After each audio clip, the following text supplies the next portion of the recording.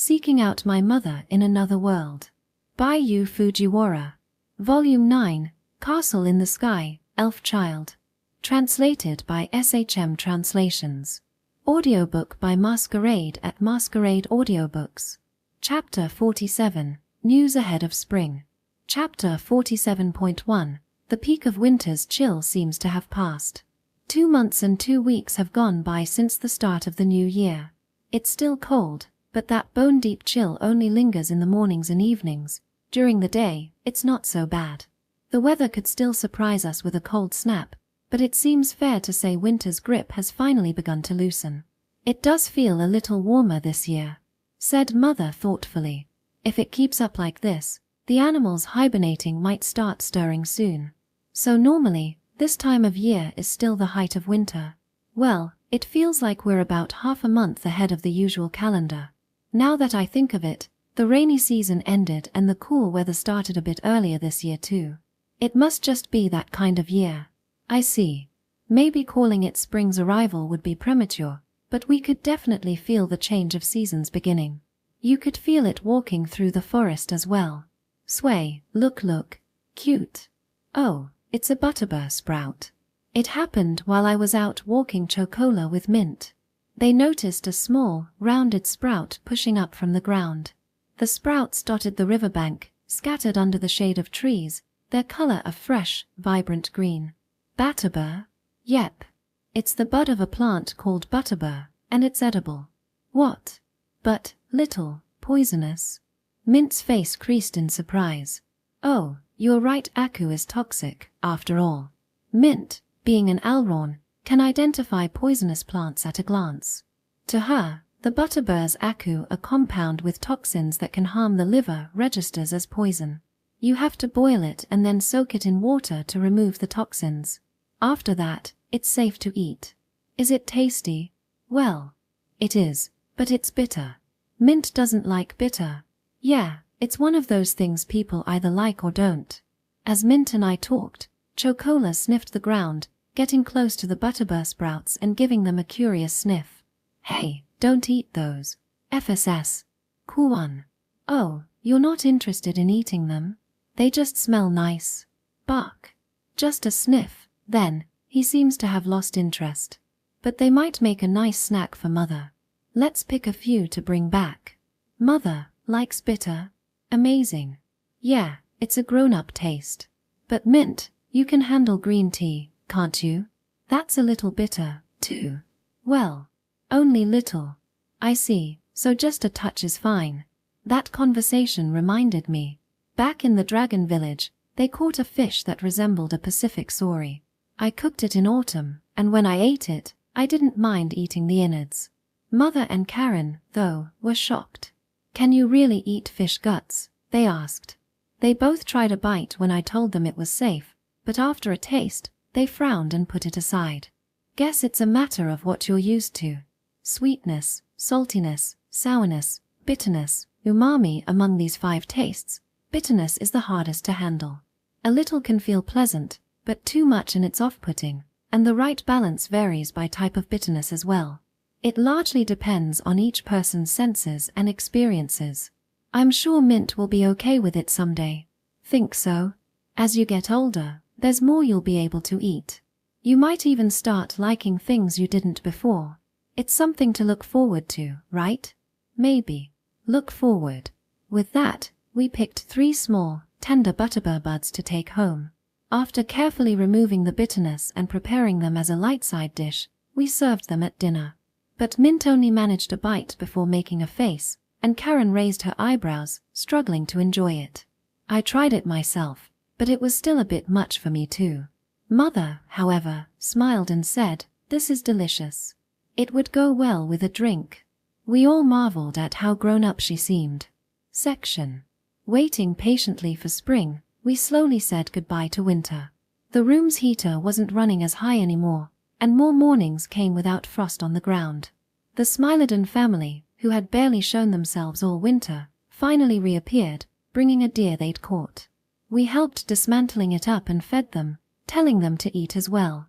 The young cubs, just kittens when I first met them, had grown a little more rugged, though they were still no match for their mother's size. They had the air of slightly larger house cats, really. They still weren't particularly fond of me, but they got along well with Chocola and Mint. Watching them romp around the yard was a heartwarming sight.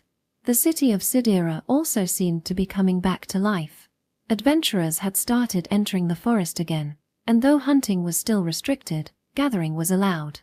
With things returning to normal, I thought it might be nice to take the lizard carriage back to the dragon village sometime soon.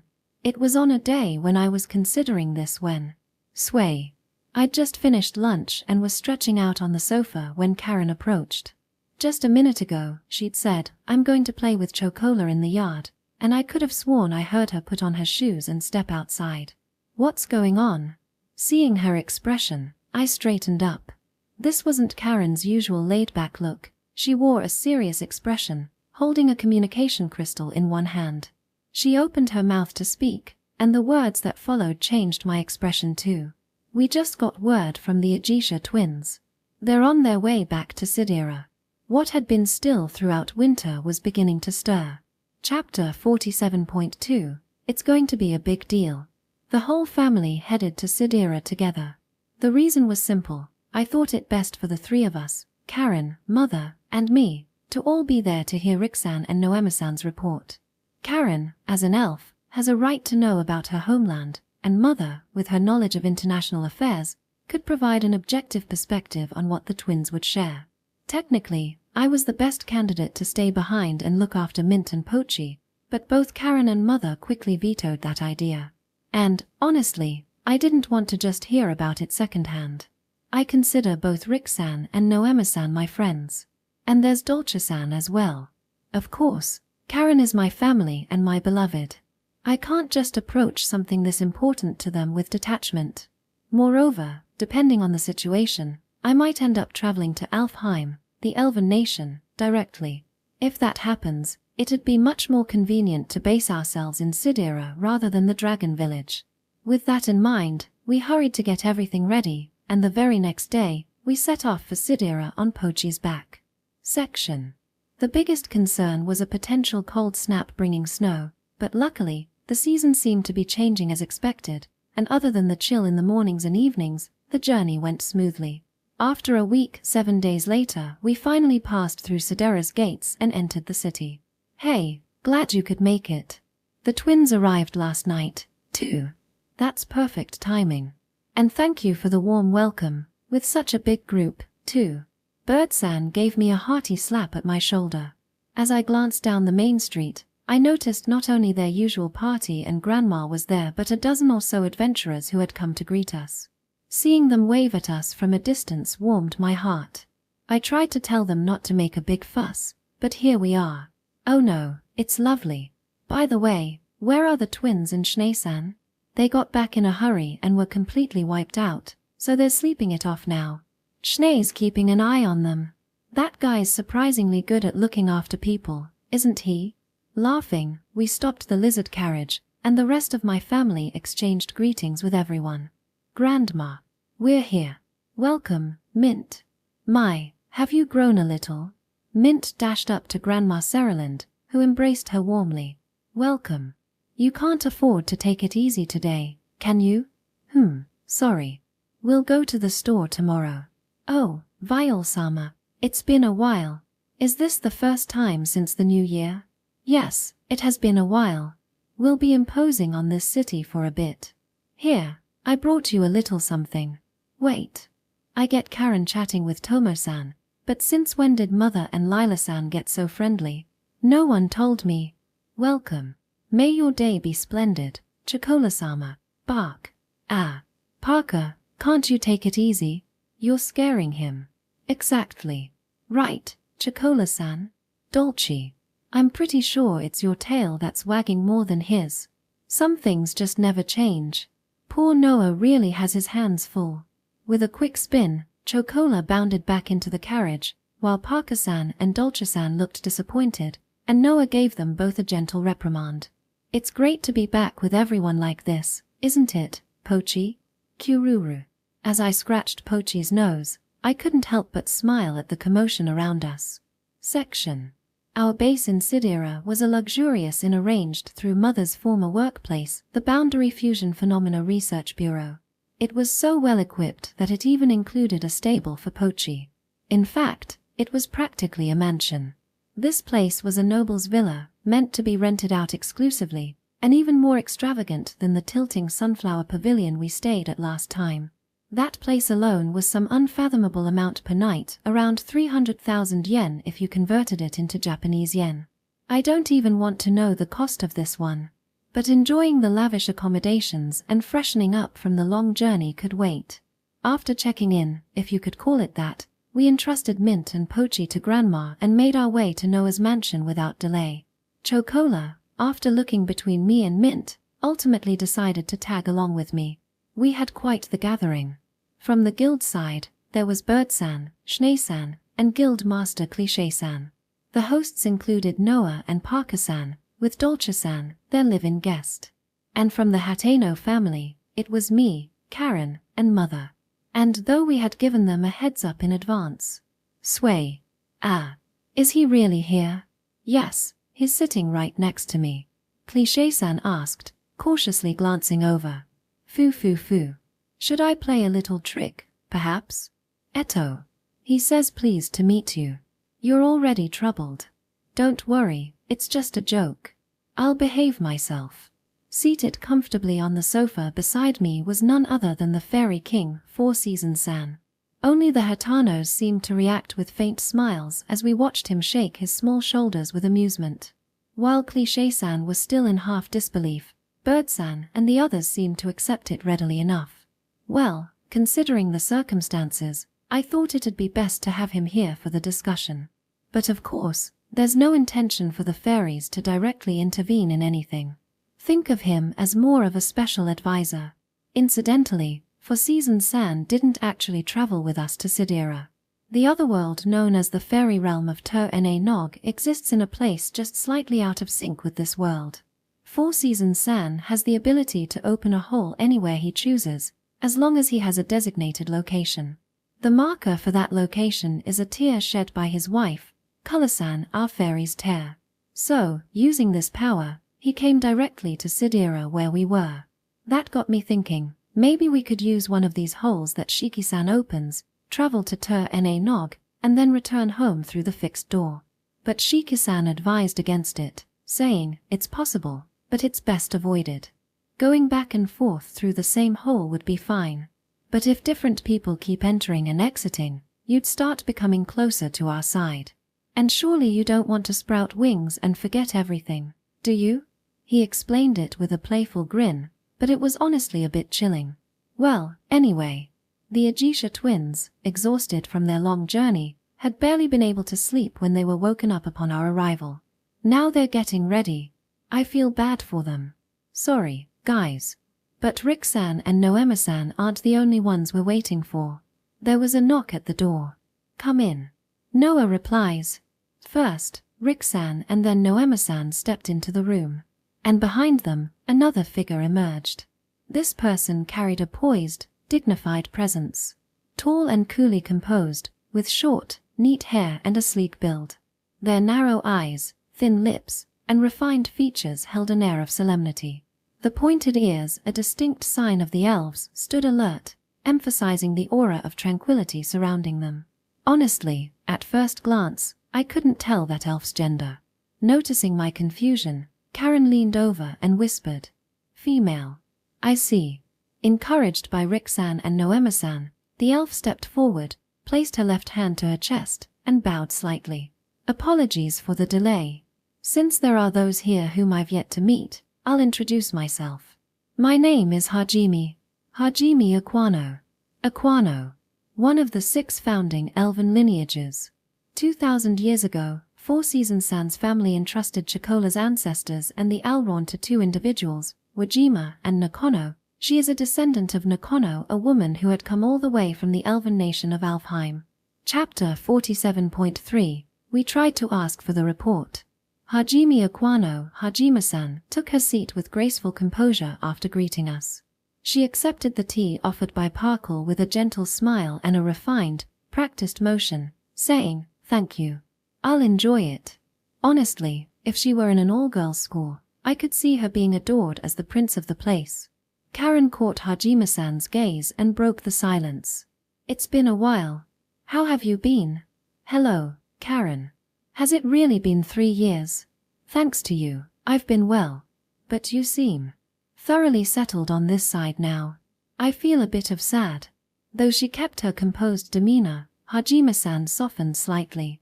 But as her eyes flicked momentarily to me, there was a hint, just a touch of that elven insularity, a sense of guardedness reserved for outsiders.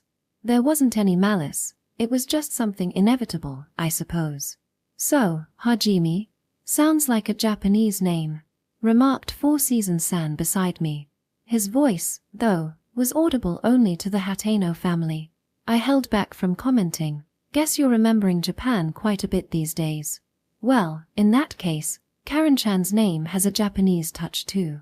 Maybe traces of that culture still linger. That might be, I murmured, nodding slightly, catching Hajime-san's curious glance in our direction. Is there something wrong? Oh, no, nothing. Chocola just happened to sniff. What? Kuan. Sorry, Chocola, I made you a scapegoat. Silently apologizing as I reached down to scratch his chin beneath the sofa. He tilted his head, then licked my fingers as if forgiving me. Still, I was intrigued by Four Seasons-san's insight. It wasn't just Karen and Hajime, even Rick and Noemi had faint hints of Japan in their names. But Dolce didn't, and Karen's parents, Louis and Exia, were far removed from Japanese phonetics. There didn't seem to be any rhyme or reason to it. Well, back to the matter at hand. Let's save the pleasantries. First, we'd like to report on what happened. Rick-san began, after exchanging a glance with Noemi-san.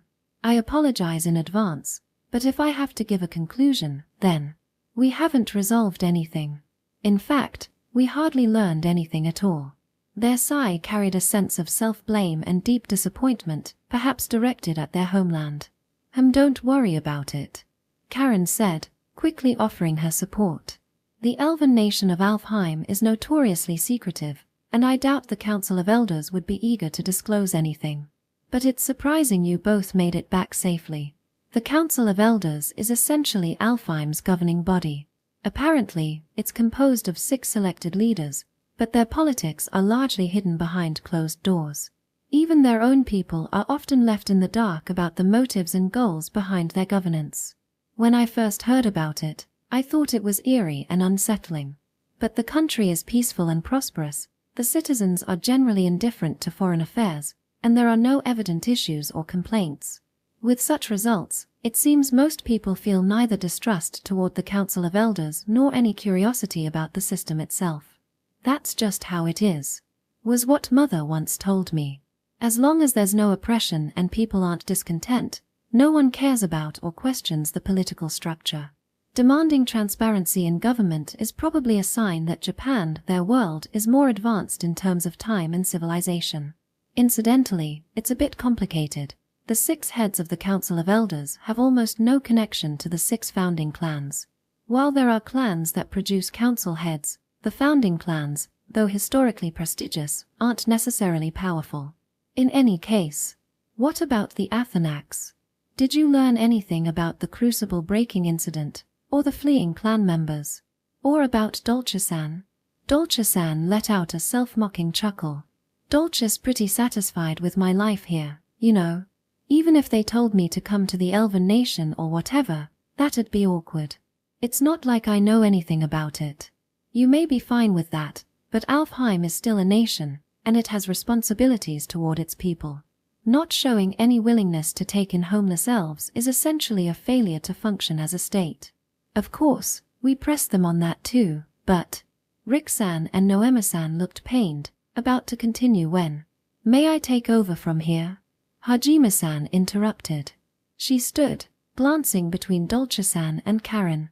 Athenax child may not know this, but currently, my father Emishi Aquano holds a seat in the Council of Elders. Through that connection, I was assigned to accompany the Ajisha children on this journey. In other words, I am here as both their overseer and an emissary from the council.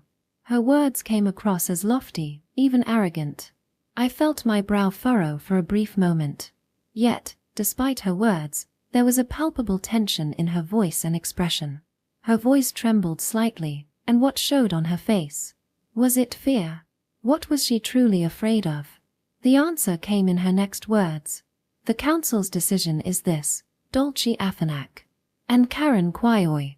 Both of you are to prioritize continuing the bloodline of the 6 founding clans above all else. We have chosen fiancés for you, so return to the homeland. Ha! Karen, Mother, and I all responded in unison, our voices dropping to a low, incredulous tone. Chapter 47.4, Reverse Scale.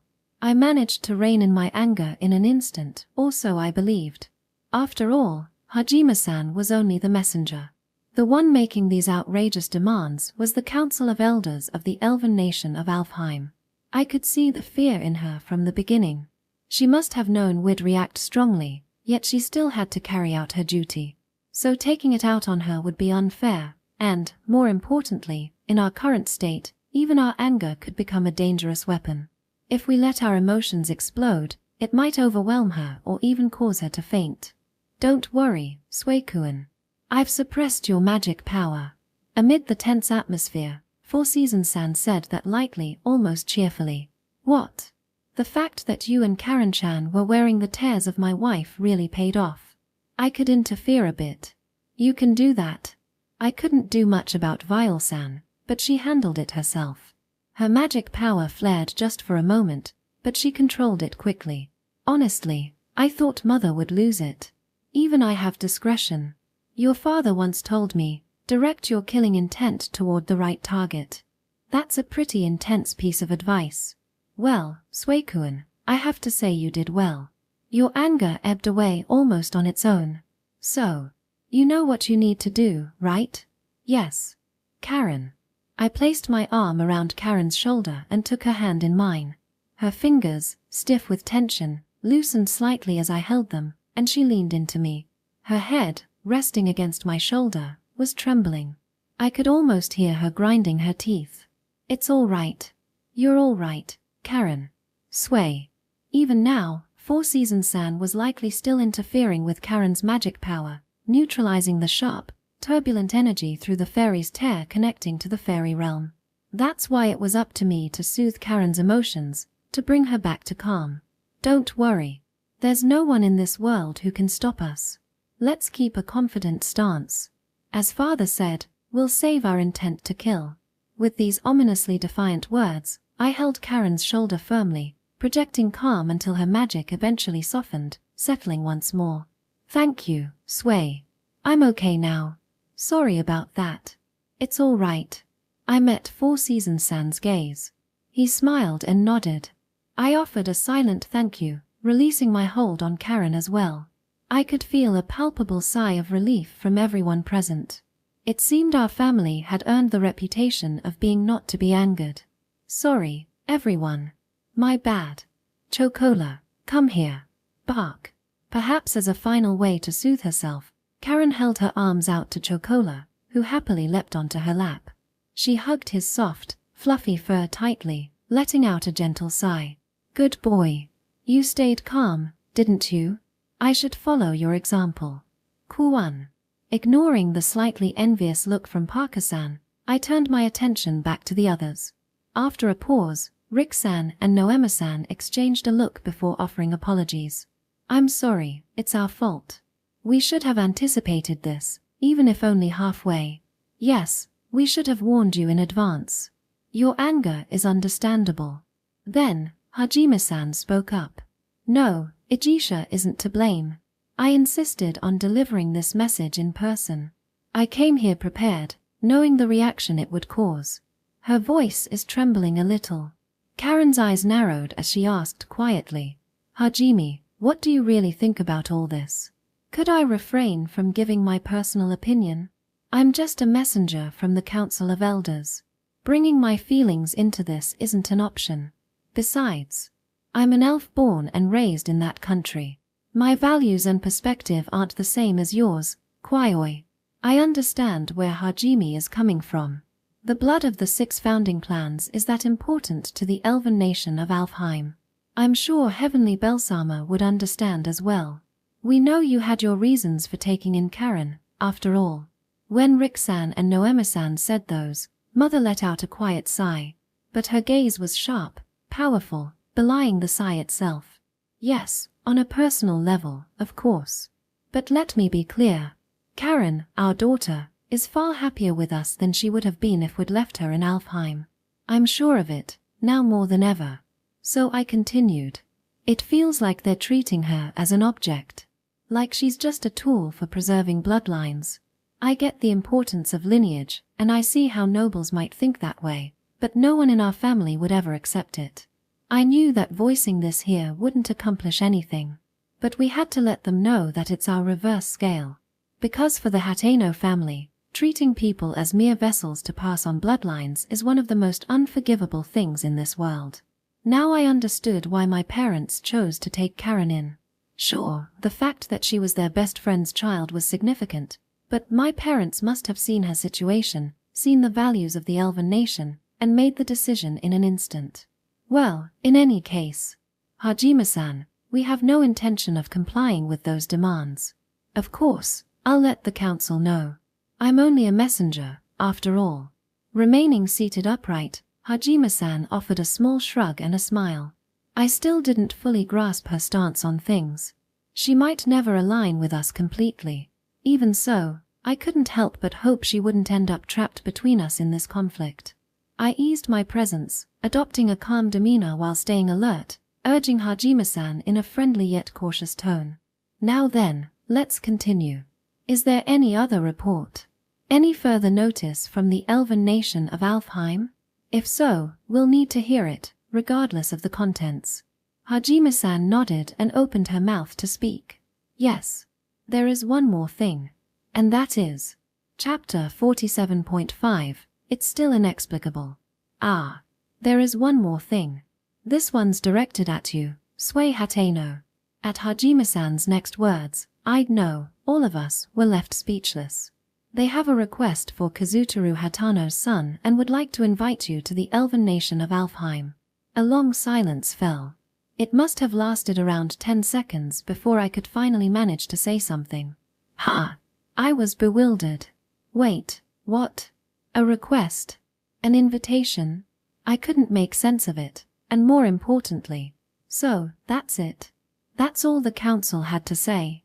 Yes, that's everything. No explanations about everything that's happened. Nothing about the Athenac settlement. Nothing about the crucible breaking ritual. Nothing about why they'd been tasked with such a duty, or what the home country's stance on it had been. We were left in the dark about everything we'd wanted to know. I'm sorry, everyone. We tried our best to press them. Rick-san said with a heavy sigh. We got nothing from the council. Anything about Athenac or the crucible breaking was shut down with just the phrase, state secrets. It's ridiculous. They refuse to tell us anything about Athenac, yet demand that Dolce come to Alfheim for an engagement. As if they think we'd ever agree to that. Noemi-san followed suit. The anger in the twins' voices was unmistakable. Naturally, their answer and demand, they couldn't seem more dismissive of us. And yet, Karen, who had been the most furious just moments ago, now appeared the calmest of us all. That's the kind of country Alfheim is, and that's the kind of organization the Council of Elders is. It's not surprising, she said, glancing at her fellow elves, from Rick-san and Noemi-san to Dolce-san, and to Hajime-san, in turn. They won't tell Rick and Noemi the details because it's classified. They want to marry Dolce and me because they don't want the 6 founding clan's blood to disappear. They're calling for Sui because something about him has become necessary to them. Each decision on its own is rational. The problem is that they don't care about the people involved, that they don't connect the issues to create a compromise. Anne, next to her, Mother took over with an exasperated sigh. That they're absolutely terrible negotiators. It makes you think they might just be idiots. What they exchanged wasn't a look of anger anymore. It was one of sheer exasperation. Karen and Mother both looked like they couldn't fathom why that country was the way it was, their brows furrowing in unison. I mean no offense to the emissary of an allied nation, but I feel the same way. laying out nothing but their demands without consideration or compromise that can't be called negotiation. It's far too crude. Agreed. Even us beastkins, known for being hot-blooded, would say something a bit more considerate. Noah and Parker-san voiced their views with grimaces. Despite being in the public eye, they were royalty, after all. Do you think it could be a trap, inviting me over? Maybe they're looking to remove an obstacle or use me, luring me into a web. If they think they could pull that off, it's only because they don't know you like we do. If any threat comes your way, you can bet Nei-san here would have something to say about it. Not to mention Karen. Seriously, there's no way it'd go the way they're hoping. Bird-san and Schnee-san commented with a grin. And from Karen's lap, where he was sprawled out comfortably, Chocola gave an enthusiastic bark, bark, as if to say, you called? I'm ready. Chocola's not going to stay quiet, either. Right, Chocola? Bark. Ara. Thanks, boy. I'm counting on you. As I patted my clever dog's head, Cliché-san spoke up, sounding slightly indignant. Honestly, not putting in the request through the Adventurers Guild is another poor choice. Sway, you've got your Adventurers card, don't you? Right now, the easiest way for them to reach you would be through the guild. Does the Elven nation Alfheim have a guild branch? Of course. There aren't many, but even some founders should be working there. Founders referred to people without distinguishing racial traits, essentially humans like us. It's not an official racial designation, but it's convenient when distinguishing between elves, dwarfs, beastkins, and the like. I was surprised to learn that non-elves lived in the Elven nation of Alfheim, but in any case, this is getting confusing. Rick-san, Noema-san, you didn't receive any information, right? And on top of that, Alfheim is making these one-sided, unreasonable demands. What happens if we just ignore them? After some thought, Rick-san answered. Nothing. I doubt the homeland could do anything, anyway. Their only defense is being an airborne, impregnable fortress. They don't have any real military power to speak of. Sure, elves are better at handling magic than most races, but even so. Yes, and setting aside Karen, it's been at least 20 years since one of us was even recognized as a witch. Hard to imagine they'd try to abduct us by force, especially since Karen and I mostly stay deep in the forest. I was still worried about Dolce-san, who lived in town and lacked the ability to fight, but there's no need to worry about Dolce. She's properly registered with the guild, since we employ her at the consommé factory. Plus, Noah here is her official guarantor as a guest, and with the third Prince of Sorks backing her, I'd like to think they wouldn't be foolish enough to attempt an illegal kidnapping. Both Cliché-san and Noah had taken solid measures to ensure her safety. But all of this only left us stuck.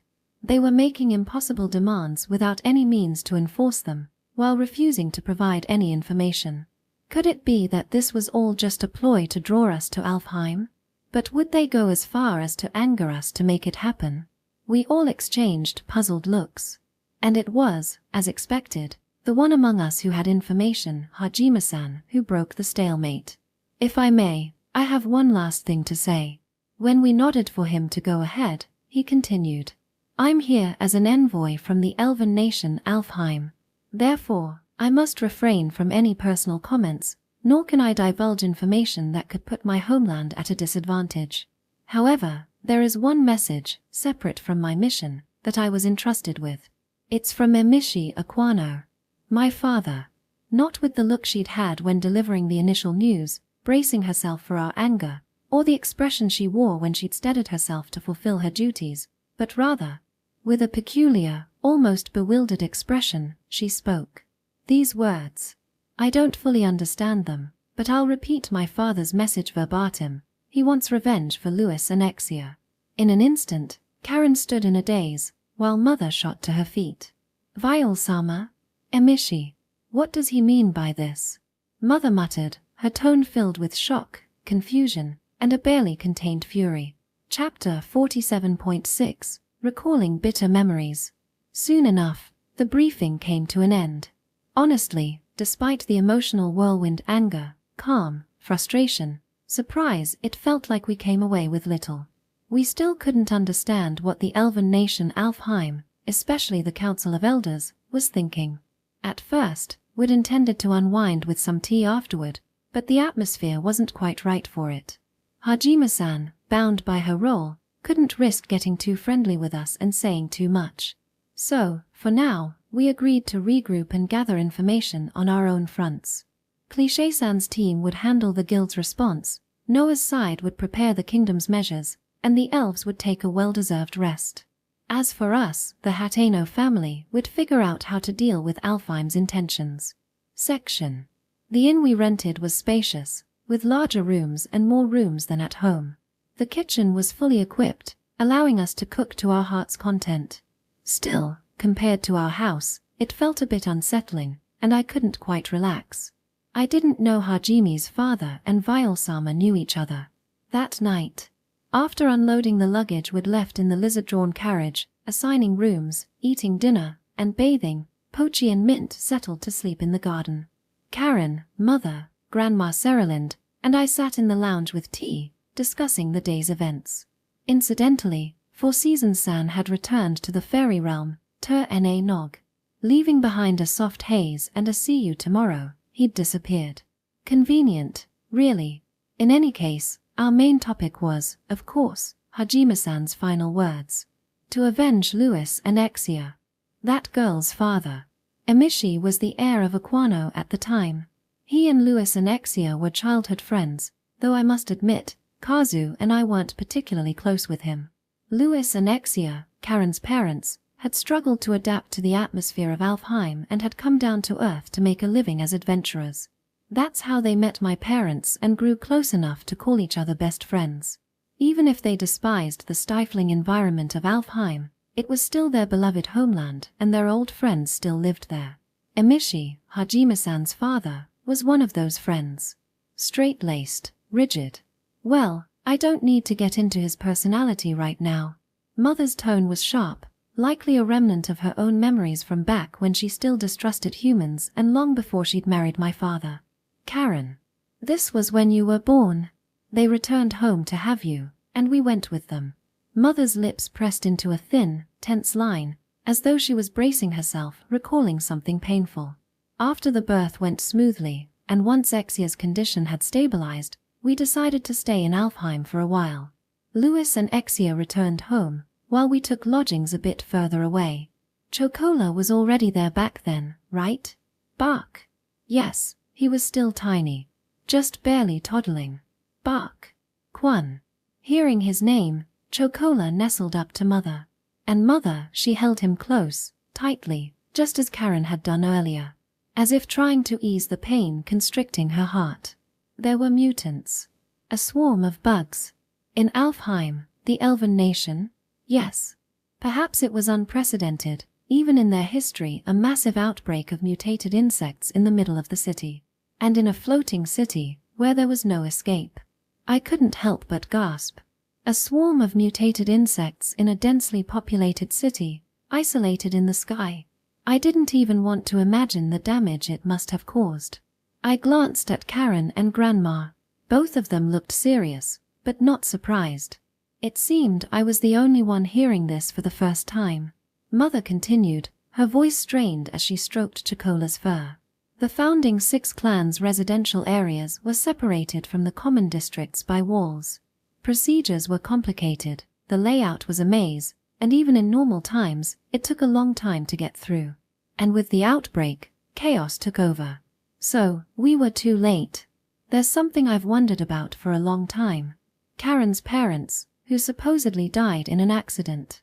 The words father spoke to Novium-san's master when he went to have the magic sword Riddle forged, how he failed to protect a dear friend and his wife. Was something like that even possible? Father was strong. And so was my mother. How could they have failed, missed the chance to save lives they'd wanted to protect? I couldn't imagine it. Hearing the story, I bit my lip. It was misfortune stacked upon misfortune. Time, distance, timing, place, every factor had aligned in the worst possible way. How they must have felt. The regret they must have felt. My father and mother, though we possess the magic to alter fate itself. though dark magic has the power to shift the future for the better. And yet, they were both strong. Although they only held the title of sage, they fought alongside us without being a burden. But, against a swarm of those mutants, there was nothing they could do. We didn't make it in time. We rushed to them with everything we had, but it was too late. And so, Karen had been entrusted to father and mother by Louis-san and Exia-san. Perhaps, at least they'd made it in time to say their last goodbyes, but there was no point in my speculating further. Viol-sama, my father and mother, they died in an accident, right? Yes, that's how it was deemed. They were caught up in the outbreak of the mutated insects. Everyone who died during that time was listed as a victim of the same accident. But, this incident, long dismissed as an unfortunate event or as something that couldn't be helped, might now be on the verge of being overturned. Emish's message was to avenge them. Avenge. That meant there was an avenger. Are you saying that it wasn't an accident? No one could answer Mother's murmured question. The ticking of the pendulum clock on the wall filled our silence with an unsettling hum. Chapter 47.7, Night, Garden, Silence of Wings. Without a clear resolution, Mother, Karen, and Grandma had all gone to bed. Of course, no one had outright said it, but Mother's expression had made it clear. Even if it meant going alone, she was determined to go to Alfheim, the elven nation. And naturally, there was no way we'd let her go by herself, even if it were just hypothetically. So, really, the decision's already been made, hasn't it? Bark. In the middle of the night, I stepped out into the garden with Chocola, and the two of us gazed at the stars, lost in thought. The place we were staying in was practically a mansion, and the front garden had flower beds and even a bench in one corner. It was the perfect spot to sit and reflect. Maybe we should get a bench for our own garden, though the gazebo's already more than enough, I suppose. Talking to myself, only Chocola's soft fur offered any response. On the opposite corner, Pochi was fast asleep in the stable, and nearby, Mint had curled up, nestled like a blossom, resting too. The sky was clear, and the stars shone brightly. But somehow, the air didn't feel quite the same as a night in the forest. Just as I was musing over this, I heard a voice. Even when everyone's fast asleep, you can still feel life stirring. Cities, it seems, keep breathing. 4 Seasons San.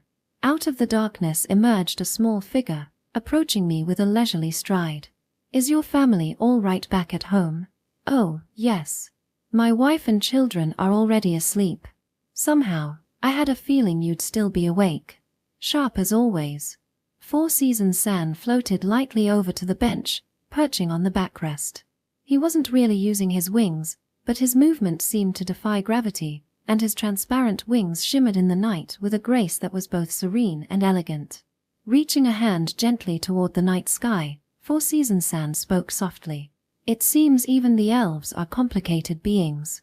Are you disappointed? Beyond just the founding 6 clans, all elves were, after all, descendants of 4 Seasons San's old friends, the Japanese who had once been transported here alongside him. But he shook his head with a faint lift of one brow. Those friends of ours. I do remember them. They were here, and that memory is clear. But I can't find myself tracing their likenesses in the elves. After all, 2,000 years have passed. And Color-san. We talked about it. And her feelings were mostly the same as mine. 2,000 years was a staggeringly long, far-off span of time.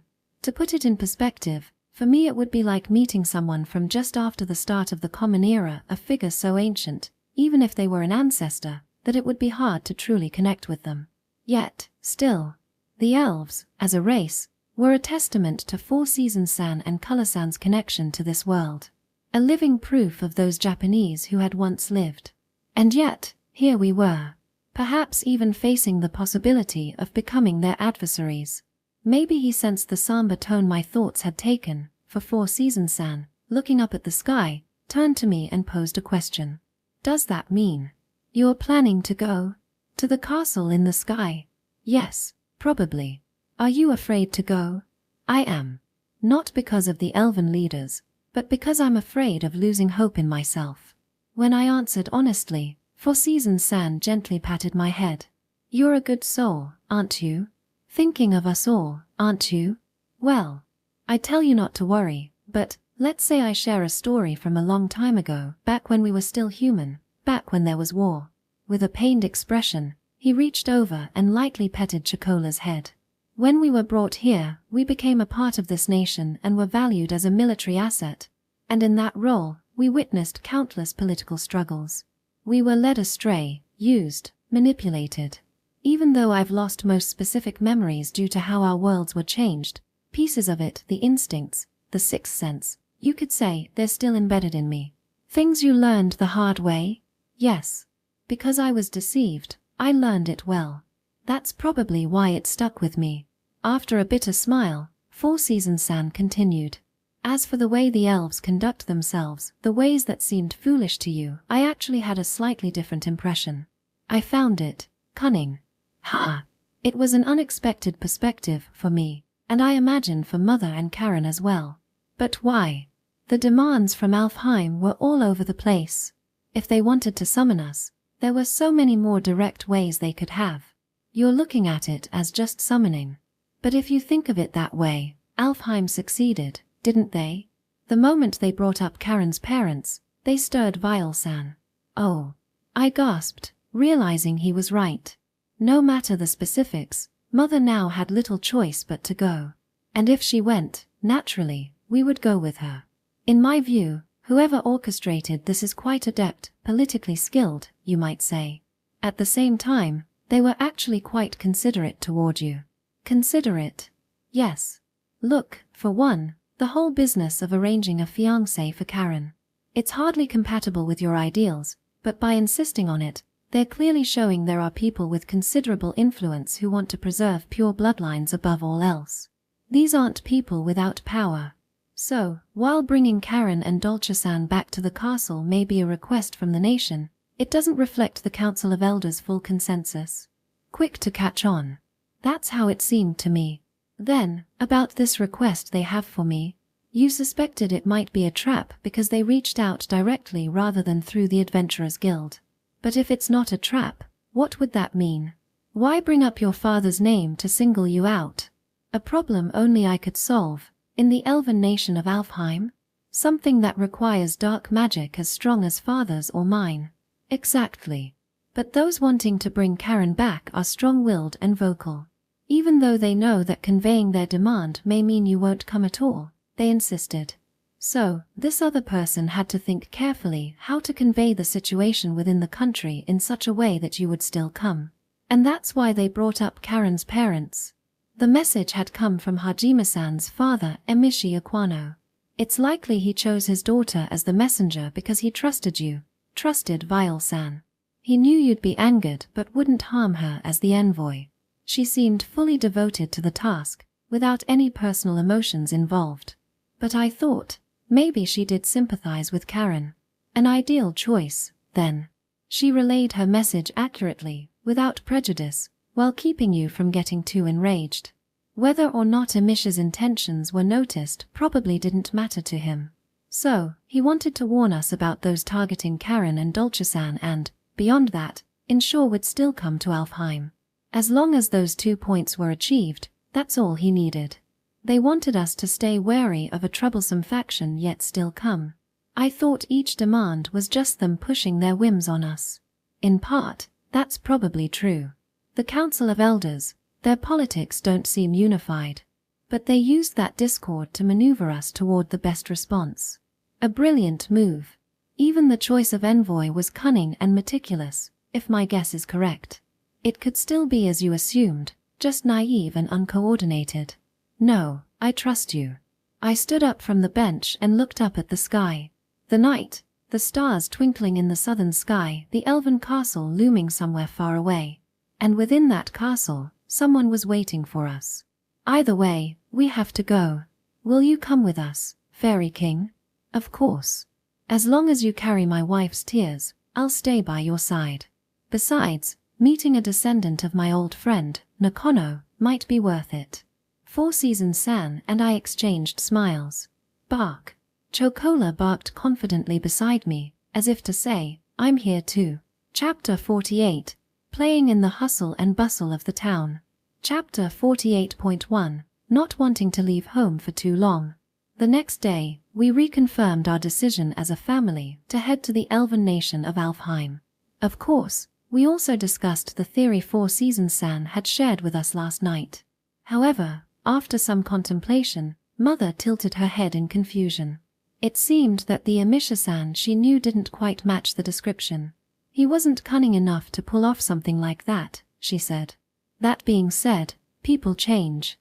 Just as a girl who once trusted no one and fueled herself with anger had, through meeting a certain young man, grown into a compassionate mother.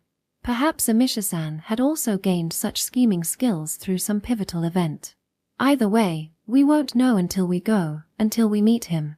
What that something might be. What kind of person Amisha-san really is. The truth behind the deaths of Karen's biological parents, Louis-san and Exia-san. What kind of organization the Council of Elders is, and what principles drive their actions. How much they know about the workings of this world, including the crucible shattering that occurred in the Athenac settlement. We want to know, and we need to know.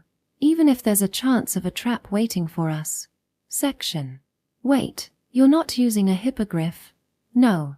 Apologies for not aligning with your customs, but, by late morning, we had gathered at Noah's mansion once more. I conveyed the news to Hajime-san. But without riding a hippogriff, you won't be able to. Haven't Rick-san and the others told you? I'll be asking a friend for help. Instead of taking the official transportation to Alfheim riding a hippogriff, we intended to fly on the back of a dragon. Literally. Realizing what I meant by friend, Hajime-san's face visibly paled. Hold on just a moment. That kind of arrangement would require extensive approval, and I doubt the home country would allow it. Hajime-san, I'm sorry, but could you relay this directly to Amishi, to your father? Mother spoke firmly, cutting through his hesitation. The approval will be granted, I'm sure. However, I don't want to put you in a tough spot, so just say this. If the conditions aren't acceptable, we'll decline the request. She turned to me with a mischievous smile. So, I followed suit. Sorry, but we don't want to be away from home for too long. We've already braced ourselves for an extended stay in Sidera. If we then spend days traveling to the terminal and waiting for further procedures, it'll be too much. If dust piles up, cleaning will be a hassle. Not to mention the precious vegetables growing in the fields. Karen added her voice to mine. We have family members we couldn't bring along. We don't want to stay away any longer than necessary. So we'd like to wrap up this request quickly and head back home. Right, Karen? That's right. Just as Sway said, we want to return home as soon as possible. It was also a veiled message. There's no way I'm marrying into Alfheim. As Mother mentioned earlier, Hajime-san, we're not trying to make things difficult for you. Please just convey this to them as is. Understood. I'll do just that. Thank you for your consideration. Hajime, could it be that the forced march to the terminal is what you're dreading? If Sway-san's request gets approved, you'd have to rush back in a hurry, wouldn't you? That's not true. Something like that is. Don't pretend. You collapsed for half a day after arriving in Sidera. The twins both chimed in to express their concern for Hajime-san. So that's how it was. That day, when she couldn't come to greet us due to exhaustion, it wasn't just that the twins were worn out. Hajime-san must have had it even harder. Her magic power is probably inferior to Rick-san and Noemi-san's. She doesn't bear the title of witch, so it's to be expected. Keeping up with their pace must have been overwhelming for her, and she likely pushed herself too far. Cliché-san stepped in to offer a solution. No need to worry. The guild will arrange a lizard carriage. If it's just transporting people in a small vehicle, it should take roughly the same amount of time as your swift pace on foot. Lizard carriage, or seikisha, are a common mode of transportation on this continent, and the guild naturally has some in its possession. Tarasques, the creatures that pull them, may not be as fast as magically enhanced humans, but they excel in stamina. They can travel tirelessly for several days without needing rest. In short, while walking requires proper rest breaks every day, the overall travel time ends up being similar to a continuous journey by cart. So, we're looking at about a week, then? That's right. First, I'll need to seek approval from my father, Elder Emishi. But if it's as Heavenly Belsama says, permission should come swiftly. After that, I'll return to the capital via the official route. My apologies, Guild Master, and thank you for your consideration. Regarding the compensation, oh, that won't be necessary. Sway's been bringing plenty of profit to us already. Putting in a little effort for his sake is no big deal. Our branch, no, the whole town of Sidera is fully on board. Cliché-san grinned broadly as he declared this. At the same time, Bird-san and Schnee-san, standing at his side, gave exaggerated nods of agreement, their sharp gazes reinforcing his words. A clear message. Sway is a valuable ally to the guild, and by extension, Sidera stands with him. If necessary, they would even oppose a nation for his sake. I had to fight back the urge to cry. Ah, these people, this town, truly see us as family. They are willing to stand with us, even against a whole country. Rick-san and Noema-san must have realized this as well. The twins cleared their throats and quickly stepped in to smooth over the atmosphere. We, the Ajisha twins, will accompany Hajime and travel to the capital together. Including the journey, it should take no more than 10 days to have everything ready. Exactly. And we'll be there to greet you as well. Wouldn't that be more reassuring? Yes, thank you. I'll leave it to you. I bowed my head, not just to Hajime-san but also to Cliché-san, Rick-san, Noema-san, and everyone else who had shown us such consideration. Well then. 1 week, take it or leave it.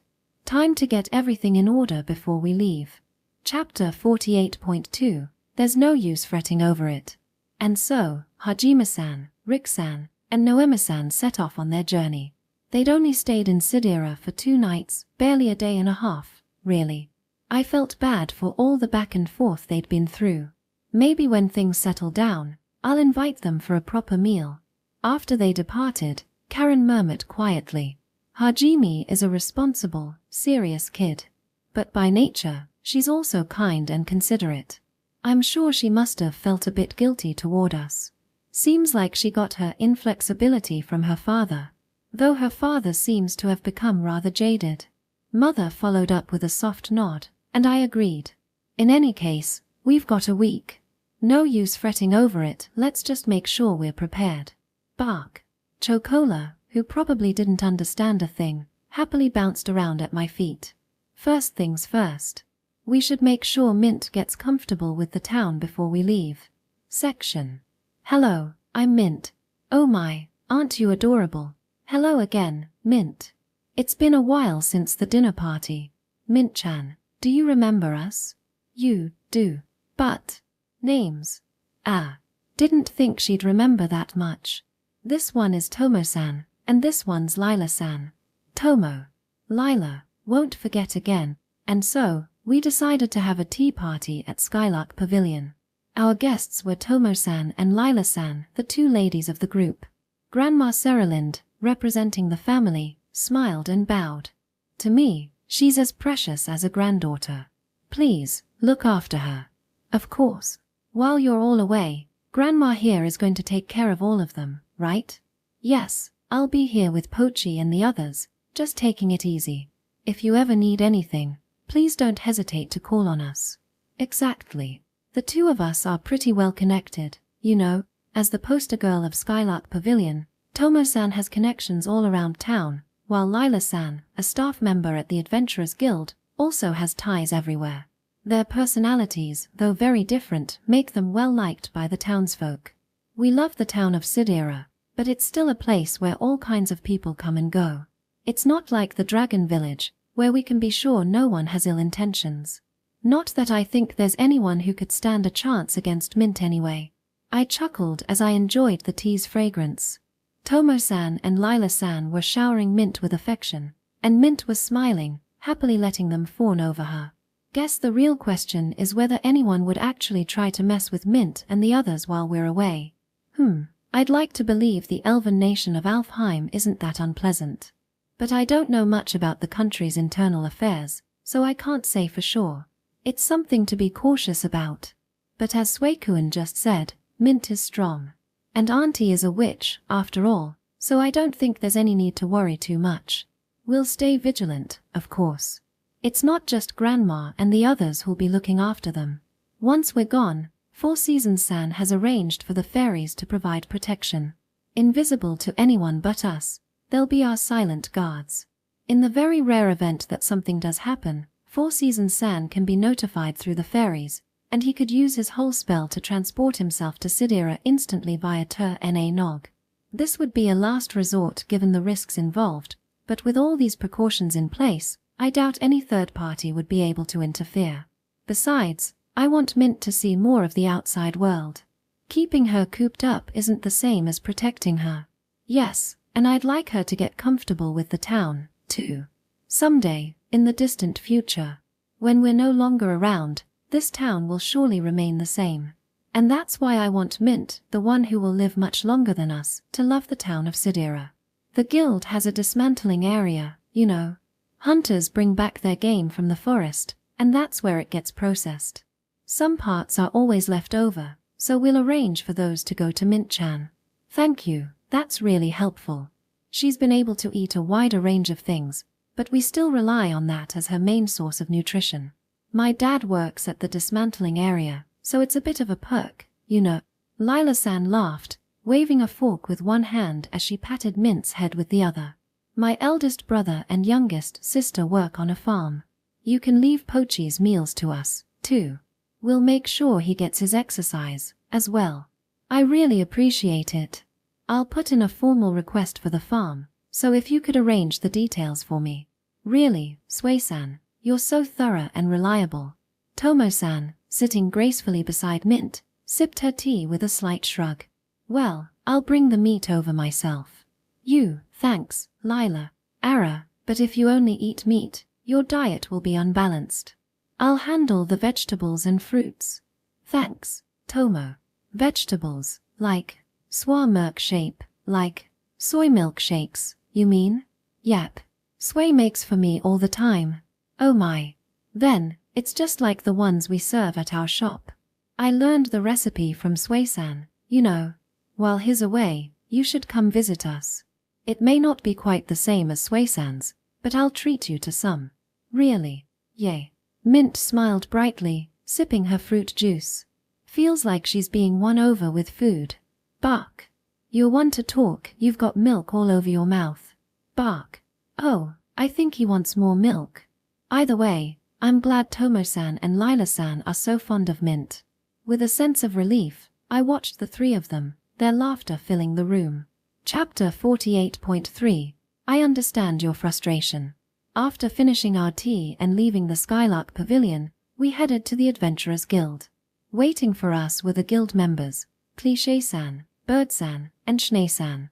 Alongside them were Noah, Parker-san, and Novium-san. Though it wasn't Mint's first time meeting them, just like with Tomo-san and the others, we still took the time to reintroduce ourselves, just in case. We were ushered into a reception room where tea and sweets were served. For us, it was a moment to relax during the discussions, but for Mint and Chocola, it marked their second snack time of the day. You really could go on forever with milk, couldn't you? Bark. While I looked on in exasperation at Chocola, who was enthusiastically lapping up milk with his nose buried in the dish, Mint sat neatly, munching on cookies with impeccable manners. Nevertheless, as with Tomo-san and her group, Mint quickly learned everyone's names and warmed up to them, given they were already familiar faces. Noah and Parker, remember. Mint sick, you visit. Oh, you recall that. Smart, and such a good girl. Noah's words carried genuine admiration as he narrowed his eyes fondly. When Mint suffered from attribute conflict, they met each other. But not only did she remember that time clearly, she had also been aware of her condition back then. The fact that she had conducted herself without a trace of discomfort hadn't gone unnoticed. Sorry if it feels intimidating to be surrounded by such rough-looking old men. Are you scared? Not scared. Mint tilted her head curiously at Bird-san's words. Maybe she doesn't even have the concept of judging someone as scary or kind just by their appearance. Well, rest assured, the guild will keep an eye out. I wasn't lying when I said you're part of our family now. Thank you, Cliché-san. And us blacksmiths owe you a lot, too. Most of us are cooped up in our workshops glaring at iron all day, but I'll make sure they're reminded to greet you properly when they're out in town. Thank you, Novium-san. I truly appreciate your kindness. It reminded me of the community watch initiatives we had back in Japan. Ensuring local residents know and care for children makes it harder for suspicious people to approach. I never thought I'd be doing something similar in another world. Not that I think anyone would dare cause trouble. That child's magic power is beyond extraordinary. Indeed, far stronger than mine. Cliché-san glanced at Mint, who was gently blowing on her steaming tea, with a strained expression. Meanwhile, Grandma Seralind nodded approvingly, her face lighting up with subtle pride. That said, it's always better to prepare for the worst. Besides, I want Mint to enjoy her time here in Sidera. I don't want her to have any unpleasant experiences. You're right. This is a good city, but that doesn't mean it's spotless from end to end. There are always people with bad intentions, ready to cause trouble. Schnee-san nodded, biting his lip. I'd heard that recently there had been a reason to increase vigilance around Tomo-san. Well, she is incredibly popular. As for Schnee-san, he's actually quite handsome in terms of features, but his sharp gaze and intimidating demeanor tend to overshadow that. Setting aside criminals, there were bound to be spies from the elven nation of Alfheim lurking somewhere. Whether they intended to harm us or not, I didn't want them snooping around as they pleased, and the thought of being underestimated was infuriating. The fact that everyone here was willing to not only say they stood with Mint but to show it through their actions was something I was genuinely grateful for. But, despite our gratitude, everyone wore somewhat bitter expressions. Sway, we all feel like we owe you an apology. What? Leaning forward across the table, Noah spoke on behalf of everyone. His gaze dropped as he sat directly across from me. When it comes to the matter with the elven nation of Alfheim, we're powerless. There's nothing we can do to help. That's not. If we could, we'd march with you into that floating castle right now. We'd demand justice for Karen and Dolce, maybe even throw in a good kick or two while telling them to cut the nonsense. But we can't. Parker-san's words, nearly spat out, made me realize something. Of course. Everyone here feels the same way.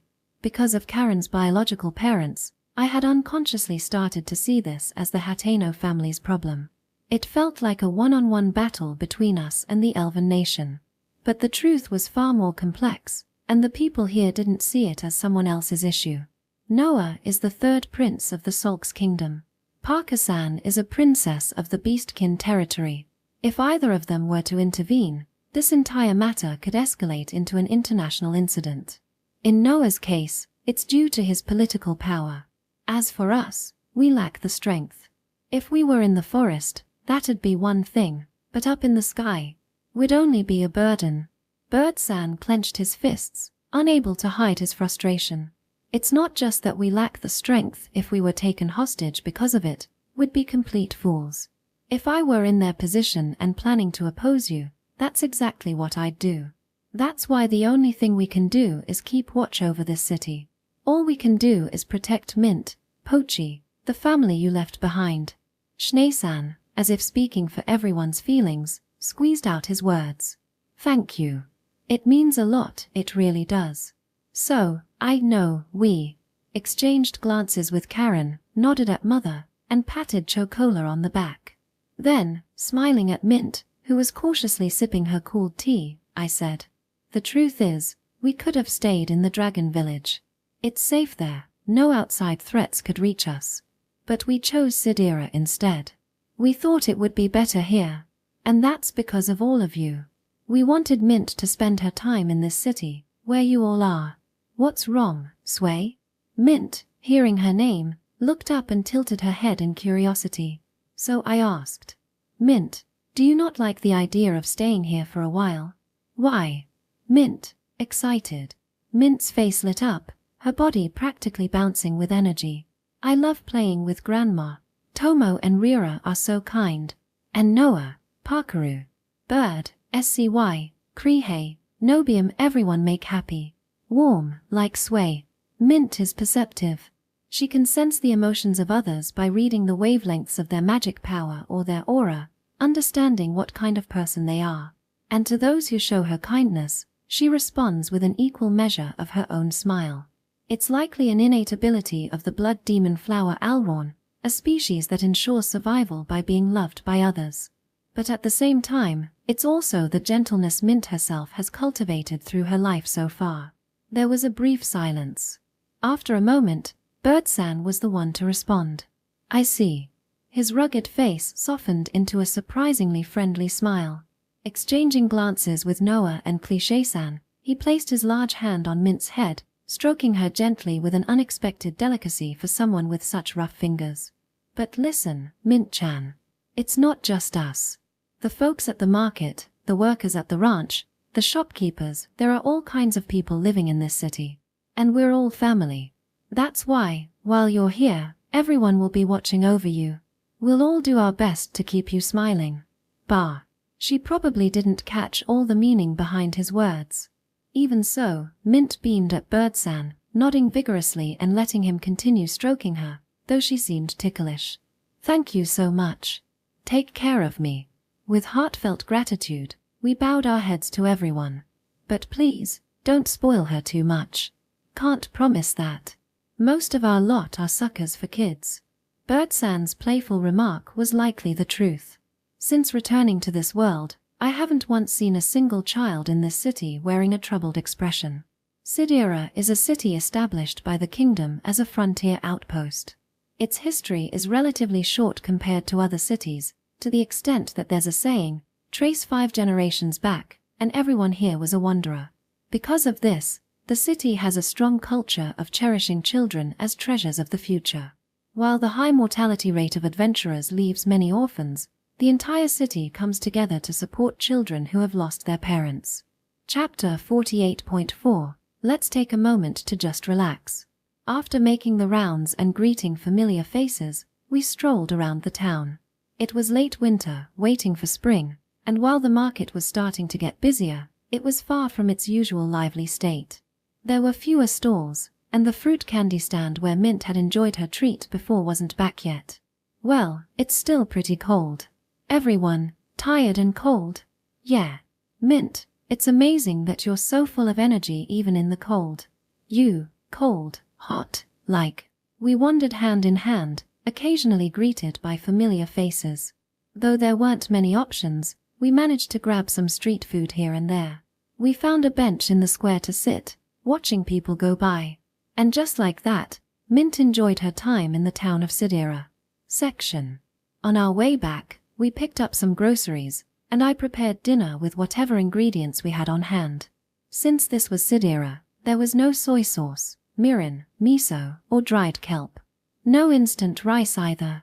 The cooking tools were limited, and above all, there was no induction stove. So, dinner ended up being quite different from what we'd usually have at the Hateno house. I decided to try making shkmaruli, a traditional Georgian dish, a rich garlic milk sauce simmered with chicken. Sidera's bustling livestock trade made chicken and dairy products readily available. They were shipped year-round, so even in winter, they were affordable and perfect for this dish. Since Mint couldn't eat much of something so rich, I asked Shiki-san to bring some fruit from the fairy realm of Ter-Na Nog, and also made some sesame tofu as a side dish. Itadakimasu. Though the layout, furniture, and tableware weren't the same as home, with everyone eating what I'd cooked, it still felt like the Hateno family dinner table. This is delicious. I'm amazed there's still something new from Suekuen's cooking. Sui is a genius. The menu is endless. As usual, Mother and Karen showered me with praise. But endless? That's going a bit far. The cookbook Father left at home has been incredibly helpful. There are so many dishes I've never made before. Today's shkmaruli recipe was one I picked up from there. It's pretty close to the authentic taste too. It's amazing how many cuts of jiji bird are used: breast, thigh, wings, even the tips. Every bite feels different and keeps it exciting. And the aroma is just wonderful. I'm so glad you're enjoying it, Grandma. Incidentally, Grandma Serilin's food reviews are always more logical than Mother's or Karen's. Her personality shines through. Shkmaruli is sometimes called the world's tastiest way to eat garlic. I think the milk sauce really brings out the garlic's fragrance. First, you simmer a mountain of roughly minced garlic in butter. Then, mix in milk, sour cream, and spices to make the sauce. You chop up various chicken cuts and sear them until crispy, then stir-fry them with onions. Finally, you toss everything in the sauce and let the flavors meld together. Though it's technically a stew, it's apparently not meant to be stewed for long in Georgia. I just followed the fun trivia from the recipe book exactly. But wow, this is delicious. I almost regret not making it sooner. Can't blame you. Both garlic and dairy are precious supplies when you're living in the forest. Mother was right. Sometimes it's just a matter of availability. How about you, Mint? If the smell or flavor's too strong, you don't have to force yourself. Not strong, it's yummy.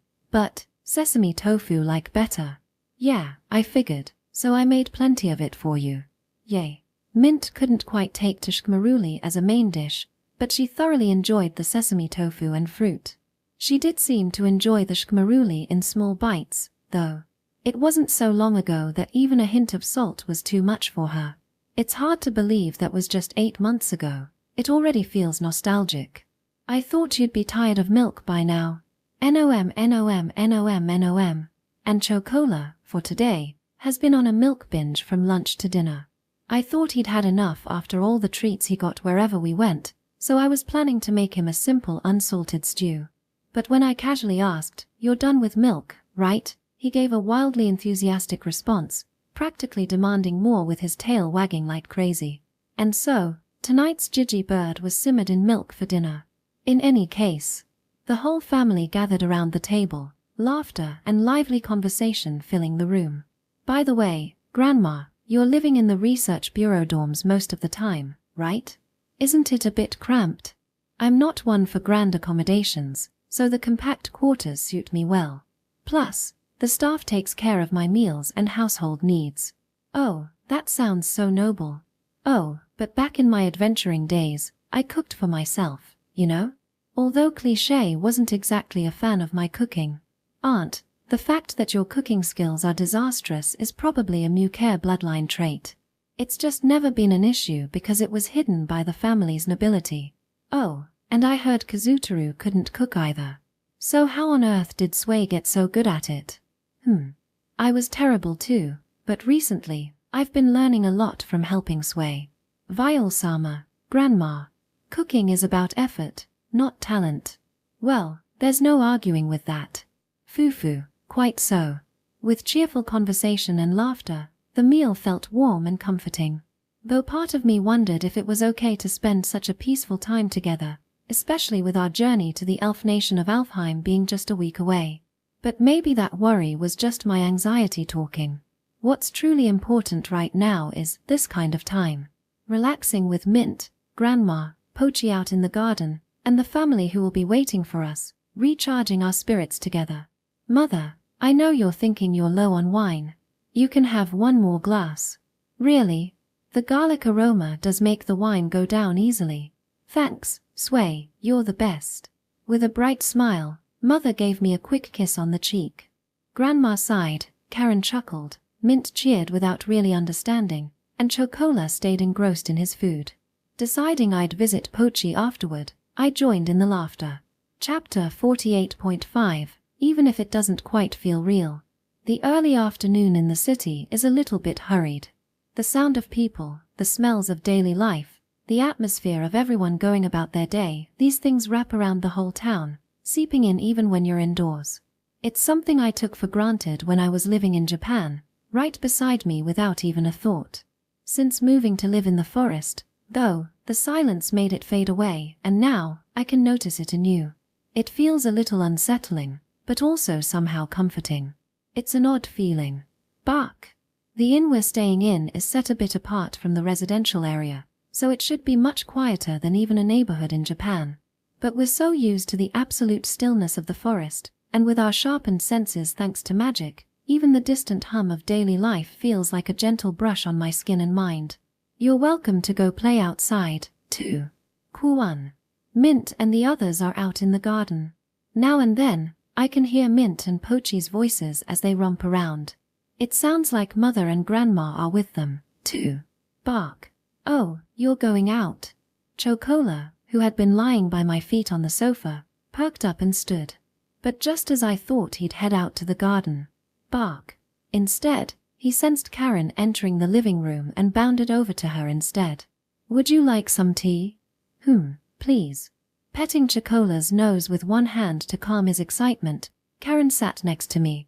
Chocola, now sprawled out on the sofa, turned belly up and started batting his front paws in the air, burying his face in Karen's side in a goofy posture. What's with him? I reached for the cups in the cupboard and poured some tea. It was a blend of black tea with herbs I'd found at the market, a unique aroma, but quite good. Chocola, stop wriggling around. You'll make me spill. Bark. Kuan. After a bit of what looked like an awa odori dance next to Karen, Chocola finally settled down, resting with his head in her lap. Still belly up, though. Kuan. That's comfortable for you, right? Dogs do sometimes relax in the strangest positions. But setting Chocola aside. Karen. Would you tell me about your real parents? As Karen stroked Chocola and sipped her tea, I asked.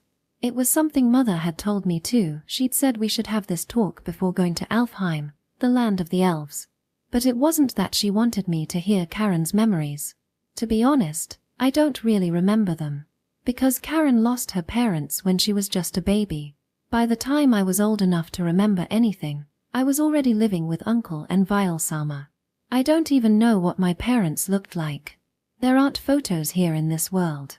And Father didn't have a camera, either. No portraits or anything. None. Elves don't have that tradition. Even in the kingdom, it never occurred to them to have one done.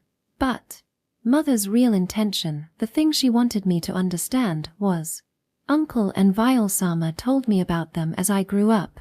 They told me what kind of people my parents were, how much they loved me, and with what hopes they entrusted me to their care. Karen's feelings for her real parents. When I was a child, I was sad that Uncle and Vile-sama weren't my real parents. After you were born, Sway, I was the only one in the family with different shaped ears. You were Uncle and Vile-sama's child by blood, but I wasn't. I remember crying my eyes out. Mother might not have expected it, but that's when they told me about my parents. That they were Uncle and Vile-sama's dearest friends, that they fought a monstrous creature to protect me, and that they died. Karen's love for her real parents is directly tied to her feelings for her adoptive father, Kazutaru, and mother, Viol. Uncle told me, Karen, you have two sets of parents. Your real father and mother, and then us Uncle and Vile-sama. So, don't cry. We love you just as much as Louis and Exia did. And with that love for father and mother added on top. From that moment, I've always been proud. Proud to have two sets of parents. My birth parents, who gave me life and protected me with theirs. And Uncle and Vile-sama, who carried on their wishes and raised me. That makes me both an elf's child and a human's child.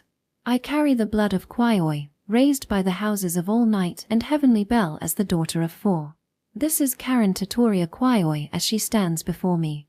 I've heard so much about what kind of people my parents were. All kinds of stories, adventures they had together, funny mishaps, cherished memories. But those are things I'd share with you, Sway, only if they were my own. What I can truly tell you is only my own feelings. Yeah, that makes perfect sense. These were stories from before I was born, the memories of father and mother's youth. I'm sure that as we head to Alfheim, Mother will lean on those memories to face the journey ahead, carrying the brilliant, precious days she shared with her dear friends as she stands before that country. So, what about me? What about Karen? Both Karen and I have our own reasons, our own foundations. We need them. Facing an entire country, we need more than just for someone else. I place my teacup on the table and look up at the ceiling. Mint and the others are laughing outside, the distant murmur of the townspeople in the background. I speak, turning to the person seated beside me. My name, Sway. Do you know what it means?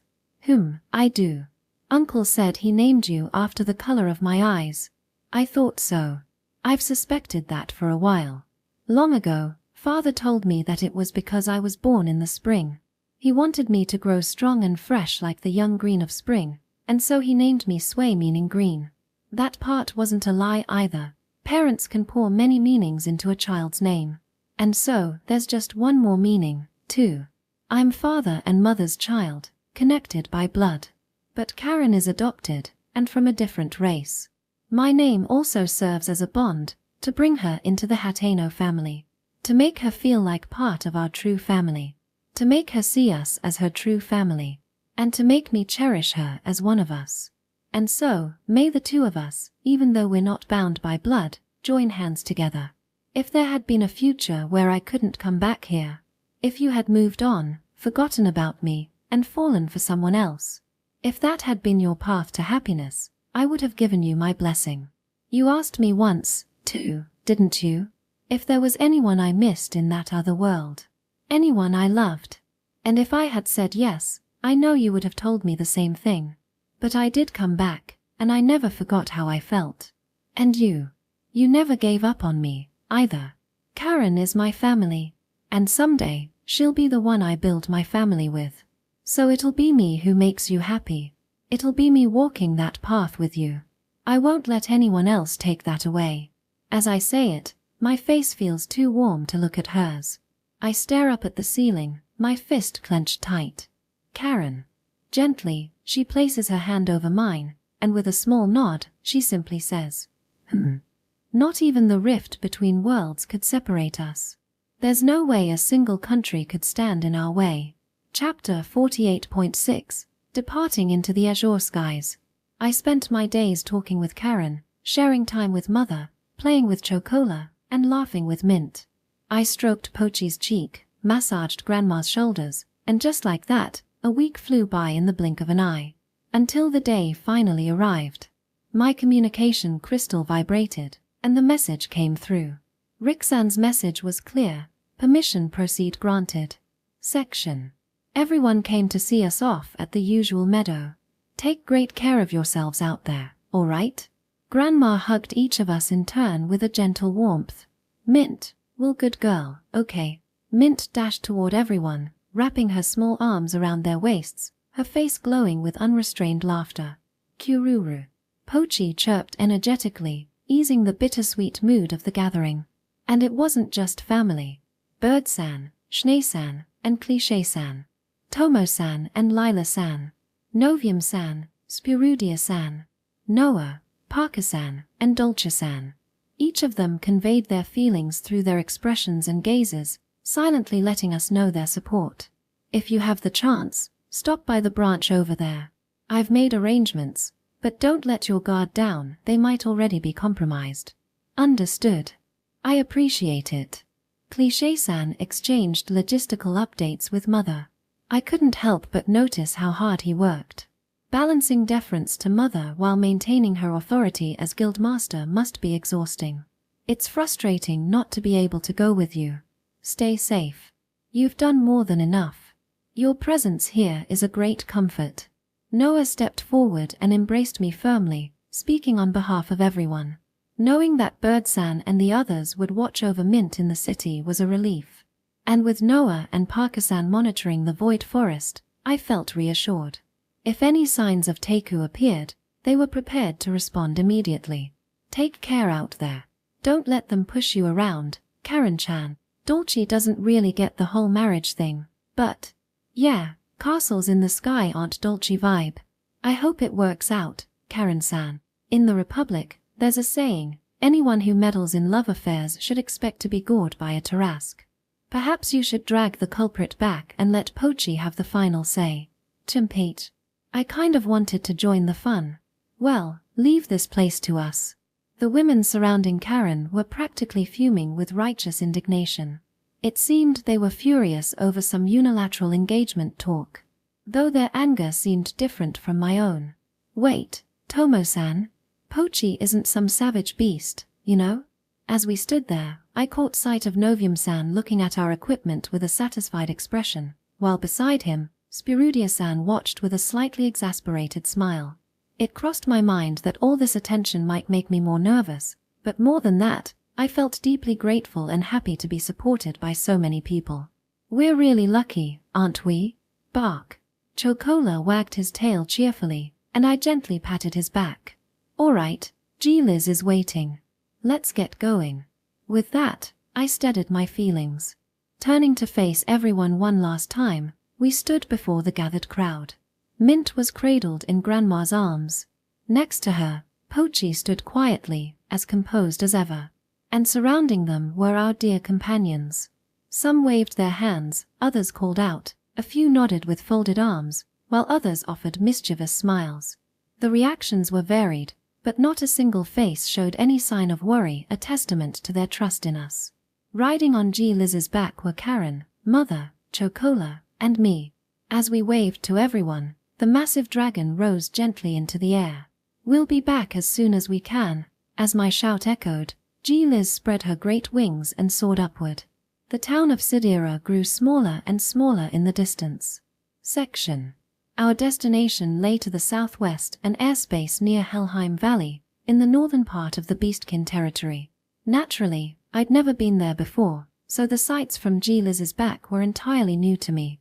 Human towns really are sparse, aren't they? Was it different in your world, Suicune? It depended on the place, but there were areas where buildings stretched as far as the eye could see, packed tightly together. This region is remote. The royal capital is immense, and there are many towns in its vicinity. We might visit someday. Suicune, are you nervous? Of course I am. Mother, noticing the tension on my face, seemed to understand immediately. You don't need to worry. It's not such an impressive place. Viol-sama's right. The castle's small, and the town around it is about the same size as Sidira. The buildings are more crowded together, but that's it. Still, it's a castle in the sky. I've only ever seen those in stories. And more importantly, do I really have to do that? Of course. Didn't I tell you yesterday? This time, it can't be me or Karen, it has to be you, Suicune. That's the only way. I want to see how cool Sui can be. Don't say things like that, it just makes it worse. Honestly, Mother wasn't wrong, I was absolutely a bundle of nerves.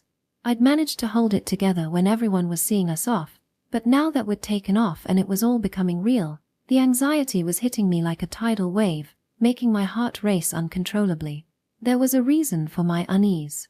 Traveling to an unfamiliar land or stepping into another nation's territory would be nerve-wracking enough on its own, but last night, Mother had given me a directive.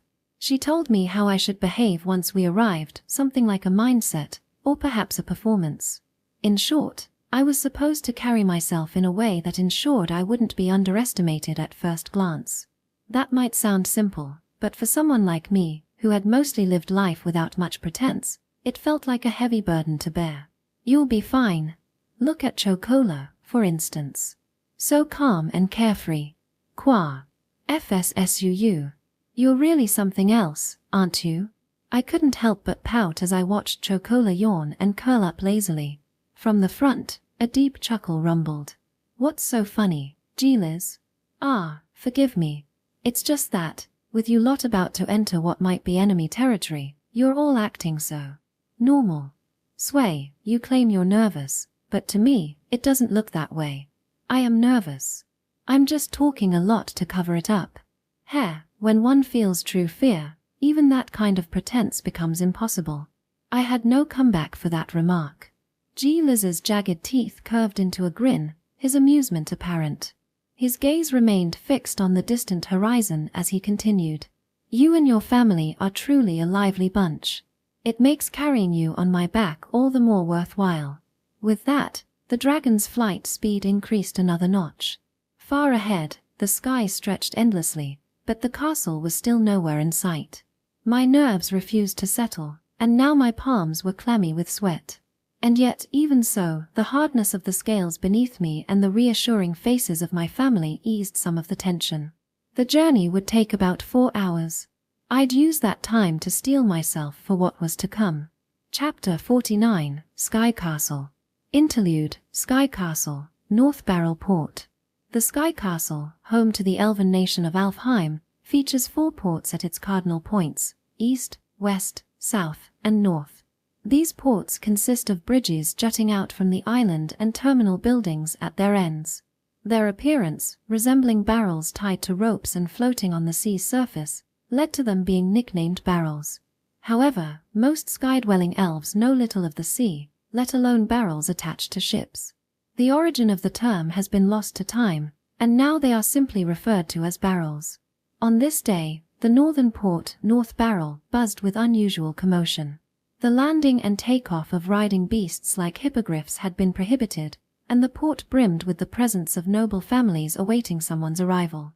Among them were the heir to the Agisha family, the twin witches, the head of the Aquano family, and his daughter. Particularly noteworthy was the father, Emishi, a member of the Elder Council and a prominent figure in the state.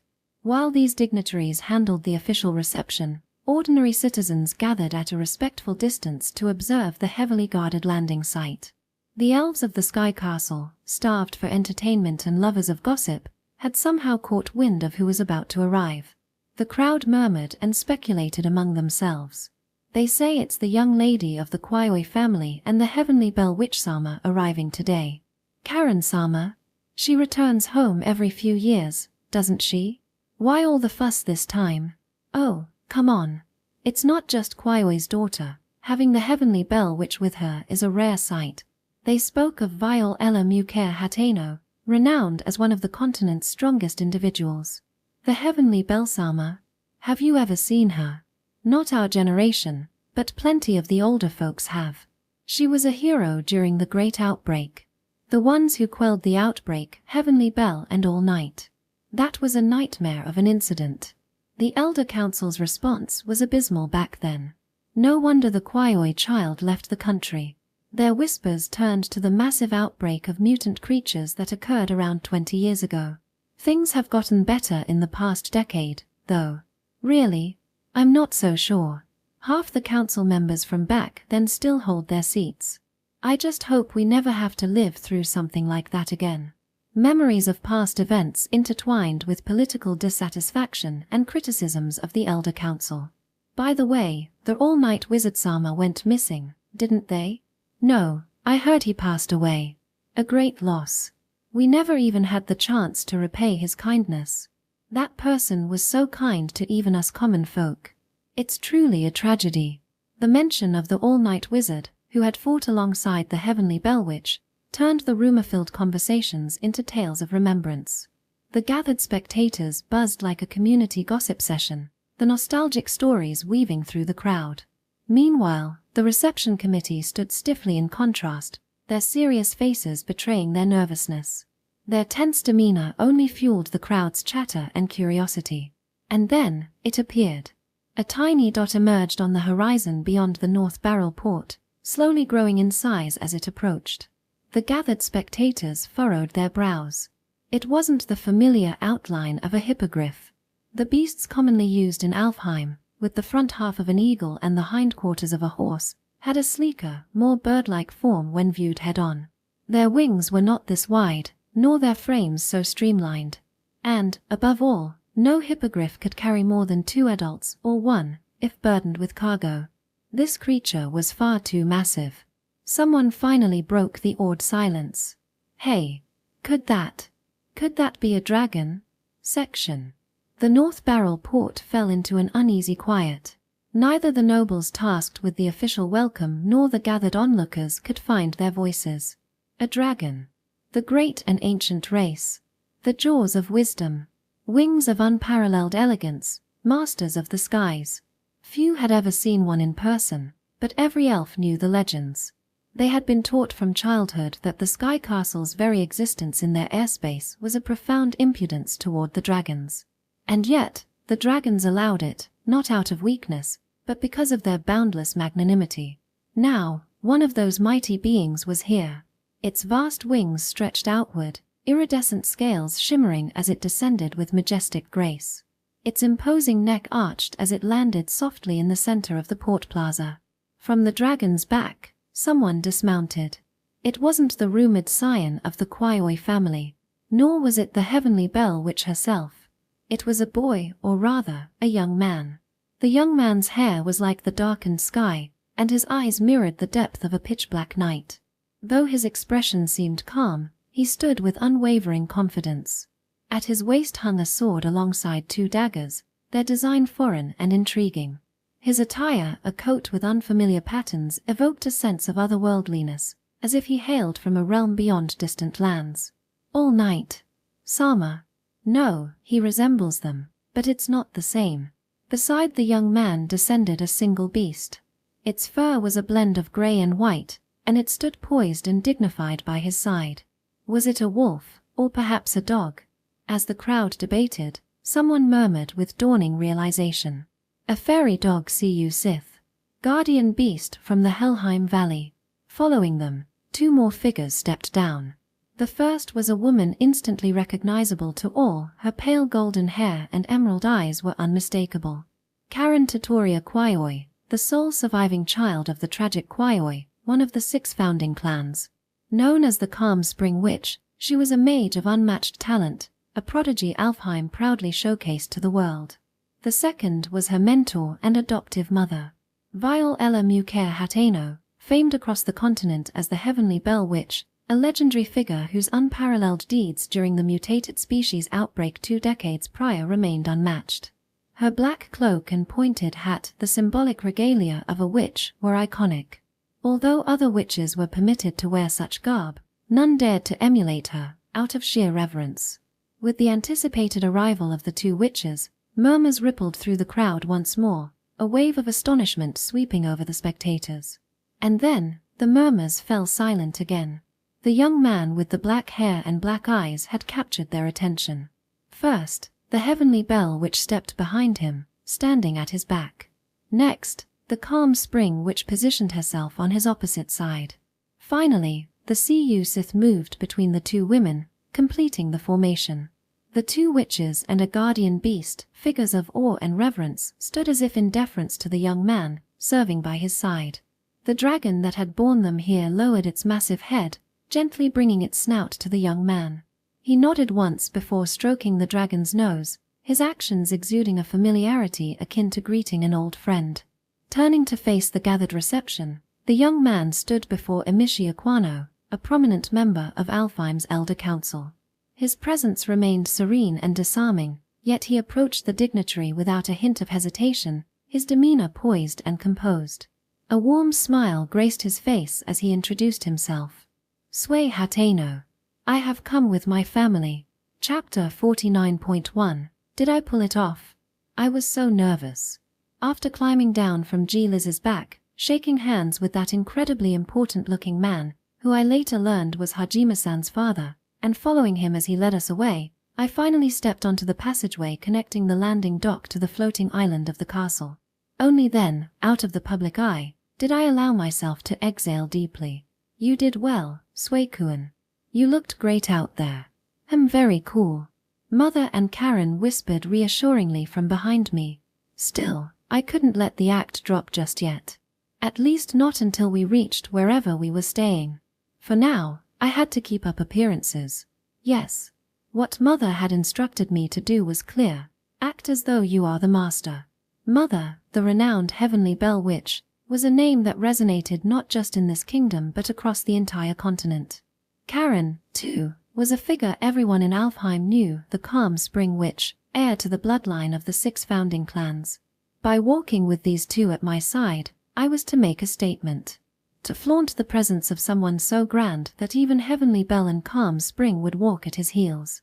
To show Alfheim the kind of person I was, or at least the person I was pretending to be. Look, I get it. I understand that this is all about creating an impression, about ensuring that we're taken seriously right from the start. But honestly, can we not? This kind of showy display is not my thing. I was racked with doubt. Was I managing to look confident? Was my voice shaking too much? My nerves felt like they were written all over me. Still, judging by their reactions, I'd at least managed to fake it well enough. Bark. Sure, Chocola. Walk with dignity. I could hear Karen and Chocola whispering behind me. You 2 seem so at ease, don't you? Not that Chocola wasn't trying his best, he wasn't jumping around or barking, which was incredibly well behaved of him. Still, My gaze wandered to the group leading us. At the center of the escort party was a man walking with a steady, composed air, surrounded by the twins from Ijisha and Hajime-san. I could only see the back of his head, so I had no idea what expression he wore or what thoughts he might have. But even if I could face him head-on, I doubted I'd be able to read his mind. Emishi Aquano.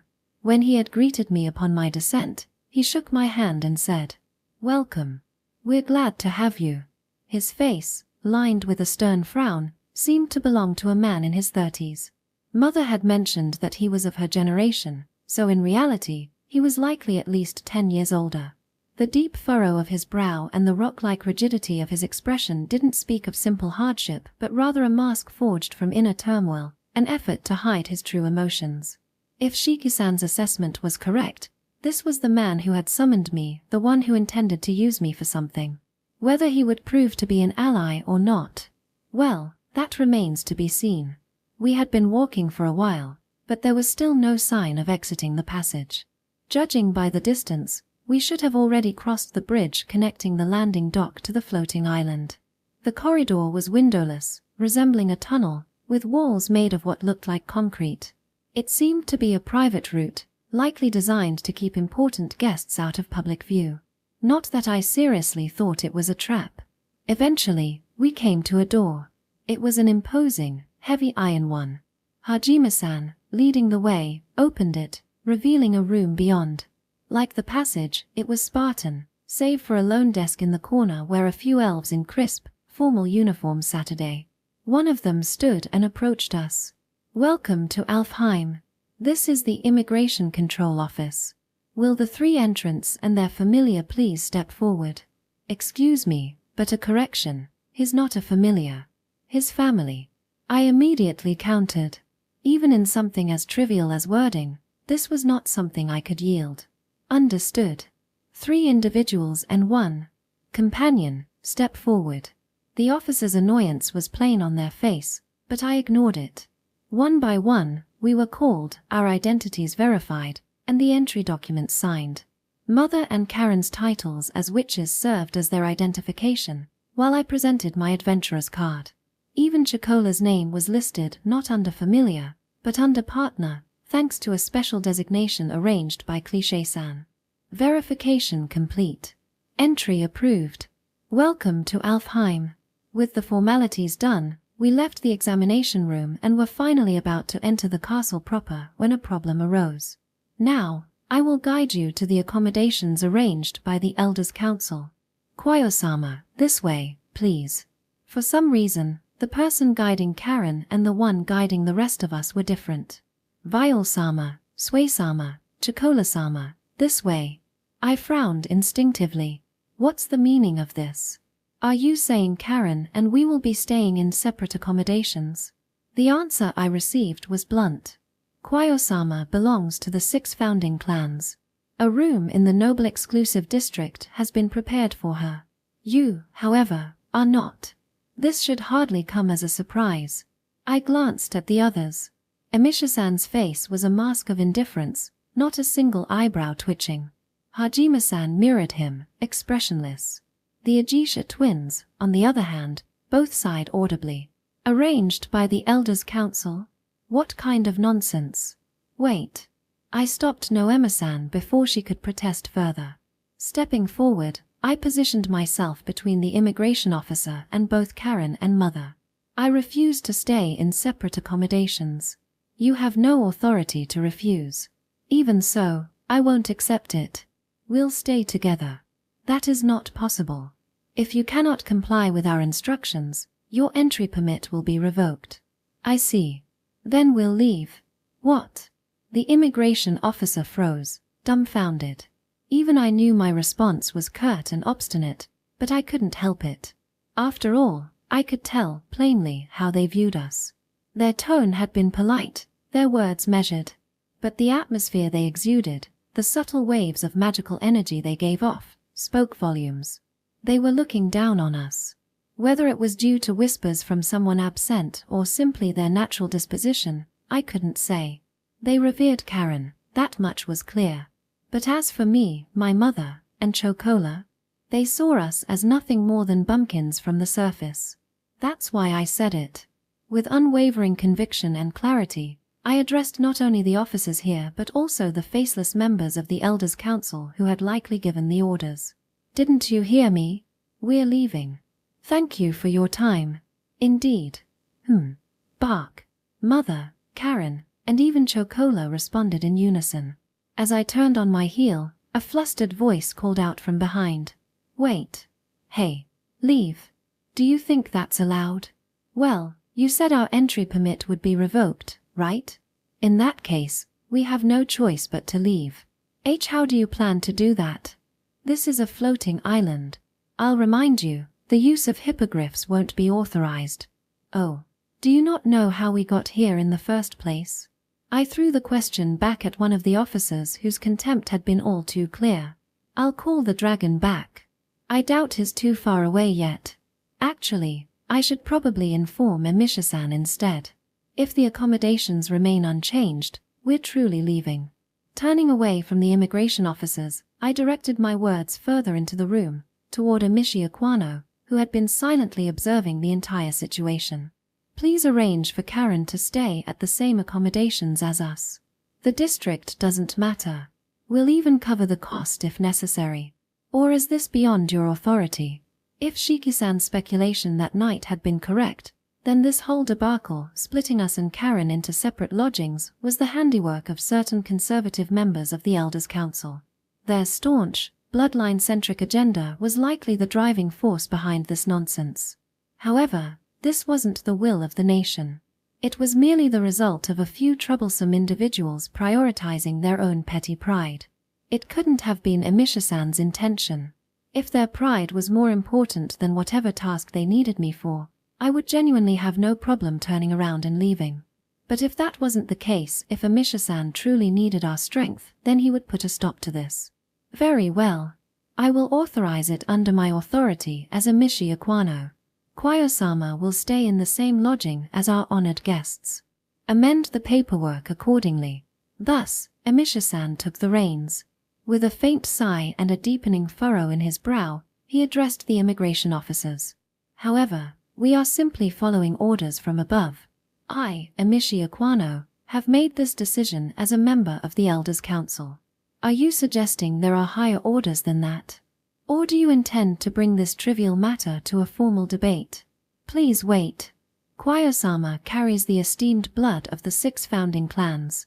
To place someone of her standing in the same lodging as commoners is unthinkable. Watch your tongue. Who are you calling commoners? Are you referring to the Heavenly Bell Witch, personally granted the title of Deer Slayer by the Sovereign of Sorks? Or perhaps you mean the heir of the Hateno Viscountcy of the Sorks Kingdom? It is only through their graciousness that we are spared. Should you be accused of disrespect here, losing your head would be the least of our problems. Our nation would have no grounds to protest to the kingdom. In fact, we would owe them an apology for your folly. Do you understand the gravity of your words? One of the officers, the one who had looked down on us the most, paled and began trembling visibly. Wait, I'm the heir of a viscountcy. Oh, right. Father does hold a viscount title, doesn't he? I vaguely remember Mother mentioning it in one of her old stories. But I'd never thought it had anything to do with me. Let's leave it at that. As long as our lodging is properly arranged, that's all we ask. Feeling pity for the now sweat-drenched officer, I intervened to calm things down. Emisha-san turned to me, inclining his head slightly, and spoke solemnly. You have shown remarkable generosity despite the insult to noble blood from another nation. I extend my gratitude. And you express your apology and gratitude as well. I deeply regret my rudeness. I offer my sincerest apologies and gratitude for your magnanimity. With a firm push, Emisha-san shoved the apologizing officer aside, as though they were no longer needed. His brusque gesture left no room for argument. Now then, I apologize for the sudden change, but new accommodations will need to be arranged. Fortunately, there is a lodging owned by a branch family of mine. Its security is top-notch, so you may rest easy. Allow me to guide you there myself. I see. Please lead the way. I nodded, though internally I was stunned. Because in the end, we not only secured the same lodging but also managed to avoid staying anywhere under the influence of the conservative faction. Could it be? This was his plan all along? Something the matter? Come along. No, it's nothing. As I hurried to follow Emisha-san's brisk pace, I couldn't help but reflect. Emishi Aquano. He was likely not an enemy, but at the same time, he was certainly no simple ally either. Chapter 49.2. What I wanted to see was right before my eyes. When Emisha-san and the others led me outside, a sprawling town greeted us. My first impression was a metropolis. Of course, it wasn't the kind of metropolis one would imagine in a modern Japanese sense. The architecture and the attire of the people passing by were no different from the civilization level of Sidera, consistent with the average standard of this world as I knew it. Yet, the organized districts and the densely packed houses caught my attention. The stone-paved streets stretched straight, and the rows of houses were nearly identical in design, giving the entire place an air of precision. Unlike Sidera, which expanded and developed haphazardly over time, this town appeared meticulously planned from the start, a true planned city. It looks quite different from the last time I saw it. Mother muttered softly. Does it? Yes. The third district used to be much more chaotic. The roads were a confusing mess, and it was easy to get lost if you weren't careful. I'd heard from Karen that the town had been rebuilt, but I didn't expect it to be this drastic. They say it took about 15 years to achieve this, ever since the Great Outbreak. The one who answered was Noemi-san. I believe Heavenly Bell-sama would know better than us, but during the Great Outbreak, the disordered structure of the third district worsened the damage considerably. Learning from that, the entire castle town, the third district, was redesigned almost from scratch. The person who proposed and led the effort was... Her words were suddenly drowned out by a loud commotion ahead. Oh, Emisha-sama, it's been a while. Isn't that Emisha-sama and Hajime-chan? How have you two been? Hajime-ni-chan. Look at this soldier I made. Not fair. I want Hajime-oni-sama to see my stuffed doll too. Emisha-sama, since you're here, stop by my shop later, okay? Surprised, I looked toward the source of the noise. Townsfolk were swarming around Emisha-san and Hajime-san, his daughter. Everyone was smiling, and it was obvious at a glance how beloved they were. They're quite the stars, aren't they? As you can see, the one who led the reconstruction efforts was Elder Emishi himself. Not just the southern part that was affected. Even this side too. Yes, the entire third district. That's why Aquano enjoys such high regard among the people. I see. So it was him. Mother gazed at Emisha-san with a solemn expression. I turned to face Karen and Rick-san and asked them a question. By the way, what's the third district? Well, the floating island has the castle at its center, surrounded by the castle town. The castle is the first district. The noble residential area outside it is the second district. This area where the general populace lives is the third district, and the farmlands on the outskirts make up the fourth district.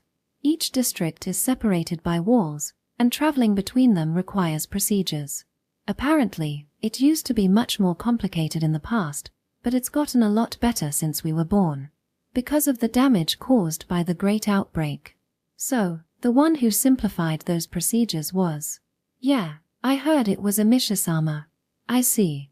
I glanced again at Emisha-san and Hajime-san surrounded by the townsfolk.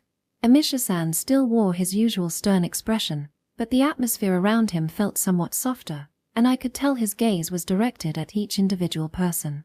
Hajime-san, on the other hand, was beaming, her face lit up with a radiant smile as she played with the children. Both of them were showing sides of themselves I had never seen before. These were not the faces they had shown to me, a foreign negotiation partner. Still, 3 layers of walls surrounding an isolated island and a castle, huh? Hey, Karen, do those walls have names? Like Rose or Sina or something? What? Why would a wall need a name? Good point. Realizing how ridiculous I sounded, I suddenly felt embarrassed. To hide my awkwardness, I bent down and petted Chocola at my feet. Bark. Just wait a little longer, all right? Don't wander off on your own. Bark. The truth is, The reason such a silly thought popped into my head was because I had become genuinely curious about this nation, this town. I kind of want to explore. Do you think we'll have some time for that? Kuan. Of course, you're coming with me, right? Bark. The people surrounding Emisha-san and Hajime-san were all laughing. The passers-by, the shops lining the street, all of them exuded a calm and peaceful atmosphere. And yet, I had been on guard this whole time. A place high above the ground, disconnected from the world below. A kingdom that had left Athanak unchecked on the surface. A nation shrouded in secrecy regarding the rare existence. They had placed unreasonable demands on Karen and Dolce-san. And to top it all off, the negotiation representative they sent had been someone I couldn't afford to let my guard down around. Everything about the elven nation of Alfheim had struck me as an inscrutable entity that demanded vigilance. But seeing this scene, I felt a little bit of relief. Here, life thrives. Children play gleefully, adults smile warmly, and people of all ages live their lives naturally, each in their own way. Even though it's far removed from the ground, it feels as if their feet are firmly planted on solid earth. Four Seasons-san, are you here? Yes. I called softly to the empty space beside me. With a faint whoosh, as if emerging from a haze, the Fairy King materialized from the fairy realm. It's peaceful. Everyone has such content expressions. There's no facade, nor are they deceived. They're truly living in peace. I'm glad. To hear you say that means a lot. I'm glad too. That I could say it. The elves were a race born into this world shaped by Four Seasons-san and the others 2,000 years ago. All of them descended from Four Seasons-san's former companions, people who had come here from Japan through transmigration. I didn't want to think that these descendants, despite how their appearances had changed, were nothing but dubious individuals. I didn't want to believe that the legacy of Four Seasons-san and the others had become tainted with malice and prejudice. Of course, just because there are beautiful things here doesn't mean everything is pure. There are undoubtedly things we haven't seen, the filth hidden within this town, and the malice and prejudice of the Elder Council will likely rear their ugly heads too. Even so, here, I found the scene I had been longing to see. Here, there exists the sight I wanted to show others. I hope we can keep things peaceful. Ah, truly. Finally freed from the crowd, Emisha-san and the others glanced our way. There was a slight awkwardness in their expressions. No doubt they hadn't intended for us to see them like this.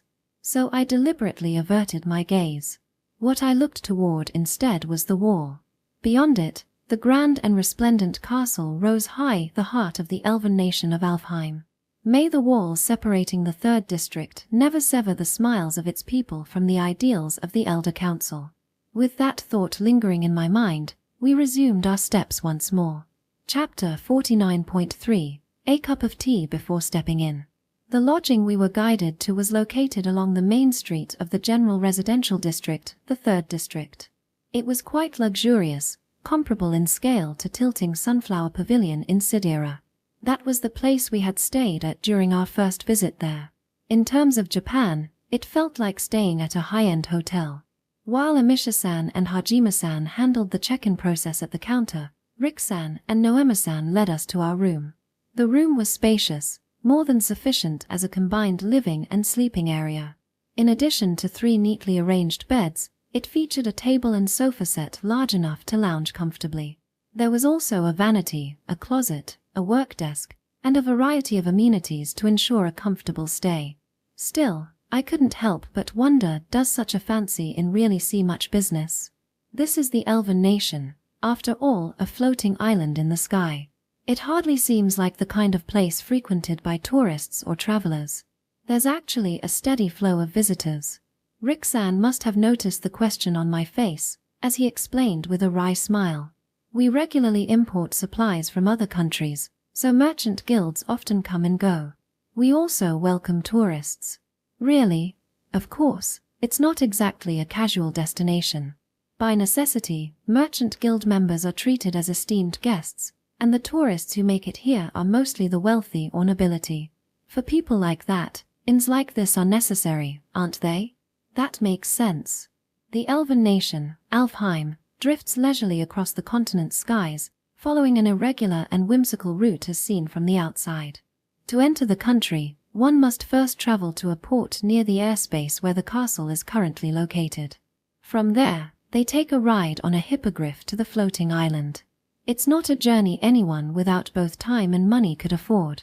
They even set up a bed and toilet for Chocola. How thoughtful. Bark. There's a food bowl too. Quite a stylish design. Bark bark. I didn't expect them to have thought of Chocola's needs as well. Did Amisha-san arrange this immediately after the incident at immigration? Or had they planned for us to stay at this inn from the beginning? As I mulled over the possibilities, there was a knock at the door. When it opened, Amisha-san and Hajime-san entered the room. Amisha-san walked over to us, while Hajime-san closed the door and infused some sort of magic into a pole-like object placed to the side. The room is soundproof now, father. Good. At those words, for the first time, I saw Amisha-san relax his shoulders. The furrowed brows and stern expression remained mostly unchanged, but the air around him visibly softened. The unapproachable aura that usually surrounded him seemed to dissipate. Make yourselves comfortable. All the staff here are Aquano's people, and no sound will leak outside. I am grateful that you, Viol, Carandono, and Suedono, accepted such an abrupt invitation. The tone of Amisha's voice carried emotions, genuine gratitude, mixed with exhaustion. For the first time, he had finally shown us his true feelings. Mother stepped forward, releasing a long, heavy sigh. 13. No, 14 years, right? You've aged, haven't you?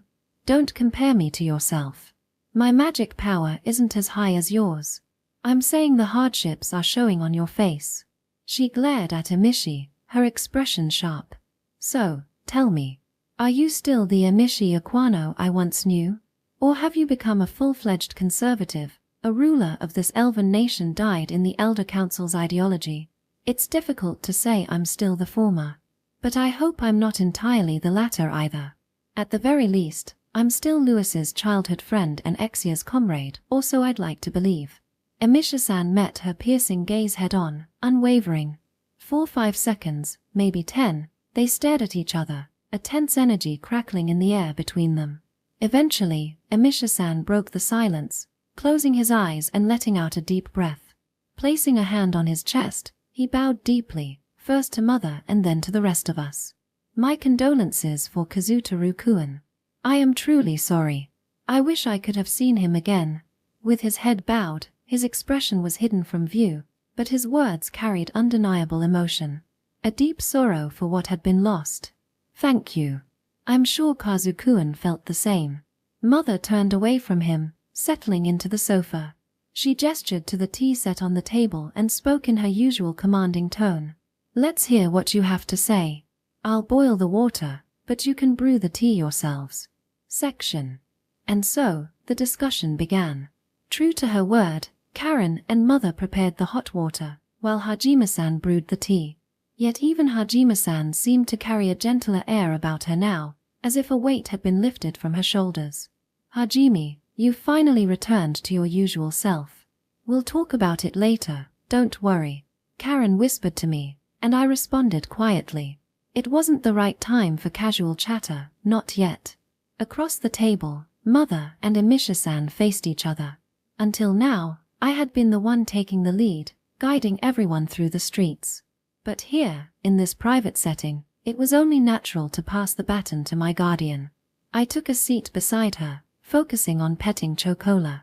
Bark, grr. Let's keep it quiet, okay? Mother was the first to break the silence. To be honest, I have a mountain of questions for you. I'm sure you've already guessed most of them. But can you answer all of them here? Not all of them, no. But even if it's not everything, I can speak of what I can. That alone is significant for us. You've grown cunning in the time we've been apart. And so have you. Even if your appearance hasn't changed, we've both grown older. You must have picked up some political skills for your family's sake. So you're saying your foray into politics is for Lewis and Exia's sake? Yes, it is. The unwavering certainty in his eyes spoke of deep resolve. Where should I begin? Perhaps with the two of them. Yes, it has been 20 years since that accursed event when our country was struck by the great outbreak of mutated creatures. The incident where the elven nation of Alfheim was attacked by a massive swarm of mutated creatures. Individually, they were small, but as mutants, they were no less dangerous. Worse, they were insectoid and capable of flight. Fortunately, both my father and mother were present at the time, and thanks to them, the swarm was eradicated. However, my parents had been in the 3rd district, where the general populace resided. Louis-san and Exia-san, on the other hand, had been in the 2nd district, the nobles' quarter. The disarray of the kingdom's system at the time, combined with the chaos on the ground, delayed their efforts to breach the defensive walls. By the time they arrived, it was already too late. At first, I intended to focus on administrative reforms, making it faster and easier to move between districts across the walls. Also, I aimed to restructure the chaotic and disorderly layout of the 3rd district. That's why I chose the path of a politician. Emisha-san's accomplishments were evident in the orderly streets we'd seen earlier. At the very least, he had succeeded in transforming the 3rd district, just as he said.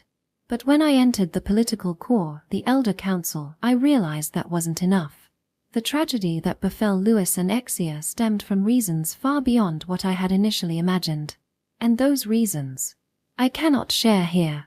The truth is far too different from what I thought. Not even here, in this sealed room where no one else can listen. No, I cannot. For you to learn the truth, Sui Hatano-kun, you must first accept a task from me. He called my name, and I looked at him. Our gazes locked, searching, probing as though both of us were trying to gauge the other's true intentions. The Elder Council is governed by a system of consensus, riddled with constraints.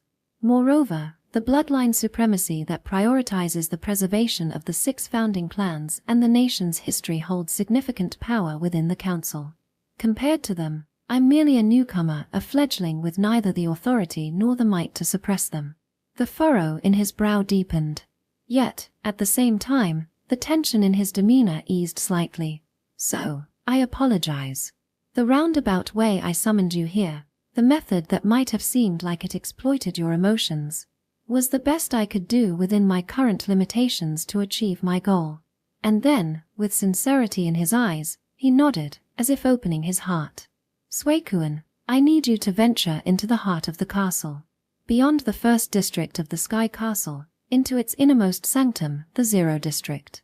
There lies the very cause of the great outbreak. Chapter 49.4, Within the Confines of Limited Circumstances. Suikuen, I want you to head to the core of the castle. The innermost part of the Sky Castle, District 0, there lies the very cause of the outbreak. It wasn't me who reacted first to Emisha-san's words. It was my mother. Are you saying this was a man-made disaster? Short but firm, quiet yet heavy. Even as her son, I could feel the chill of the overwhelming magical power in her voice. It was only natural. This concerned the death of Karen's biological parents, her dear friends. If it were a natural disaster, it could be dismissed as an unfortunate event. But if it were man-made, that was an entirely different story. Karen stiffened. Beneath the table, I clenched my fists and waited for Emisha-san to speak. After a moment, Emisha-san let out a heavy sigh. No, it wasn't man-made. But neither was it an accident. I'm sorry, but that's all I can say for now. You used the word vengeance to call us here, didn't you?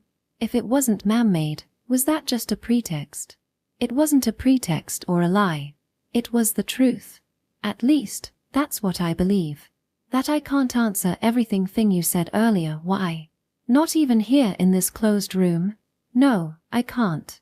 Everything I've learned as a member of the Council of Elders is classified information, forbidden to be spoken of outside District 1. This has been a law since the founding of this nation, and I cannot break it. TCH. Mother clicked her tongue, and an awkward silence fell over the room. I thought deeply, looking at Emisha-san, Mother, Karen, and everyone else. His words are straightforward and sincere. They're different from the roundabout, indirect expressions meant to guide others that he used before we arrived at the inn. It's likely because Emisha-san has chosen to open his heart to us. And yet, Because of that, because he tells us there are things he cannot say, it only leaves us more in the dark. It's frustrating. I'm sure Emisha-san wants to tell us as much as he can. As I wrestled with these thoughts, Kun, Chocola looked up at me, as if to ask, what's with this tense atmosphere? Ah, it's okay. I smiled and stroked him from head to back. He wagged his tongue happily and rubbed against me, making me smile despite myself. Ah. In that moment, a thought struck me. I always try to figure out what Chocola, who can't speak, is thinking or feeling by observing his expressions and gestures. Chocola is generally straightforward, but there are still times when I can't quite grasp the subtleties. In such cases, I ask questions and gauge his reactions. Like, do you want more dog food, or is just milk okay? It feels odd to compare this situation to that. But when it comes to narrowing things down, perhaps the approach isn't so different. I don't know if I can pull it off, but I'll do everything I can. Emisha-san, I'd like to ask you some questions. Is that all right? Just answer what you can. Of course. I began questioning him. Emisha-san nodded. Am I the only one who can take on this task? Whether you can or not remains to be seen. However, if it's possible, then there's no one else but you. That's the judgment of the Council of Elders. Does that mean the Council knows about my magic? Where did they learn of it? Was it from my father? I can't say. That information is classified. It's likely common knowledge that my magical attribute is darkness. However, specific details about dark magic, what it can do and who can use it, are scarce because there are so few practitioners. My father serves as a precedent, so Emisha-san might have some understanding of it. But since his response here was I can't say, does the council have knowledge or records of dark magic that didn't come from my father? I can't say. That information is classified. As I thought. When Emisha-san says, I can't say, he's being honest about it. In this context, that answer is as good as a yes. Let me change the question. This is about the matter of Athanak in the Void Forest. Did you know about Athanak's mission? That's classified information. Did you hear the report from the two of Ajisha when they rescued Dolce-san? Of course, I've heard it. Is there anything you can disclose to us about the rare existence? That's classified information. Then, at the end of last year, did the two of Ajisha report on what happened between us and the city of Sidira? No, no report has come to us. Then, after narrowing it down, I asked him directly, do you have any understanding of what we've done? Ha. After a pause, Emisha-san's lips curled into a grin, a smile unlike any I'd seen from him before. He gave me a clear answer. That's classified information. Shall we leave it at that? At this rate, I feel like I'm going to be stripped bare. Though, to be honest, part of me does want to tell you everything. Still, even I have to maintain some semblance of dignity. That's more than enough. At the very least, I'm satisfied. Rick-san and Noema-san stared at me in blank amazement.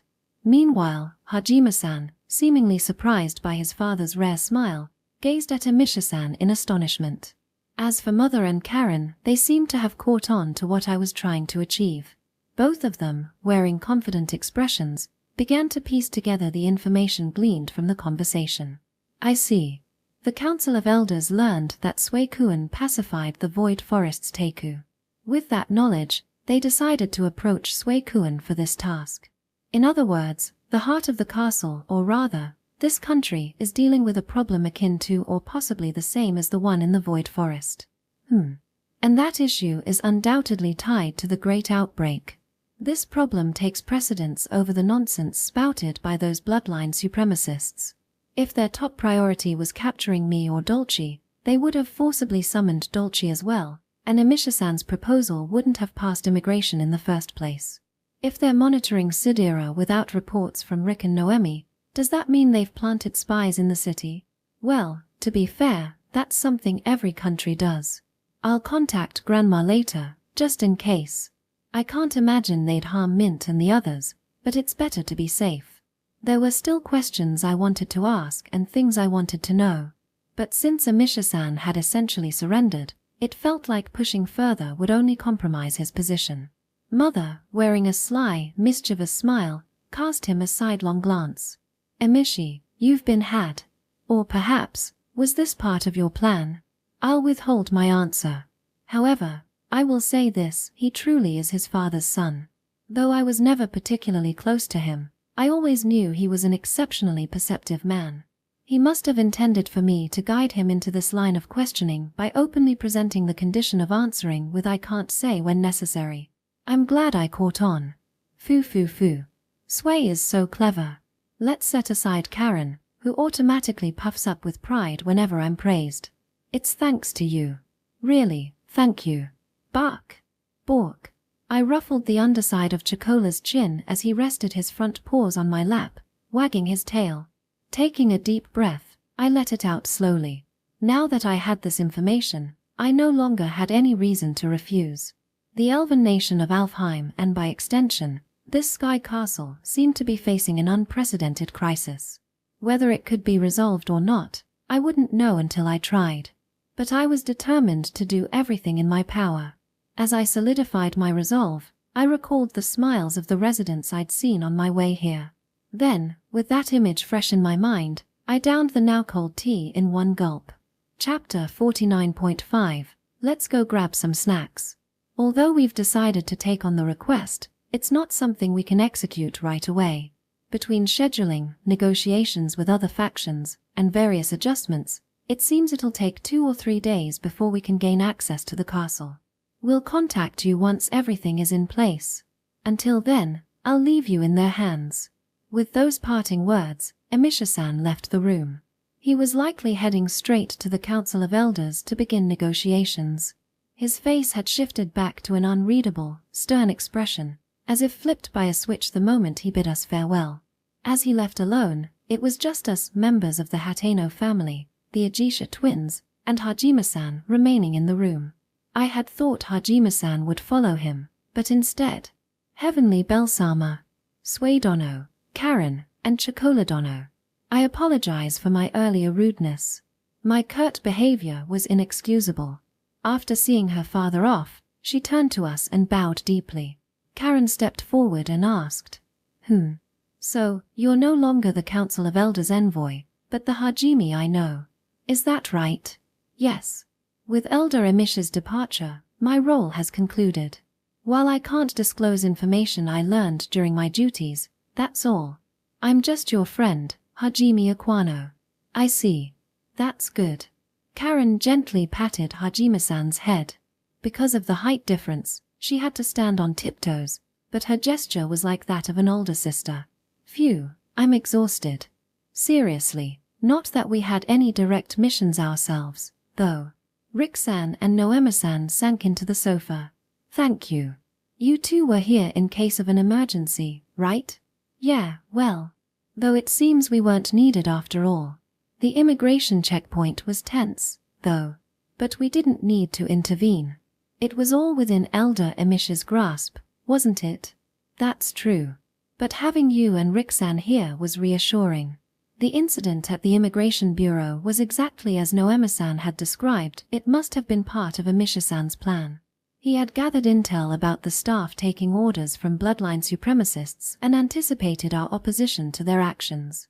Using that, he orchestrated events to lead us to this inn. And as a bonus, he silenced the bureau officers with his sharp tongue. In that moment, Emisha-san wasn't someone who enforced the elders' will through strong-arm tactics, but rather the one who mediated and resolved the bureau staff's rudeness. Not only did he steer the situation as he intended, but he even earned himself goodwill. Truly impressive. While Karen chatted with Hajime-san, I spent some time talking with the Ajisha twins. After a while, my mother stood up and called out to me, Sway-kun, I'm heading out into the city for a bit. Outside. Do you have something you need to do? Not exactly something urgent. But this place brings back memories, so I'd like to take a little walk. There was a faint hint of wistfulness in her gentle smile. I see. Memories. For Mother, this country must be the stage of her adventures from days gone by. Would you prefer to go alone? Yes, I think I'd like that. Bark. Then, as if to interrupt, Chocola barked and snuggled up to her feet. Kuan. Oh my, are you feeling nostalgic too? Alright, let's go together then. Bark, bark. Mother lovingly stroked Chocola's head. I'll head toward the southern district. I'll be back by dinner. Hajime-san, can the gates in the wall be passed through easily right now? Yes. Getting into the first district is still difficult, but the second district is no problem. As long as you have identification and a clear purpose, the process is quick. And I doubt there's any gatekeeper who would dare deny Heavenly Belsama entry. I see. Thank you. Alright, then. Chocola, let's go. Bark. She nodded to us before leaving the room with Chocola trotting by her side. I waved them off, then turned back to the others in the silence that followed. So, the long flight left Karen and me skipping lunch. We'll need to keep it light since there's dinner later, but still. It was oddly funny timing since Mother had said something similar just moments ago. Either way, I'd like to explore the city a bit. Could someone show me around? Room service just felt too bland. After coming all the way to a foreign country, I couldn't help but crave something local, street food, for example. Karen and the others quickly chimed in. I'm hungry too. But I don't know much about this area. We brought Sway-san here, so it's our responsibility to tag along. I'd like to join. Agreed, but honestly, we don't know much about the northern district either. With that, everyone's gaze naturally shifted until we all realized who we were looking at. Hajime-san, caught off guard, let out a bewildered sound. Wait. Me? Of course. Who else would it be? The northern district is practically your backyard, isn't it? Surely you know some good places to eat, don't you? Pressed by Karen, Rick-san, and Noema-san, Hajime-san fidgeted for a moment. But then, after clearing her throat, she straightened her posture, puffed out her chest just a bit, and, looking surprisingly youthful, confidently declared. Naturally. Leave it to me. Tell me anything you'd like, and I'll guide you there. Chapter 49.6 An Unexpected Discovery. As we ventured out into the city again, I noticed something. It's actually pretty warm. That's when I realized the environment here is remarkably well regulated. This floating island is at quite a high altitude, isn't it? Yeah. Higher than most mountains around. When Giles brought us here, the sheer ascent was astonishing. From the ground, the castle must look like a mere speck. And yet, it feels warmer than the ground, and the air doesn't even feel thin. Ah, that's because of the magic systems at work.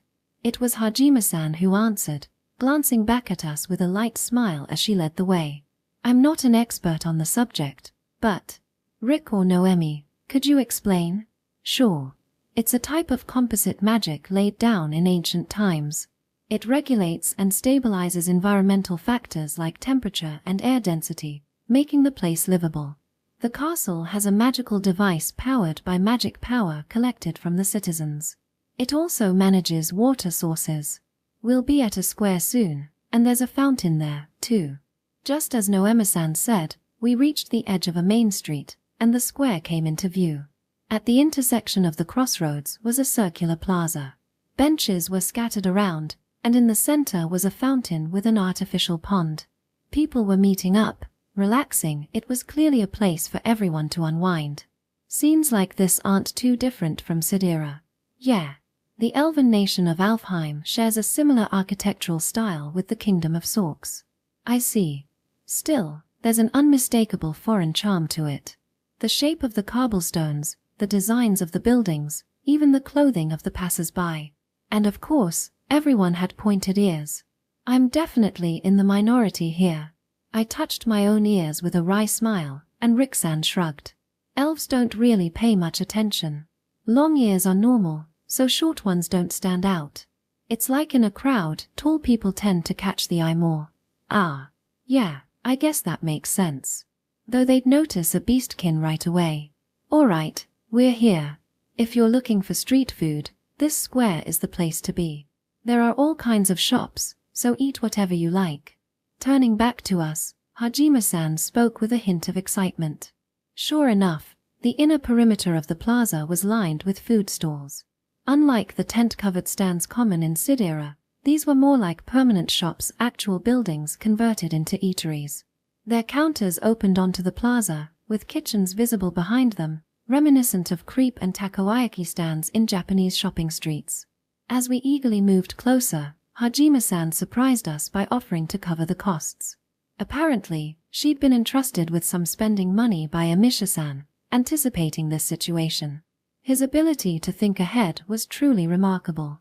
Grateful, we accepted her offer. Besides, I didn't even have any of this country's currency to begin with. Do you have any, Karen? I visit home every few years. Then at least pay for your own. Sway, refusing an offer to treat you is considered very rude in Elven culture. You should graciously accept such kindness. Is that true? She silently averted her gaze. That's a lie. Don't worry about it. After all, it's Dad's. I mean, Father's money. By the way, I've been meaning to say this, but isn't Hajime-san a real daddy's girl? Even when you were acting as a messenger, you almost called him Dad. She silently averted her gaze again. Nailed it. Well, anyway. We started looking around the stalls one by one. Skewers of roasted meat, candied fruit, meat pies, porridge made from some kind of grain, sandwiches stuffed with various fillings, fried dumplings that could be sweet or savory. There were things I recognized from Sidera, and others that were entirely new. It felt like such a waste to limit this to just a light meal. I'd love to come back tomorrow for another round of food tasting. After a full circuit and some deliberation, Karen bought a meat pie. I went for something taco-like, shredded meat, leafy greens, and a tangy sauce wrapped in a thin, soft flatbread. Thank you for the treat. Of course, help yourself. We sat down on a bench in the plaza and began eating. Hajime-san had gotten herself a candied fruit, while the Ajisha twins opted for skewers. They picked things you could easily find in Sidera, which felt like a missed opportunity, but I guess that's just how it is when you live here. While glancing at them, I bit into my taco. The meat tasted like pork, seasoned with a slightly sweet flavor. The sauce had a sharp tanginess with a wasabi-like kick, and the thick, crisp greens added a refreshing crunch. It was an unusual but intriguing combination. It was distinctly different from Earth's tacos but delicious nonetheless. Lost in thought as I savored the taste, something suddenly dawned on me. This flatbread. It's a tortilla. The outermost layer wrapping the filling amid all the unique flavors. I hadn't paid much attention to it, but the texture and taste were unmistakably something I'd eaten back on Earth. Does that mean you have corn here? I swallowed and asked Hajime-san. Corn? You mean the main ingredient for that flatbread? Yes, we have it. It's grown in the 4th district and is one of our country's staple crops. Ah, corn. No wonder Sway-san hasn't encountered it before. Outside this country, it's mostly used as livestock feed. Really? Why is that? It was surprising enough that they had corn here, but learning it was already widespread outside the elf nation of Alfheim was even more shocking. As I tilted my head in confusion, the others began explaining all at once. The corn on the surface isn't very tasty. In Alfheim, we've refined the breed, so the flavor is completely different. Apparently, they tried exporting it once, but it wasn't well received. People think of it as livestock feed, not something fit for human consumption. I see. So it has a bad reputation. That's such a waste. On Earth, corn is considered one of the world's 3 major grains. Sure, much of it is used as livestock feed there too, so I can understand why it would be the same here. But to think that's all it's used for is surprising. Sway-san, are you okay with it? Most visitors are hesitant when they learn that corn is used in the food they're served. Where I lived, people ate it normally. In fact, there are countries where it's a staple food. A staple food? That's surprising. Even in Alfheim, it's not consumed to that extent. I was suddenly intrigued. The truth is, I'd once thought of making tortillas, or rather, tacos, but ended up giving up. It was during New Year's. I couldn't find any corn, so I had to settle for just making the fillings. As a compromise, I paired them with bread and had everyone eat it that way. That had stung a little. It's not like I have some deep attachment to tacos. But with cornmeal or corn grits, I could expand my repertoire of dishes. Even if it's considered animal feed, that means I could share it with Pochi too. Imagine sitting at the same table, sharing the same food with Pochi. That would be amazing. Alright, I've decided. While I'm here, I'll learn more about corn. If I can get permission, I'll take some seeds back home and try growing it myself. What's wrong? You suddenly went quiet. Don't mind him. Sway always gets like this in front of new foods. He's probably thinking up some eccentric plan. Just leave him be. I see. Karen, you've got your hands full with him, don't you? Unaware of the misunderstandings forming beside me, I remained lost in thought. Section. Given the time it was close to snack time, our food adventure in the plaza ended with just some light bites. The Ajisha twins left us there, and Hajime-san walked us back to our inn. She said she'd stop by tomorrow to discuss our plans, and we parted ways in the lobby. Karen and I returned to our room. After that, we spent about 2 leisurely hours together. I'm back. Sorry I'm late. Bark. Greeting Mother and Chocola as they returned, our long first day finally started to wind down. Welcome back, both of you. Chocola, you must be getting hungry by now. Kuan. He's starving, isn't he? As I ruffled his fluffy fur, which lacked its usual vigor due to hunger, I couldn't help but laugh. Alright, let's have some dinner while we talk about our plans for tomorrow. If I remember correctly, we can order room service. Even though we're far from home, without Mint or Pochi, and the meal won't be something I cooked myself, we can still sit down together, enjoy dinner, and sort through everything we've learned. Chapter 50, The Garden of the Blue Sky. Chapter 50.1, Use your spare time to look around. The room service dinner we ordered was exceptionally delicious. The food culture of the elven nation of Alfheim appears to have a remarkable diversity in the grains it utilizes. Corn was prominent among the street foods, but beyond that, there were millet, foxtail millet, barnyard millet, and other so-called ancient grains that have largely faded from use in modern Japan. Why this variety exists here is unclear. Perhaps it stems from their Japanese ancestry, or maybe it's the result of efforts to avoid monoculture on the limited land of their floating city, preparing for the possibility of crop failures. While I'd had millet dumplings before, things like mochi made from foxtail millet or cookies baked with barnyard millet were new to me. At first, I couldn't even identify the ingredients. I ended up calling a staff member to ask, unable to resist my curiosity. These grains were once staple foods in Japan, collectively known as the 5 grains, but nowadays, they've mostly disappeared. Even back there, I'd only ever tried them on a whim, buying a bag of mixed grain rice for novelty's sake. Still, despite the incredible diversity of grains available here, the absence of rice hit me hard. I suppose it doesn't exist on this continent or, if it does, it's likely a wild variety unsuitable for widespread cultivation. Anyway, over dinner, we discussed our plans moving forward. What might lie within the so-called Zero District of the castle is a mystery. Until we see it for ourselves, it's hard to decide on any specific course of action. Ultimately, we concluded we'd have to wait until summoned. However, until then, I thought it'd be a good idea to explore the city and learn about Alfheim. Unlike Mother or Karen, I'm utterly ignorant about this country. I might have reservations about people who adhere to a strict bloodline ideology, but it wouldn't be fair to judge everything solely on that basis. By learning its history, understanding its streets, land, culture, and people, and exploring its mindset, I believe we can uncover something valuable about this country. Basically, it's sightseeing. And why not? Staying cooped up in the inn and overthinking things isn't my style. It's much more satisfying to walk around, experience things firsthand, and enjoy myself. Section.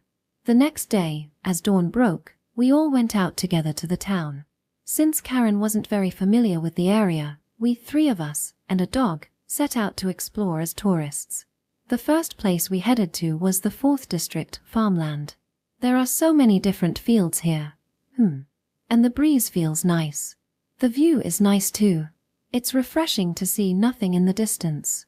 Bark, bark. In the open space, before the panoramic rural landscape, Chocola was excitedly running around. He seemed eager to play, tugging hard on his leash. I'm really glad I brought the harness and leash. Sorry, but since we're in a different land, we can't let you off. Please bear with me. Kuan. He whimpered softly when I tried to calm him, looking pitiful, but there was nothing I could do about it. This wasn't like the dragon village. But honestly, the view is amazing. The fields weren't that large, but it felt like they were using the limited land very efficiently. That was why the landscape was framed so beautifully by the floating island's edge, with the vast blue sky stretching far into the distance. Even when gazing far into the horizon, there wasn't a single ridge, just pure, deep blue. The outer walls are pretty low, right? Yeah, they're only about chest height. As long as the livestock doesn't jump over, it's fine. Also, the outermost edge of the island isn't used for farming. It's off limits. I suppose they've thought of that much. As we walked along the field path, enjoying the view, a man working in the fields called out to us. You folks look unfamiliar. Those ears, are you by any chance a Shin? Yes, that's right. We've come to the town on business. I hope it's not rude of us to be touring the fields.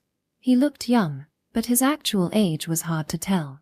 Elves, compared to other races, are generally good at magic manipulation and tend to look younger than they actually are.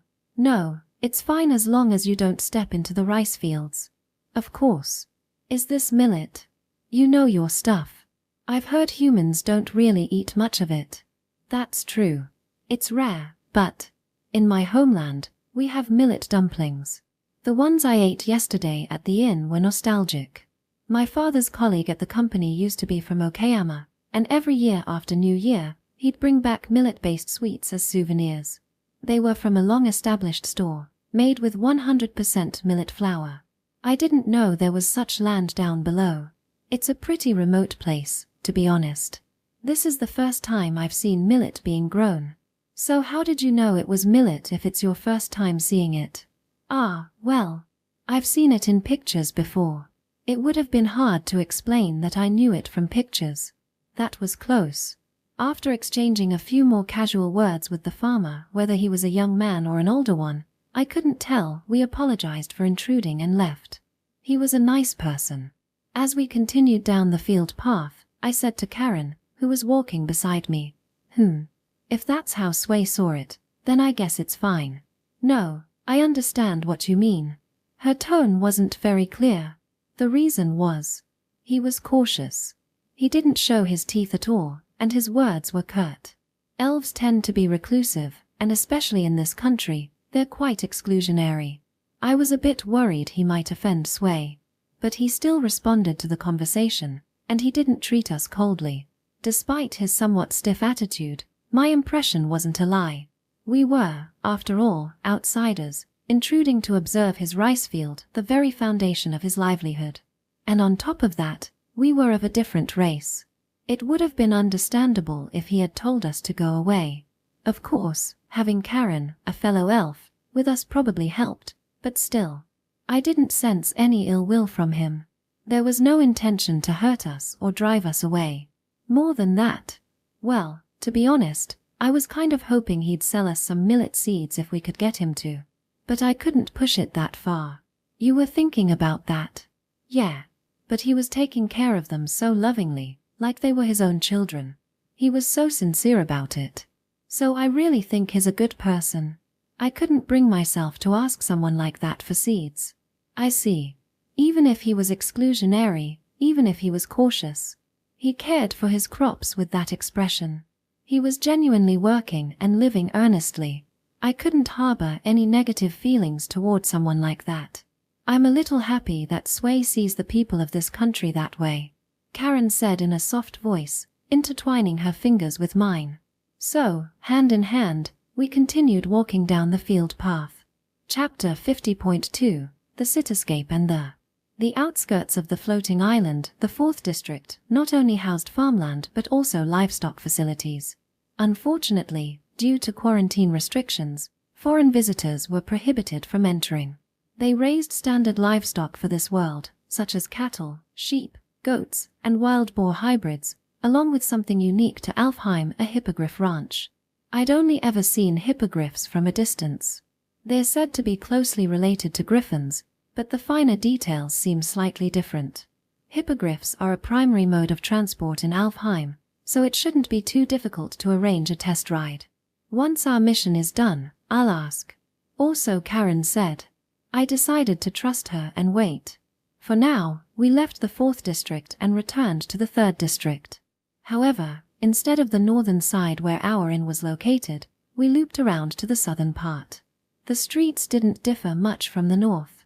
The roads were laid out in a neat grid, and the buildings were almost entirely uniform in design. This area is heavily influenced by Aegetia and Silkia. Karen's explanations as we walked were a great help. Riksan and Noemisan's hometowns, then. Those twins are probably popular here. It's been a long time since Alfheim produced any witches. Wouldn't that make Karen one too? I was officially recognized in the kingdom, so the people here probably don't feel that way about me. Incidentally, that wasn't true at all. Karen, known as the Calm Spring Witch, was actually incredibly famous in Alfheim. But that's a story for another time. So, does that mean the existence of the founding 6 clans is deeply rooted in Alfheim's way of life? That, I don't know. On a whim, I asked. Karen's expression turned slightly pensive. Their names and existence are famous across the continent's nations. Mother, walking behind us, added an explanation. She was now holding Chocola's leash, and he was behaving much better than when I had it. Clearly, he understood who ranked highest in our family. Wait, where exactly do I rank in Chocola's eyes? Bark. I feel like it's better not to ask. Chocola tilted his head as I gave him a sidelong glare, and Mother smiled softly before continuing. The founding 6 clans are said to be the oldest bloodlines on the continent, even predating royal families. While about half of it is thought of as legend, when you connect the stories with the 2,000-year-old accounts preserved in the fairies' memories, it becomes clear much of it is fact. Fascinating, isn't it? So they're even more precious than royalty. I can see why people who care about lineage would be obsessed. Aegetia, Agatha, Athenak, Watanuki, Silkia, Shirakoa, Fatima, Wajima, Aquano, Nakono, and Kioyu, Kinue. 6 clans descended directly from the Japanese who were companions of 4 Seasons-san and Color-san. The elven race itself originated from these 6, so everyone in this country is their descendant in some way. Fatima is the only one we haven't heard anything about yet. Yes, Fatima left the country and descended to the surface about 500 years ago. Now, they've secured an elven autonomous region in the Republic and live there. I see. Do they still maintain any connections? If you mean interactions between the Republic and Alfheim, then yes. Hajimi's father has probably met with their leader. But that's about it. There's nothing on a civilian level. Athenak, who fled from the Void Forest, might have headed toward Fatima's region. That thought crossed my mind. But, well, they're the ones who abandoned Dolcesan and left, so it's not really my concern. Still. So Athenak and Fatima went to the surface, while Aegetia, Silkia, and Aquano became nobles here in the country. And as for Kwaioi, there's no one left besides me. Were your real parents nobles, Karen? You could call them nobles. Originally, the 6 founder clans are recognized as nobility under international law. But they weren't the rulers of Alfheim. Their status was high, but they didn't necessarily hold power. They couldn't adapt to life here and lived as adventurers on the surface, right? At my question, Mother's expression clouded slightly. She leaned closer and lowered her voice. Kwaioi was already in decline. Then, about 3 years before the Great Outbreak, there was a civil war in Alfheim. Yes. Mother had once told me about her past, back when she shared her old adventures. At that time, she only briefly mentioned getting caught up in the chaos. During that civil war, everyone in Kwaioi's bloodline except for Louis was killed. Your father and I met Louis and Exia around that time. They were living as adventurers on the surface. Your father became friends with them, and soon after, the civil war broke out. So father and mother got involved in the conflict by accompanying Louis and Exia when they returned to the sky to deal with it. Karen, who seemed already familiar with the details, spoke in a detached tone. In the end, the reason Kwaio's bloodline was wiped out is mostly this country's fault. Even so, those obsessed with bloodlines see me as nothing more than a tool to reproduce descendants. They even dare to say ridiculous things like that. I'm sure some of the elders who plotted Kwaio's assassination during the Civil War are still around. That's disgusting. But fortunately, I have power now, and I have you and Vilesama by my side. Whatever they say, it doesn't matter. I won't lose. Bark, bark. Yes, Chocola is here too. You're reliable. Good boy. Kuan. Karen lovingly ruffled Chocola's fur, and he wagged his tail with narrowed eyes. Watching the two, Mother smiled and pointed ahead. We're almost there. Just at the end of this main street. Now that you mention it, you still haven't told us why we came to the southern part of the 3rd district. Where exactly are we going? A wall. Towering before us was a white stone wall, approximately 15 meters tall by my estimate. It separated the 3rd district from the 2nd district. At the end of the road stood a massive iron gate guarded by sentries. You haven't been here either, right, Karen? Let's go together, Suikuan. Yes, that sounds good. Oh, if it's south and beyond the wall, then, yes. Mother nodded and motioned for us to follow. Karen's real parents, Louis and Exia. Their graves are nearby. Chapter 50.3, Beyond the Hill. The 4th district, with its sprawling farmlands, and the 3rd district, where buildings stand densely and orderly.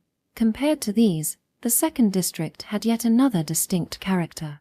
Feels like the suburbs of Japan. That was my immediate impression.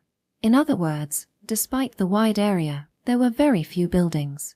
Nature was abundant everywhere. Trees, flowers, streams, and blossoms lined the roadside. In some areas, the greenery formed small forests, where squirrels darted across branches and rabbits peeked out from the bushes. It felt less like a nature park and more like a carefully maintained green space. Amidst this verdant landscape, large houses were sparsely scattered. Each one could rightly be called a mansion, and their residents likely enjoyed a leisurely lifestyle. It's labeled as a district exclusively for nobles, but in reality, it's more of a luxury residential area. I hear some wealthy folks live here too. As we walked along the tree-lined avenue, Mother explained. So it's a place for nobles or rich people. Yes. That doesn't mean the people in the 3rd district are poor, though. The overall standard of living here does seem pretty high. Karen added, following up on Mother's point. Even Sidera had areas resembling slums, home to rougher crowds. Yet in Alfheim, the Elven nation, there didn't appear to be anything like that, at least not that I'd seen. But it's not something to praise too highly. The high standard of living is due to the low population, and the reason there aren't people struggling to make ends meet is because they simply descend to the surface if it comes to that. I see. So if someone can't adapt to life here, they have the option of moving to the surface. To be honest, I don't have strong opinions about societal systems or political structures. No matter the country or city, there are always people who live tough lives, and it's probably impossible to save everyone. This small nation likely has its own way of surviving. Still, while it's not about achieving the greatest happiness for the greatest number, imagining the people who had to leave this small, beautiful land in the sky to live on the surface left me with a faint ache in my chest. I wonder how Athenak felt living on the surface. I don't know. I didn't even know about Athenak's responsibilities. All I ever heard was that there were fellow elves living in settlements in the forest. In that sense, I'm just as guilty. It's complicated, isn't it? Karen and I walked down the tree-lined avenue, feeling somewhat dispirited. Mother walked ahead of us in silence, quietly respecting our troubled thoughts. Bark. Oh, Chocola, did something in the bushes catch your interest? Bark. Sniff sniff. Hey, no. This isn't our land, so you have to behave. Kuan. Respecting us, right? She wasn't just ignoring us, was she? Vilesama, this area is already Kwaio's land. It's not someone else's. Now that you mention it, that's true. So, should Chocola not have to hold back? Aquano is the acting manager, so I'm not sure if we can do whatever we want. There you have it. So, Chocola, You still need to behave. Kuan. Oh well. At least he cheered us up a little. Soon, Mother veered off the tree-lined path, leading us down a side trail into the forest.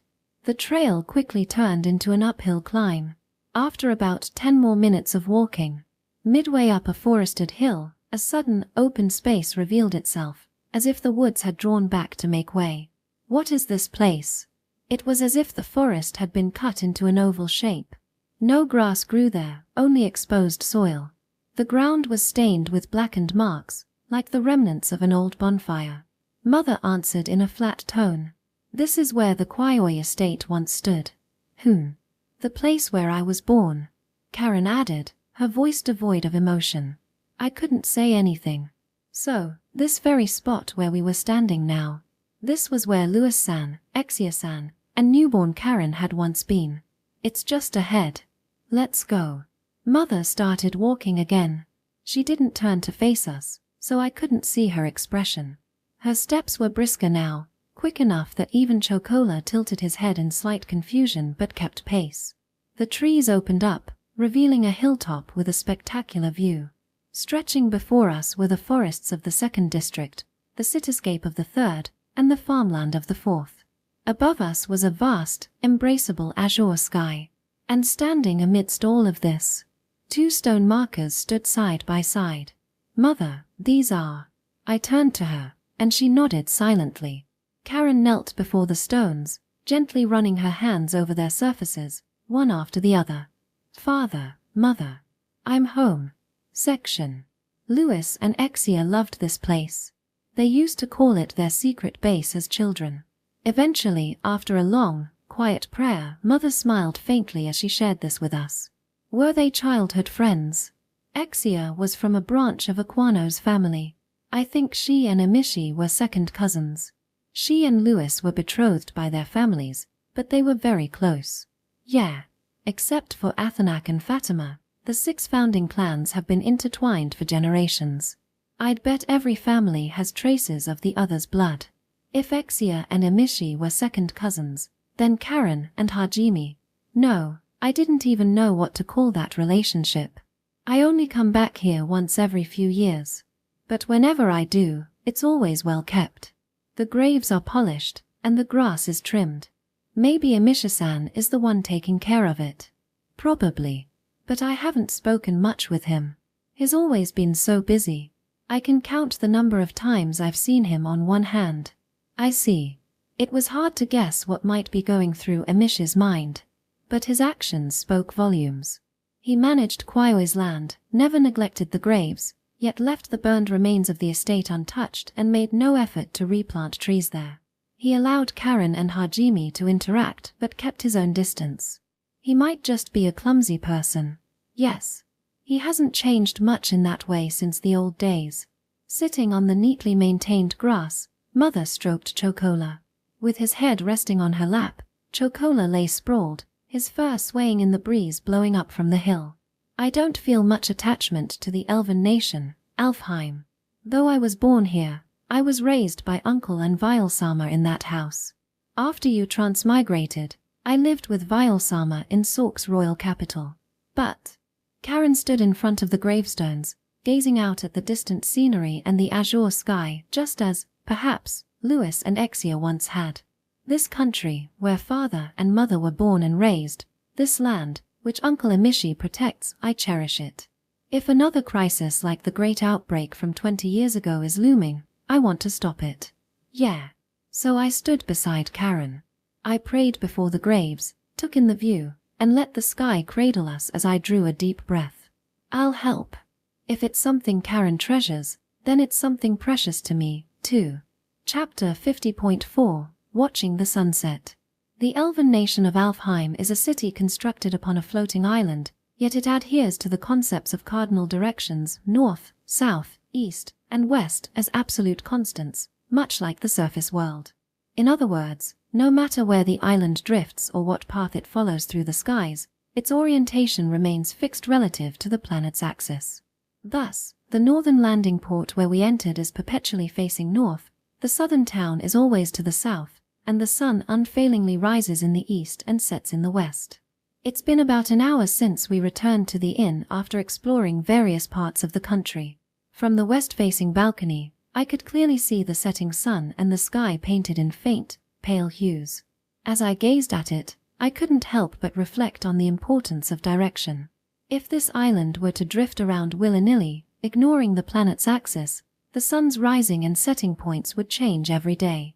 "Bark," I muttered, stroking Chocola's head as he tilted it and looked up at me curiously.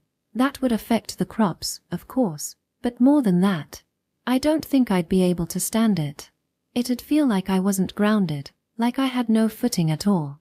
Ba, Kuan, which means, living with your feet firmly on this island must carry a different kind of significance. It's about living in reliance on the sun, rising in the east and setting in the west.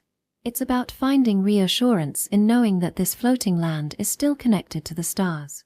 1800 years, Today, during our journey around the country, Karen and Mother told me about this nation's history. The elven nation of Alfheim was founded roughly 1,800 years ago, 200 years after Four Seasons San and the others reshaped the world, at which point it ascended into the sky. In this world, where one's lifespan extends with their magic power capacity, I can't quite grasp how long 200 years feels as a measurement of time. By the time of Alfheim's founding, the 6 Japanese who became the first elves were surely already gone. But was it their children's generation? Their grandchildren's? Or perhaps their great-grandchildren's? The elves today don't seem to know they're descended from Japanese people. I wonder when that history was lost. Or maybe it wasn't lost at all, and it's still quietly passed down among a select few? Or perhaps it was forgotten from the very beginning. Four Seasons San. The voice, coming suddenly from behind, made me turn around. Standing there was the Fairy King, wearing a serene smile as he gazed at me. "How long have you been listening to my musings?" "Oh, weren't you talking to Chocola?" Bark. Chocola, who had completely taken a liking to Four Seasons San, wagged his tail happily. Even so, he didn't leap up or playfully pounce like he did with family, so it seemed he placed Four Seasons San in a different category altogether. Well, you could say that. Ever since I was little, I've always found it easier to sort out my thoughts by talking them out with him. So, what did you mean by from the beginning? Exactly what it sounds like. Four Seasons San floated lightly into the air and perched himself on the balcony railing. The first elves might not have passed down their origins, or maybe they couldn't. It's entirely possible. If the after effects of the grand magic caused them to lose their memories, it wouldn't have been just us who were affected. That does seem plausible. Well, take it with a grain of salt. To be honest, even we aren't entirely sure which parts of our missing memories were lost because of the world's transformation and which were eroded by the passage of 2,000 years. But back then, we must have remembered far more than we do now. Four Seasons San's expression grew a touch melancholic, but only briefly. In the next moment, his face brightened with a joyful smile. "No, saying more than now is unfair. Thanks to you, we've recalled so much more than we ever thought possible. In fact, I'd say we're no less informed now than we were 2,000 years ago." I was surprised, too. I never imagined that magical resonance would have such a profound impact. But sometimes, I worry if it was really the right thing to do. Of course it was. His smile was unwavering. It didn't seem like he was merely trying to reassure me, it felt genuine, straight from his heart. It's true that forgetting can bury the pain of the past. But some memories shine all the brighter precisely because they carry the weight of that pain. We'd forgotten even that simple truth. I'm grateful. Meeting all of you, has been a true blessing. His sincerity left me feeling bashful, but his next words made me sober quickly, my lightened expression stiffening in response. About this country, actually, I did a little investigating today. Wait, you mean? That's right. Fairies are invisible to humans. That means I can go wherever I please without anyone noticing. So, I ventured into the castle. What? Was that safe? I couldn't help but step closer, alarmed. Please don't take such risks. Sure, having advance information is helpful for us, but it's not worth putting our friends in danger to obtain it. I meant it. The fairy's unique abilities were remarkable, but they weren't foolproof. There was no guarantee that this nation didn't possess some as yet unknown means of observation, like cameras, tools unaffected by human perception. I appreciate your concern. But it's not solely for your sake. I wanted to know what the elves are hiding for myself. That said, I'm sorry for acting on my own like that. No, I overreacted too. You're right, Four Seasons-san. This isn't just someone else's problem for you either. Four Seasons-san gave a sheepish shrug, his apology accompanied by an unexpected admission. Well, since I'm confessing anyway, I'll be honest, it was all for nothing. I didn't find a single thing. What? His words left me wide-eyed. Four Seasons-san, however, merely shrugged again with a wry smile. I made it into the castle. Getting over the walls was nothing, just a light hop and I was inside. But from there, it was a dead end. The core area of the castle, what the elves seemed to call the Zero District, was sealed off. No gaps, no way in. It was completely encased in a thick partition. Completely sealed off. To keep someone from accidentally wandering in, or perhaps to prevent prying eyes from catching a glimpse, or, on the contrary, to keep something inside from getting out. That thought crossed my mind too, but something about it feels strange. Four Seasons-san's following words took an even more unsettling turn, leaving me chilled. Even if it's beyond a wall, even if it's sealed away, if there was something malicious there, I'd sense it. But there was nothing. Nothing. What do you mean? Presence, pressure, malice, hostility, things like that. Even dense, coagulated magic power like that of a Teiku wouldn't escape notice. But from beyond that wall, not a single thing. No sign of life, no sense of magic, no hint of anything at all. Four Seasons-san furrowed his brows deeply, his unease evident. My expression likely mirrored his. It felt like staring at an empty, sealed-off box. I even considered whether the wall itself might be enchanted to block magic perception, but it wasn't. It was just an incredibly thick metal barrier. What could it mean? I don't know. What's beyond that wall, whether it's something or nothing? Why the elves want you involved? What's causing the outbreaks? I'm sorry, but it seems we'll have to go into this without any prior knowledge. We'll just have to see it with our own eyes. Kiyu, Chocola, sensing the tension in our expressions, whimpered uneasily. I reached out to soothe him with a pat, but even as I reassured him, my doubts only grew stronger. The Zero District, beyond the wall. According to Four Seasons-san, nothing's there. But the opportunity came sooner than expected. Permission has been granted. Tomorrow, you will be escorted to the castle. Emisha-san delivered the news that very evening. Chapter 50, Interlude, Sidera, Rental Villa.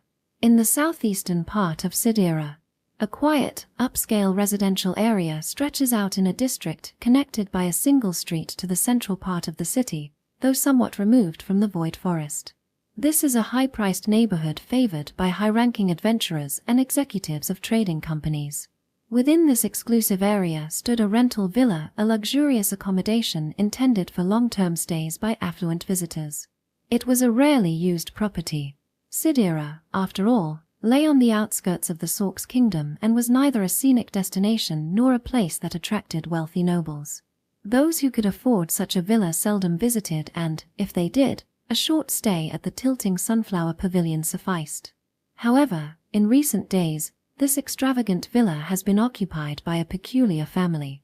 Staying there were a witch, a little girl, and one Tarrasque. It was an eccentric combination, but the townsfolk of Sidera saw nothing unusual about it. After all, this family was the most well-known in the city. Section. Mint, are you watching the sky? On that particular afternoon, Seralind Mukare called out to Mint, who lay on her back atop Pochi, staring absent-mindedly at the heavens. It had been 2 days since Sway and the others departed. Gazing up at the azure expanse had quickly become Mint's daily habit. Grandma. Hearing the call, Mint sat up, then nimbly hopped off Pochi's back.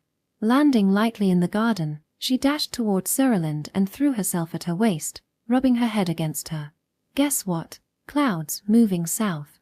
Oh my, that's the direction of Alfheim.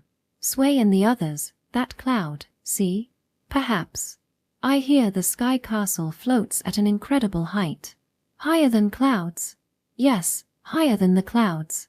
That means they'll likely look down at those clouds from above. Isn't that wonderful? Ooh. Seralind picked up Mint and, together, they gazed at the drifting clouds.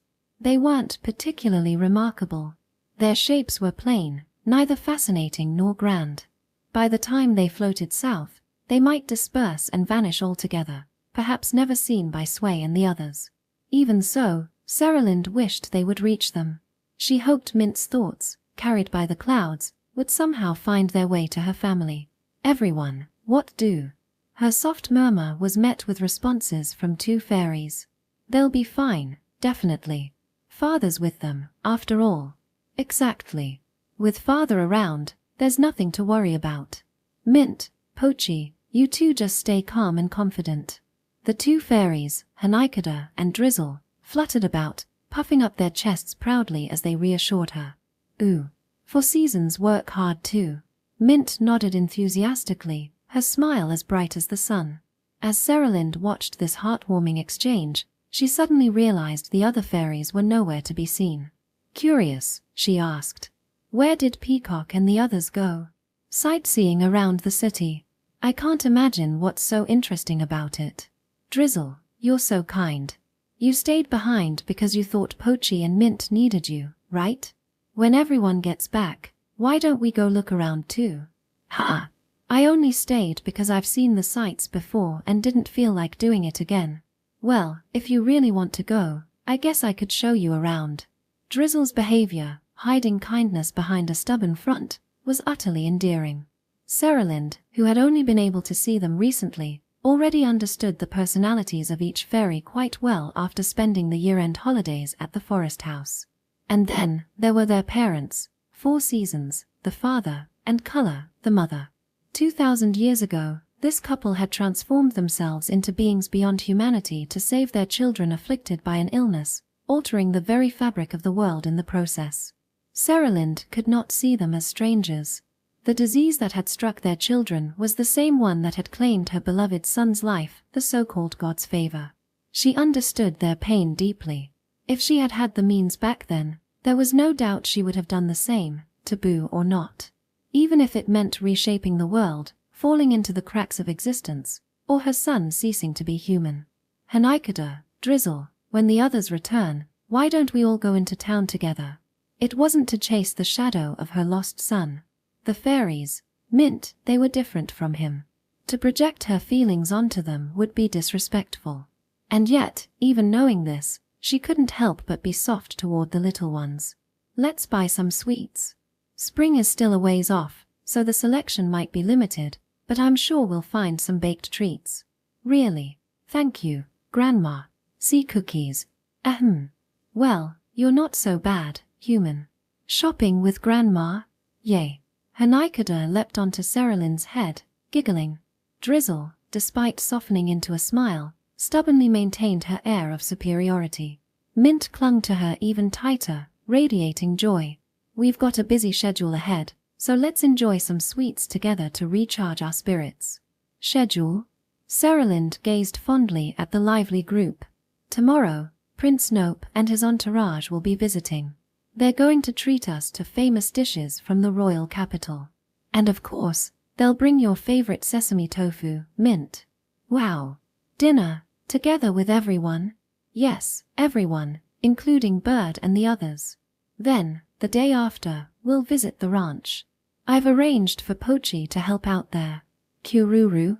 He'll assist with plowing the fields, pulling a harrow. Staying in the garden all the time must be dull for him, so it'll be a good way to get some exercise. Amazing. Pochi, helping?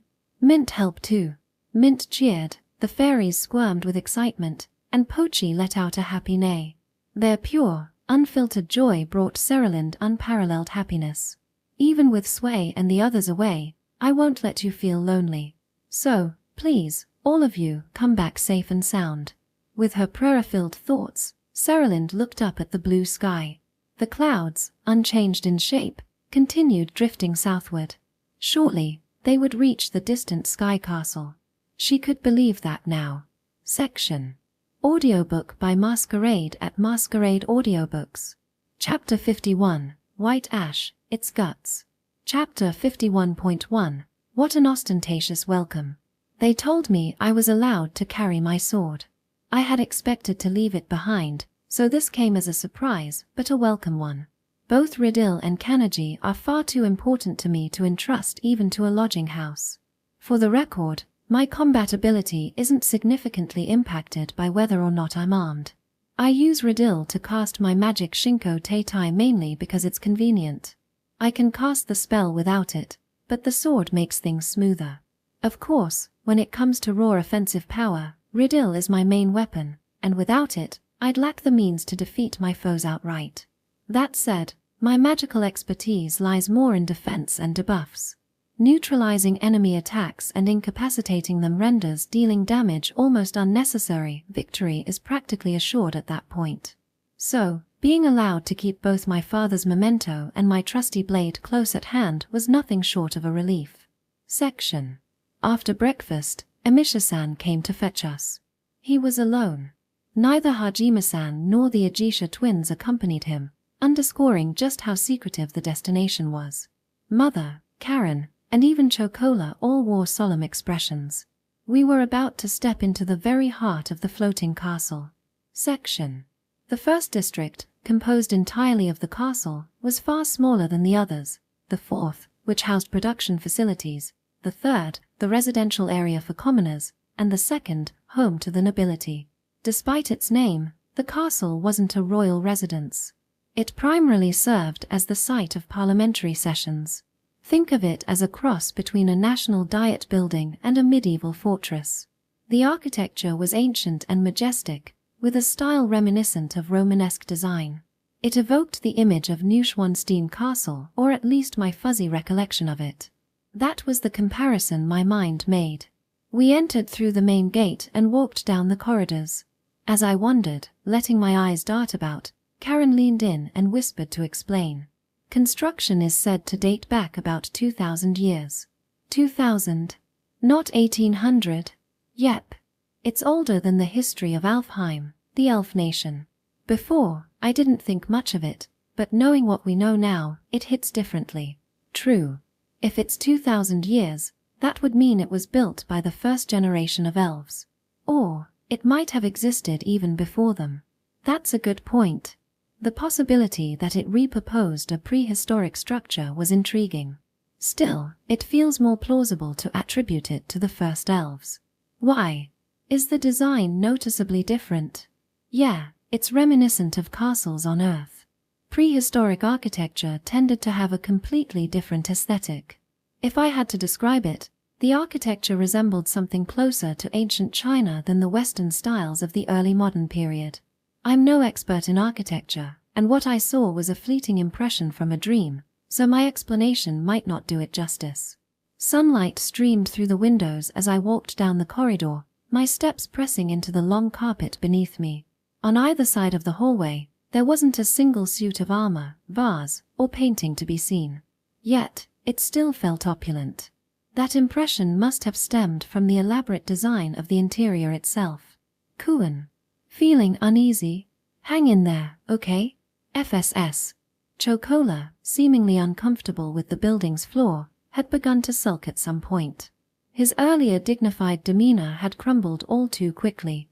Mother reached out to gently stroke his head as she murmured with suspicion.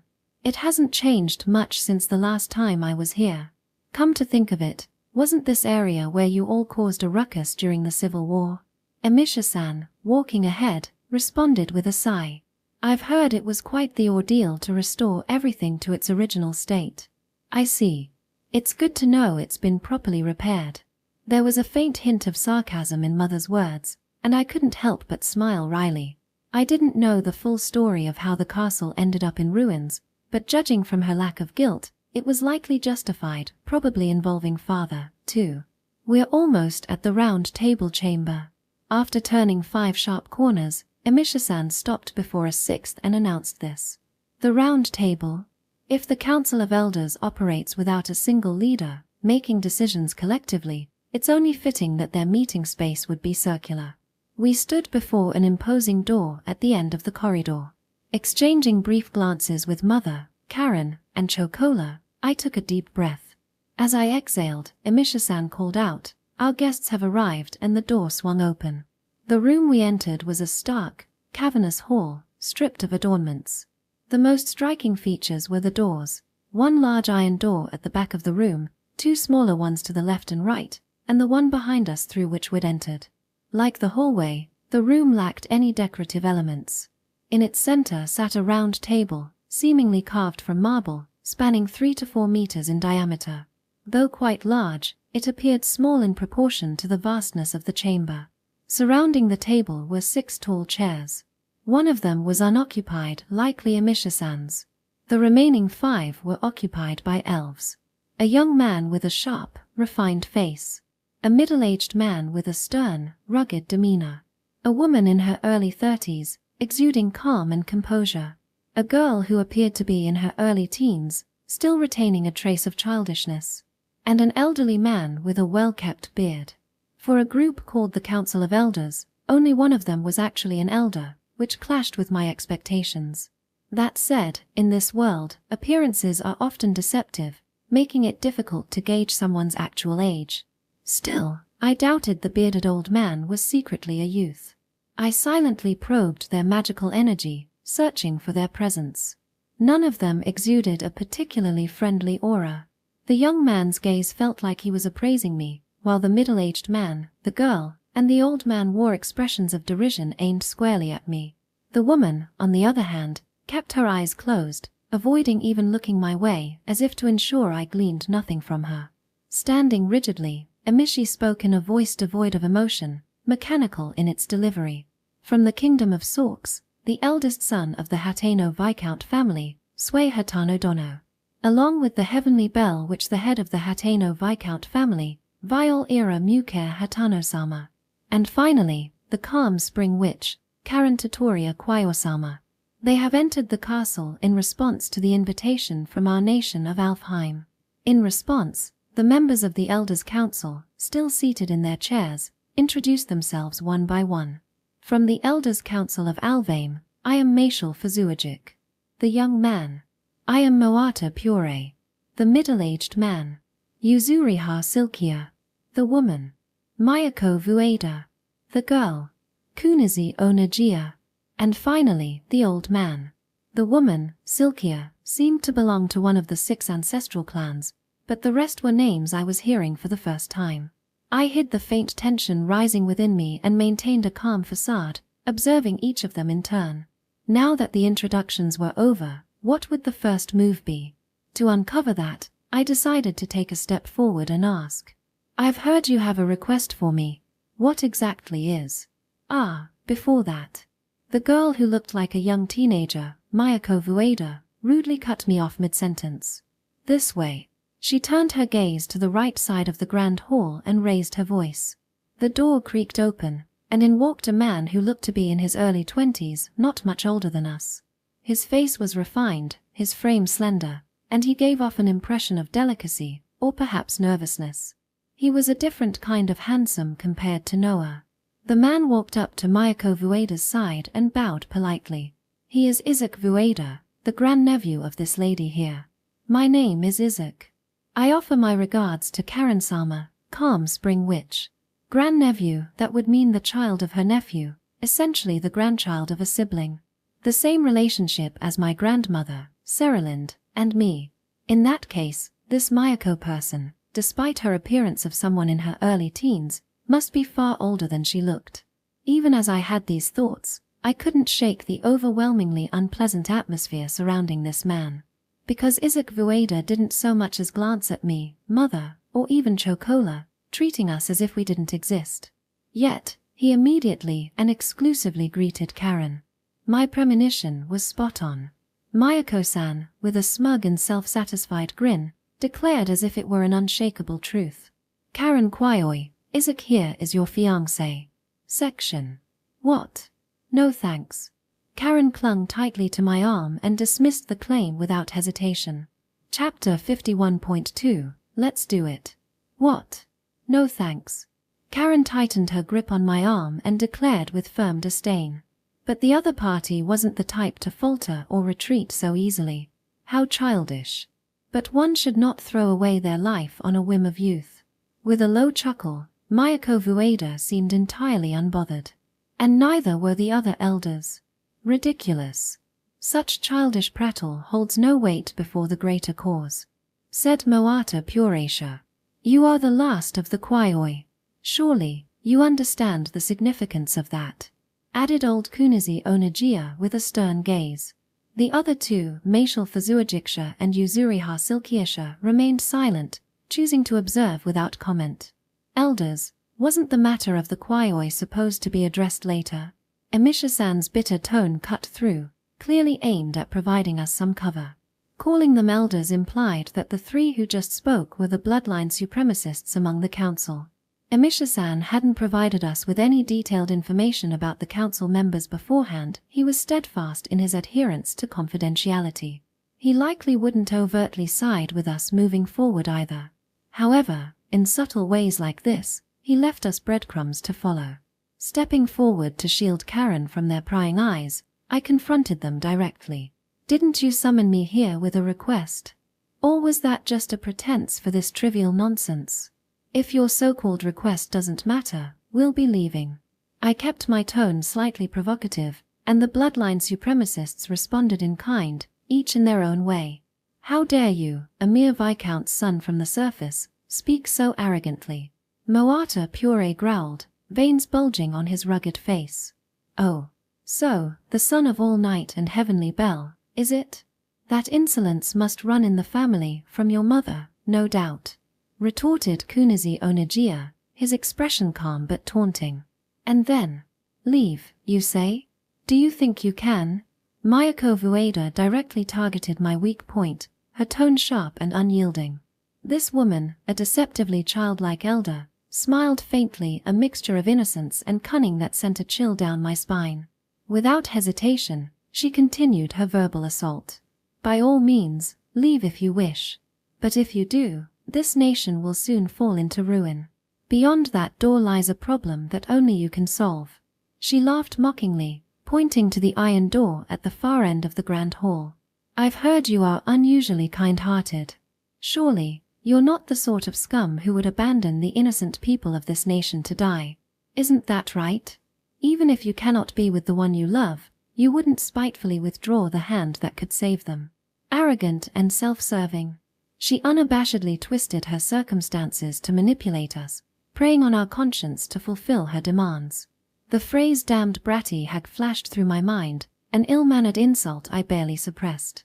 I clenched my teeth, reining in the urge to unleash my magical power in anger. Karen and my mother were doing the same. After all, before coming here, we had all made a single, critical agreement. Section. We must absolutely avoid getting angry. The previous night, after Emisha-san's visit, back at the inn, I had made this suggestion to everyone. Avoid getting angry, you say. Are you suggesting we should just try to stay calm instead? Buck. Each of them had their own doubts, and they were entirely valid. So, I shared my thoughts. Watching Emisha-san, I got the feeling that the opposition isn't going to be straightforward. If it were merely a matter of fulfilling the request, there'd be no issue.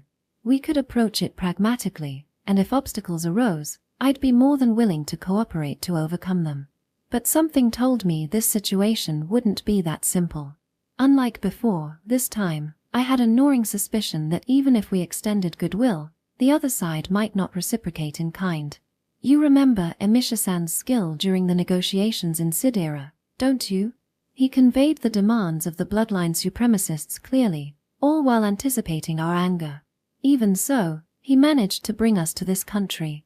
At the immigration office, he deftly avoided personal responsibility while using smooth talk to placate the officials and get us settled here at this inn. That kind of cunning, or perhaps political skill, is something he likely honed to hold his own against the Elder Council. True.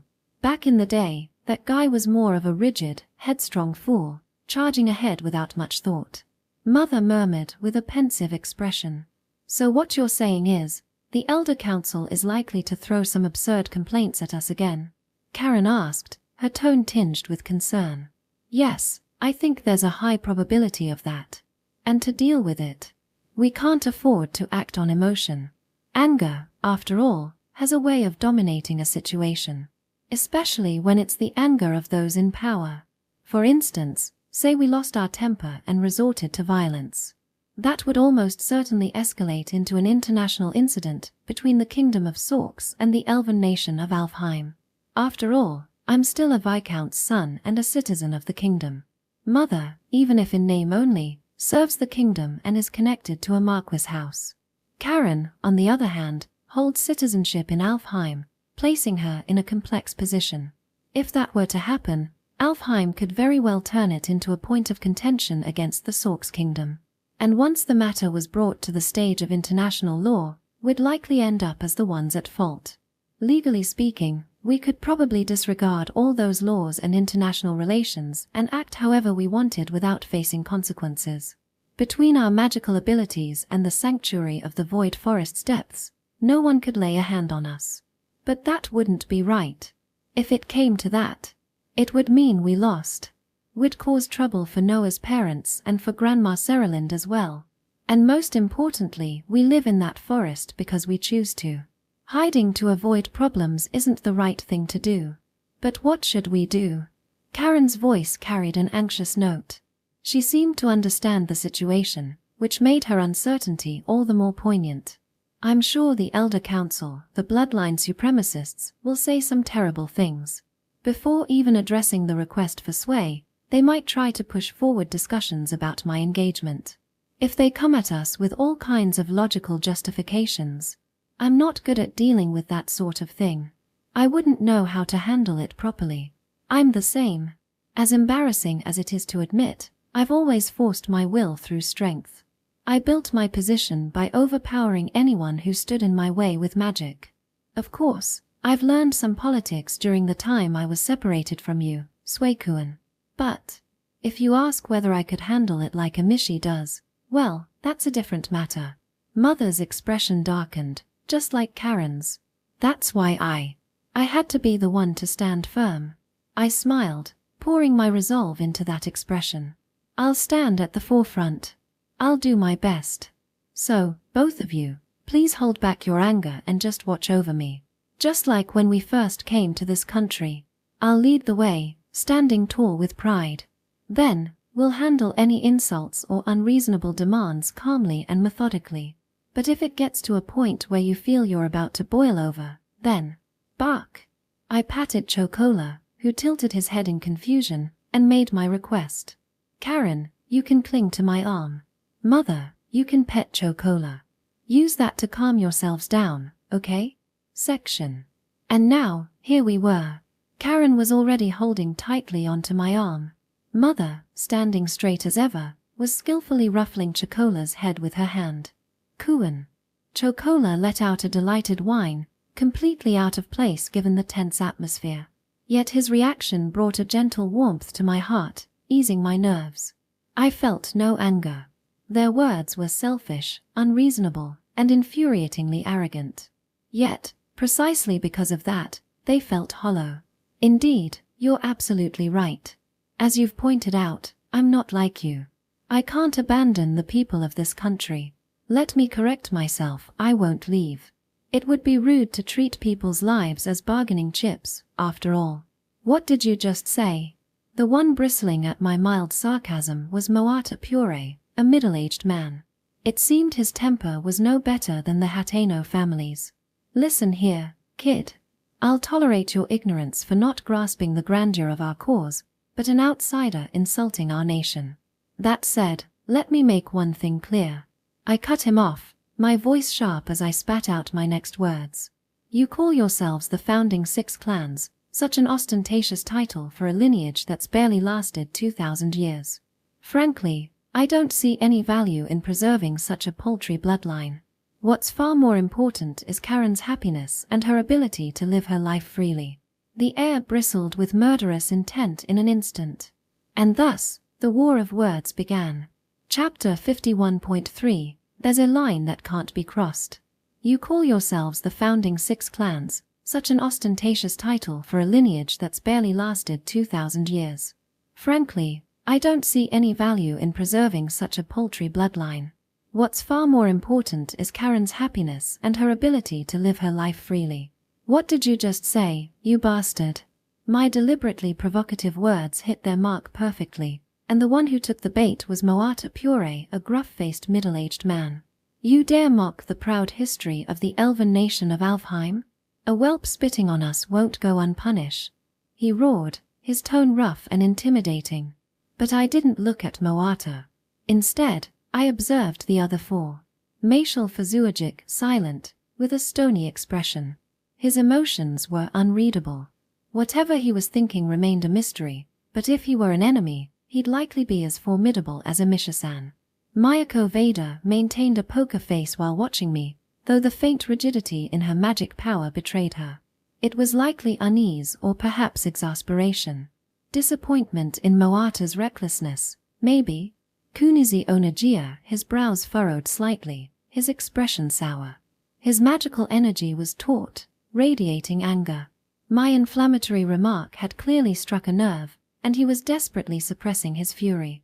Yuzuriha Silkia, her reaction exceeded my expectations. She widened her eyes ever so slightly and glanced at me before giving a small smile, almost as if to say, not bad. Having finished my observations, I turned back to Moata. He was halfway out of his chair, ready to storm over to me at any moment. If this had happened back when I was in Japan, I probably would have frozen in fear, my legs shaking. But now, not at all. If it's about intimidation, Cliché-san looks like he's a Yakuza boss. And if we're talking sheer presence, Bird-san has far more overwhelming pressure. However, one thing stood out, his magic power. It was quite strong. He must be a warrior type. In fact, he might even surpass the Ajisha twins in that regard. I see. As expected from such a secretive nation, you keep your capable individuals hidden within. If you applied, you'd probably earn the title of witch. What are you implying, you brat? I allowed myself a calm smile. But you're no match for my family. I shifted my gaze to the side. There, Mother and Chocola were. Bark. Chocola, stop that.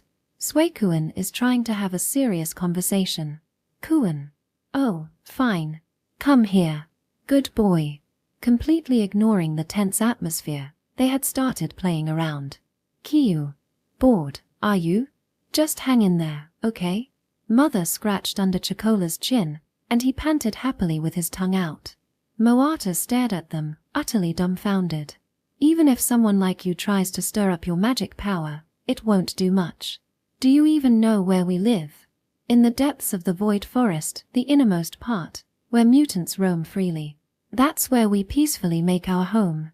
I refrained from exuding any magical pressure. I chose not to. Instead, I let it flow past me, as if embodying the composure of a lion who wouldn't bother taking an ant seriously. Moata Pure faltered, taking a step back from my calm smile.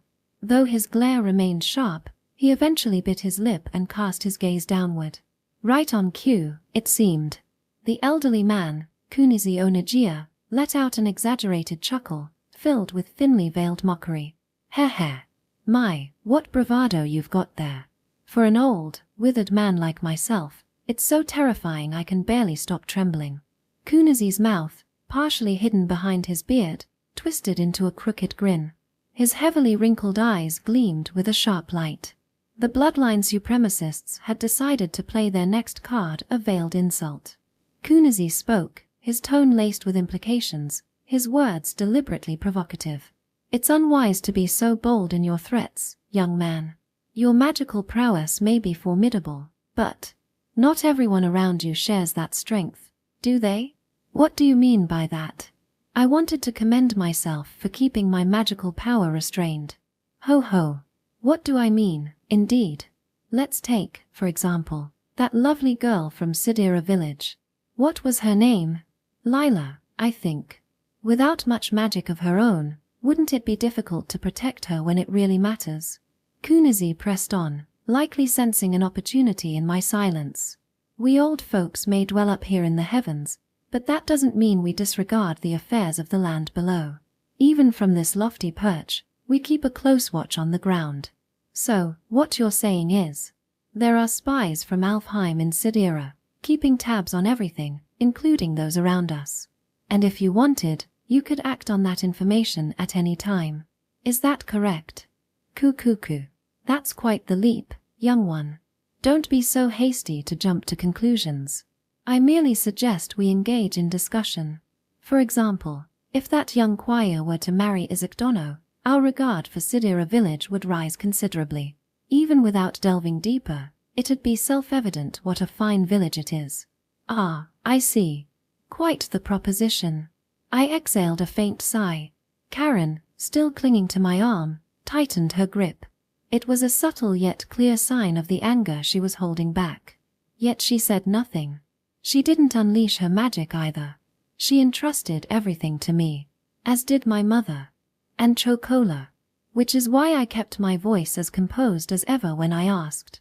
By the way, if anyone here happens to be well versed in international law, I'd like to ask a question. Everyone's attention shifted to me.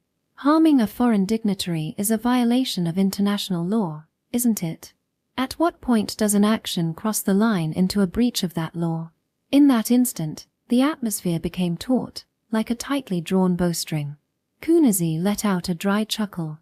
Young man, as this old body sees it, your threats are rather too straightforward. Kunazi narrowed his eyes. Amisha-san, what do you think? I'll take your interpretation. Anything that compromises physical or mental health, honor, or property qualifies as an act of harm. Ignoring Kunazi, I directed the question to Amisha-san behind me. He answered without hesitation. What defines physical or mental health? For instance, a small cut on a finger doesn't endanger one's life, does it? Regardless of the severity, any injury necessitating treatment falls under that category. What are you getting at? Every situation has a line that mustn't be crossed. I surveyed the room. Finally, I fixed my gaze on Kunazi Onagia. For example, just as international law precisely defines acts of harm against foreign dignitaries, and just as a beast exposed to a magic power crucible has a threshold for mutating into a mutant, there are lines that, once crossed, cannot be undone. You understand, don't you, old man? Oh, are you implying I've crossed such a line? Yes, you have. Perhaps you only intended to step over it, but in reality, you've overstepped. Everyone in Sidera is my family. Any act that uses them as a shield is utterly intolerable. It happened in an instant, so fast it was shorter than a blink. Shinku Teitai. Dark chains forged from refined magical power, imbued with an intricate spell, stretched from the floor beneath me and wrapped around Kunazi Onagia's body in the blink of an eye. What? I'm not angry. I simply can't overlook a potential threat, it's just a reasonable precaution. It was causality suspension magic, a form of spatial temporal sorcery with a dark attribute. Halfway through the transformation of his expression, caught between shock and fear, time stopped for the old man.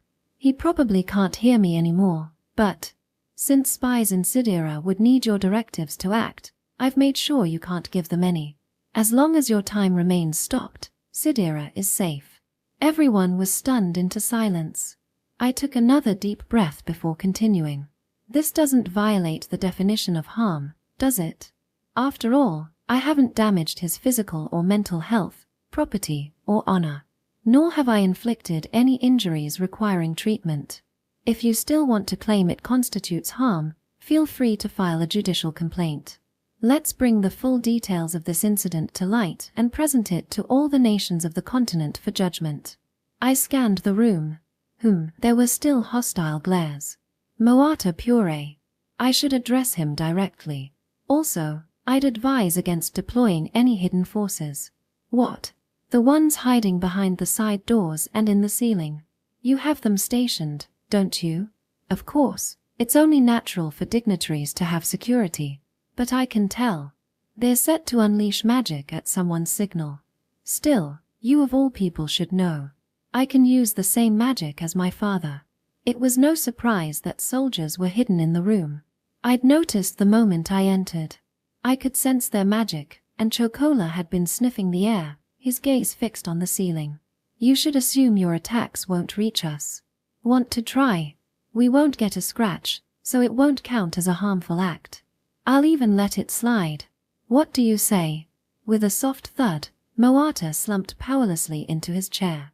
Meanwhile, Kunizi Onagia remained frozen, his expression suspended somewhere in indecision. For a while, no one spoke, the tension in the room unbroken. The silence was finally shattered by a low, contained laugh. Heh, hee hee. Ahahaha. Well, we've been bested, haven't we? Grandma Mayako, the opening round is a loss for your side. It was a woman, around her 30s, who had stayed silent until now. She introduced herself as Yuzuriha Silkia, a member of one of the founding 6 clans. Moata's threats have been brushed aside, and Kunizi over there, well, is as good as a hostage now. Sure, Grandma still has some cards left to play, but in this situation, no move she makes would matter. Hey, kid, how long does that magic of yours last? Her casual tone caught me off guard, but I answered nonetheless. I've never tested it, but I don't feel any magical depletion.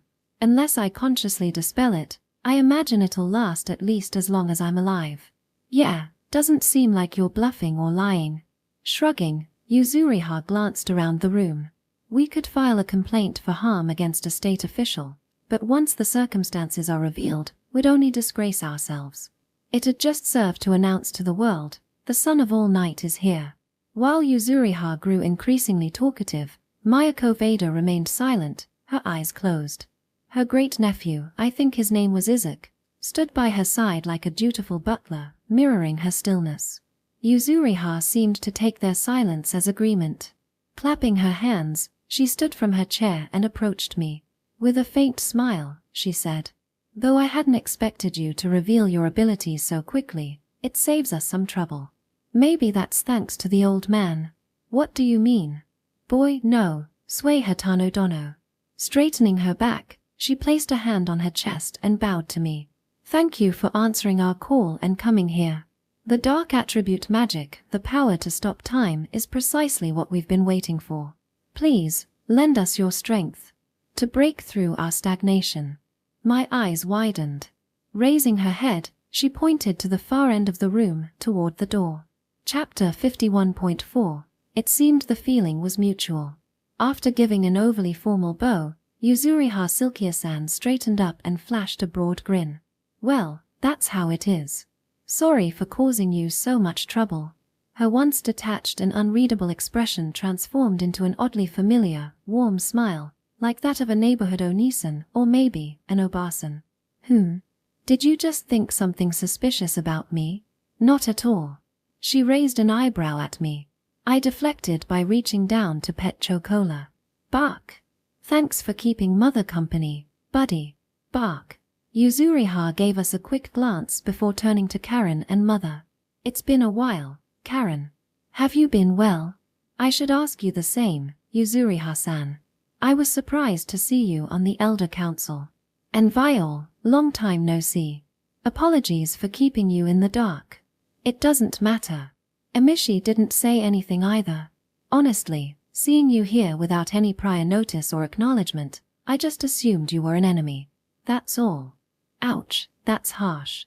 But honestly, could you blame me for not greeting you with a smile in that atmosphere? The three began chatting casually.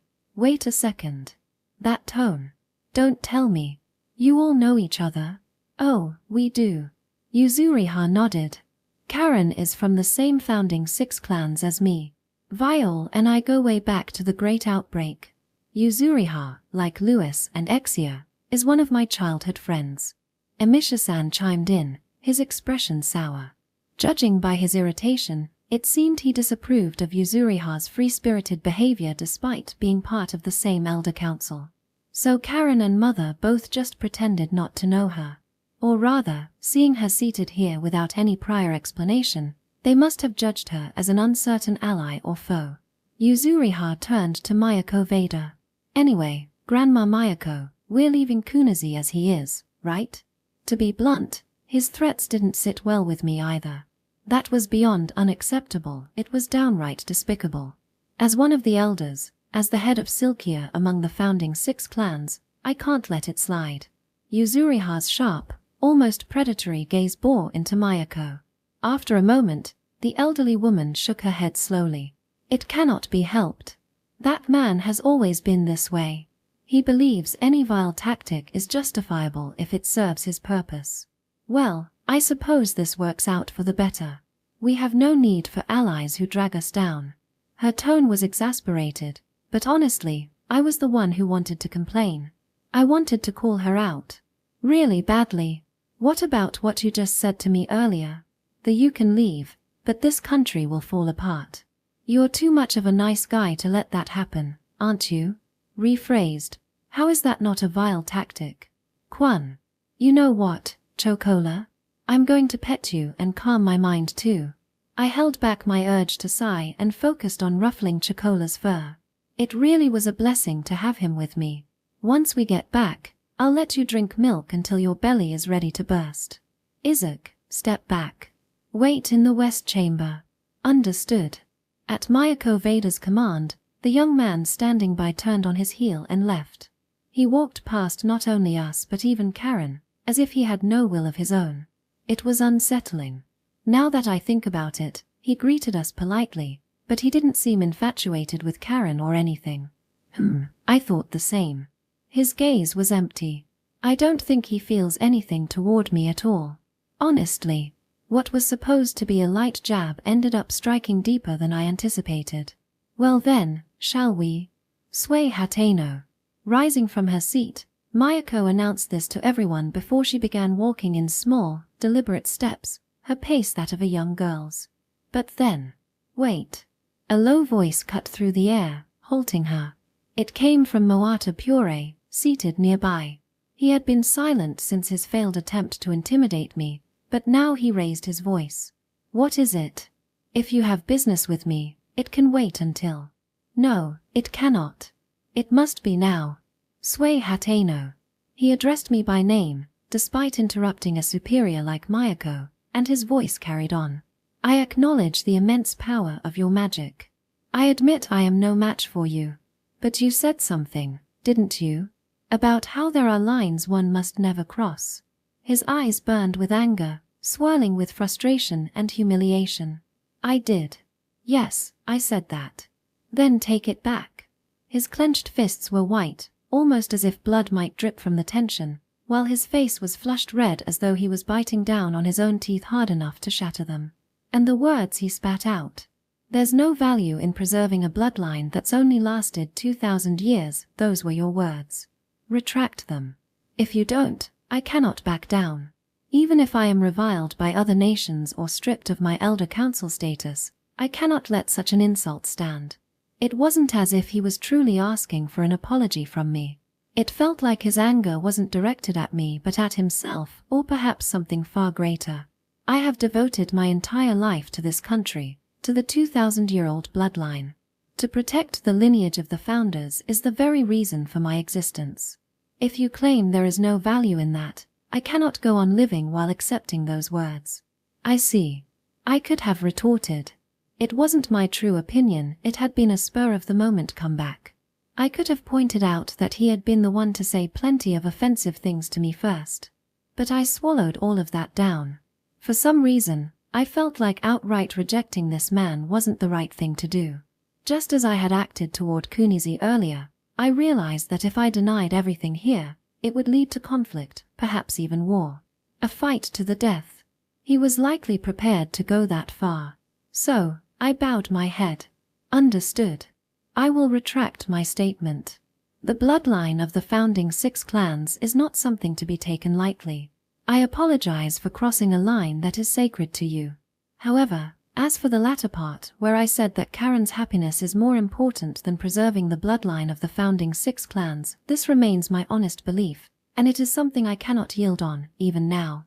Moata listened, lowering his head slightly. He stared at his clenched fists, then slowly opened and closed them before lifting his face to meet mine. I accept your words. My gratitude. Mayako Dono, I apologize for the delay. Is that so? Then let us proceed. Mayako's tone revealed no hint of emotion. She turned on her heel, showing us her back, and began walking again toward the great door ahead. Section. As I walked alongside the others, following her lead, I reflected. The bloodline supremacists, those who place utmost value on the blood of the founding 6 clans and, by extension, elven history. They're an insufferable bunch. It angers me, and I can't forgive how they see Karen and Dolce-san as nothing more than tools for passing on bloodlines. I understand that the weight of history and the inheritance of blood are important, but prioritizing them above all else, I just can't bring myself to agree. Even so, I made Moata-san angry. I unknowingly crossed a line, a boundary I should never have tread upon. What may seem trivial to me could be an irreplaceable treasure to someone else. Even if it's something I can't begin to understand, it might still be the most precious thing in the world to another person. That, at least, I need to engrave into my heart. Even if I can't see eye to eye with someone, I never want to thoughtlessly trample on what they hold dear. Chapter 51.5. Deep within lies the answer. Beyond the massive iron door lay yet another wall. Its surface was grey and rough, like cement. The upper part didn't connect to the ceiling, giving the impression of a cube. It resembled a Matryoshka doll, with a box set inside another room. The core structure is made of an iron cage reinforced with hardened mud and lime. The wall's thickness is about twice the height of an adult. Reinforced concrete. Yuzuriha-san's explanation left me astonished. Not only did this world possess reinforced concrete, but why had they gone to such lengths to create such an impenetrable barrier? This is as far as I was able to infiltrate. A voice whispered in my ear, 4 Seasons-san. Remaining unseen, he had opened a small tear on space to communicate. Beyond this point, I'll watch secretly with you through the fairy realm of Tur-Na Nog. I can't help but be curious. I nodded silently, recalling his words from yesterday. According to 4 Seasons-san, there had been no sign of anything beyond the wall, no presence, no magical power, nothing. It wasn't simply because of the wall's immense thickness. I could confirm that now, standing before the wall myself. What could this mean? It truly felt like an empty void. Since returning to this world, my sensitivity, perhaps aided by my dark attribute magic, had sharpened considerably. I could sense directions, predict the weather, perceive emotions, and even tap into something akin to a 6th sense. For instance, just as I could vaguely discern the inner thoughts of the elders earlier in the roundtable room, I should be able to pick up on anything malevolent beyond the barrier. Even a faint impression would register. Yet, nothing.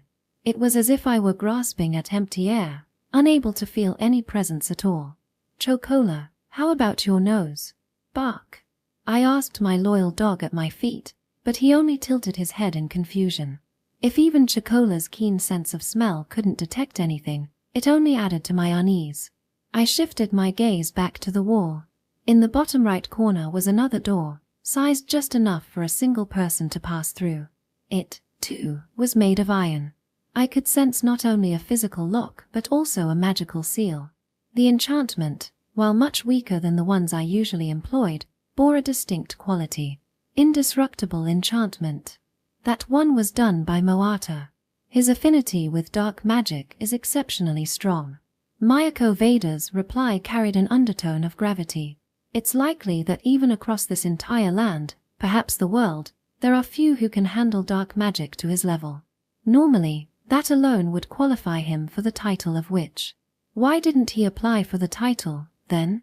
At my question, both Mayako and Moata's lips curled into faint, wry smiles. Mayako's subtle gesture seemed to express an overwhelming surge of emotion, resignation, regret, or perhaps a firm resolve. Sway Hateno, it's likely that you cannot understand why we cling to bloodlines. That's fine if our beliefs are irreconcilable. But remember this. The resolve of those who sacrifice themselves. Mayako spoke, her tone tinged with both pride and sorrow. Moata Pure is one such individual. Despite possessing remarkable talents and the honor to etch his name into history, he cast all of that aside, concealing his claws, and dedicating himself to his duties, unnoticed by anyone. Just as Athanak once did. Athanak. And their duty. the clan that had performed the crucible breaking within the void forest. A people who had grown weary of their responsibilities and left the forest. Yes, that's how it all began, because of them. Why didn't you respond to Ajisha's report? Even when Athanak abandoned their duty and disaster struck the forest, you remained silent for so long. Unnaturally so. There was division among us. Mayako answered with a faint, bitter smile. There were those who wanted to act immediately, however, there was nothing that could be done. With the possibility of rare species present, there wasn't a soul in this nation, perhaps even this continent, capable of breaking its magic power crucible or the Teiku. That belief kept them paralyzed. Her gaze shifted to Amisha-san, Yuzuriha-san, then Karen, Mother, and me. And there were those who wished to leave it to fate. Yet, to abandon hope entirely would be a betrayal of our ancestors. No matter how much this world is built upon the sacrifices of our kin, to allow the path to ruin to persist without intervention would render us unable to face the founders themselves. Finally, her eyes moved toward the grand hall, where Kunizi remained frozen in time. Old woman, isn't that classified information? Yuzuriha-san interjected, her voice sharp. What does it matter now? At this point, revealing everything is all we can do. We must abandon our pride and principles of the past 2,000 years and bow our heads to these outsiders, youngsters with the power we have yearned for, who appeared in this world unbidden. To a novice who has inherited unparalleled talent without the burden of hardship or duty. Mayako's words were like a blade cutting through the air, laced with bitterness. But it wasn't malice. It was frustration, an unbearable anguish. A cry of despair over why they couldn't solve this themselves, despite all their desperate efforts. Mother furrowed her brows, and Karen looked like she wanted to object. I felt the same way. We, my family, the Hitanos, didn't come to this place without pain or struggle. Because of the immense power I hold, our family was once torn apart. But perhaps arguing that point would only lead to a contest of mutual misfortune. That's why I wanted to know, what burdens do the elves of Alfheim carry? What does Mayako-san bear that led her to speak those words? What do you mean? The world is built on the sacrifices of the elves. Athanak certainly worked to prevent the emergence of rare species. But your words seem to suggest more than just that. Almost as if the elves as a whole, or Alfheim itself, are shouldering some crucial responsibility.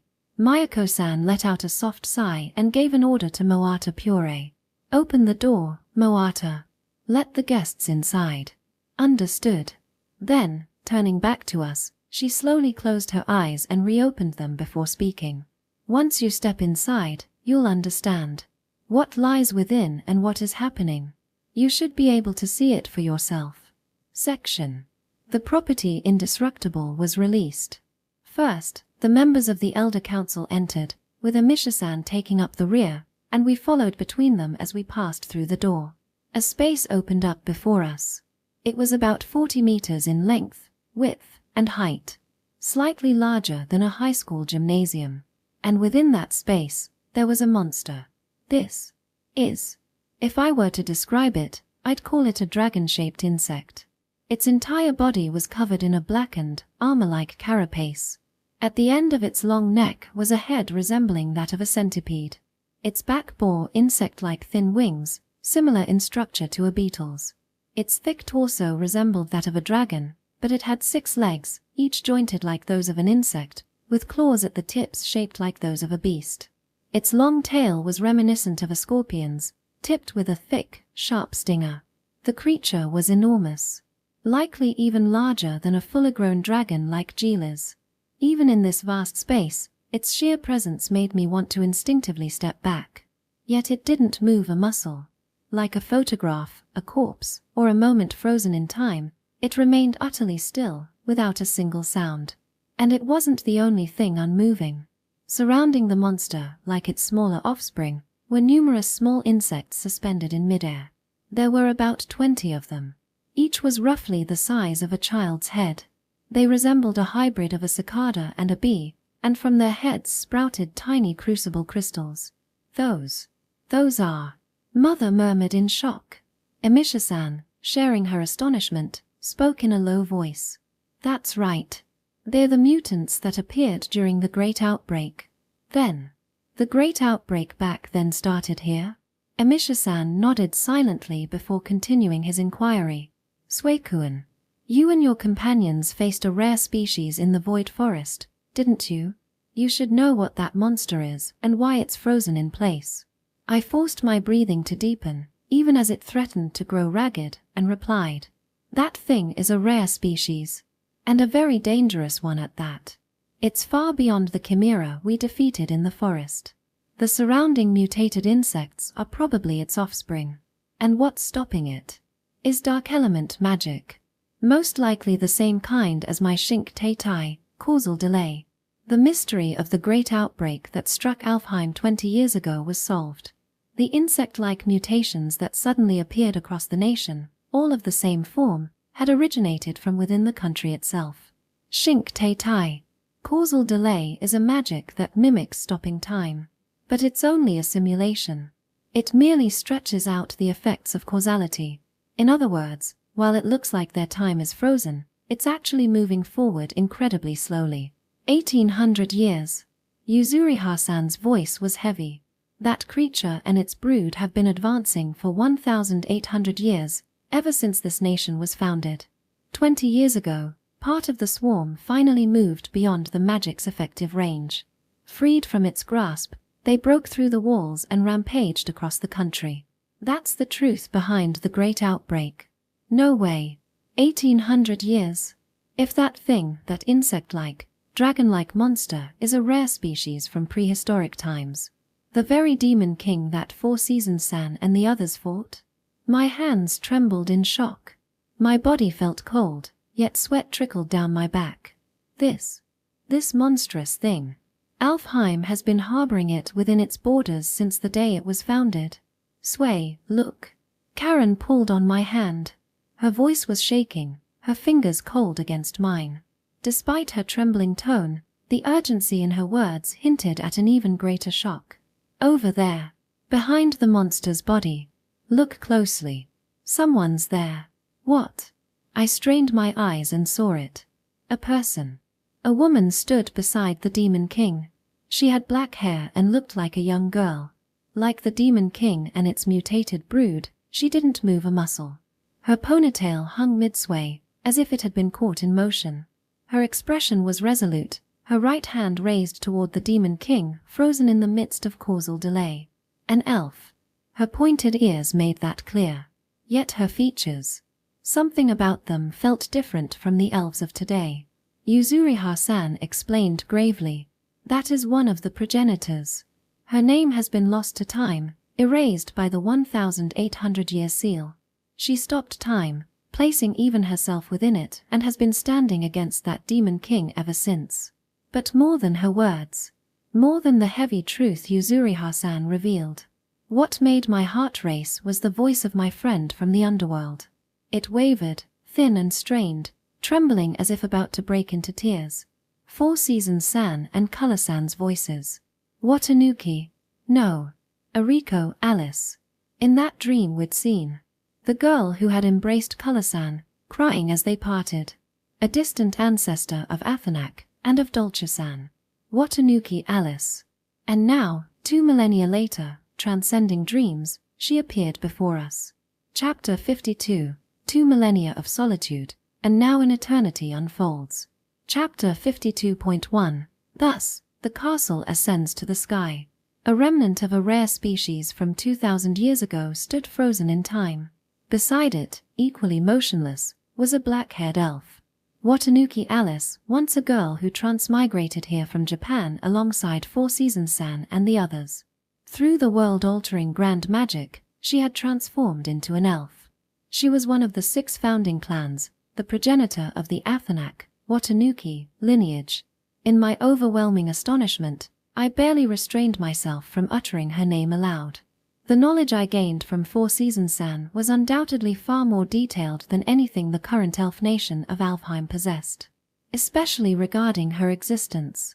In this place, surrounded by those we couldn't trust, we couldn't afford to reveal that we had such information. Apologies. Color is shaken. Though I'm hardly composed myself. I'll try to keep quiet for a while to calm down. Four Seasons Sans flustered voice echoed from the space tier. I gave a small nod. Once more, I turned my gaze to the entities before me. I could tell that the causal delay cast here was far more powerful than my Shinku Teitai. Because of it, no magical energy could be felt at all. After all, time itself had stopped. It made sense now why, through the wall, it had felt like a hollow emptiness. In this state, it was effectively no different from nothingness. Don't go near it, Chocola. You'll get caught up in it. Ku, Yuen. Karen, Mother, you too. This magic doesn't target physical objects but rather an entire section of space. Attacking from the outside probably won't do any good. Vile-sama, hold yourself together. Yes, I know. I could hear Mother grinding her teeth so hard it made a sound. Her emotions were impossible to measure. After all, that demon king, that monstrous blend of insect and dragon, along with its spawned mutants. Revenge for Louis and Exia. Emishi, I finally understand why you said that. I had assumed it was something orchestrated by the Elder Council.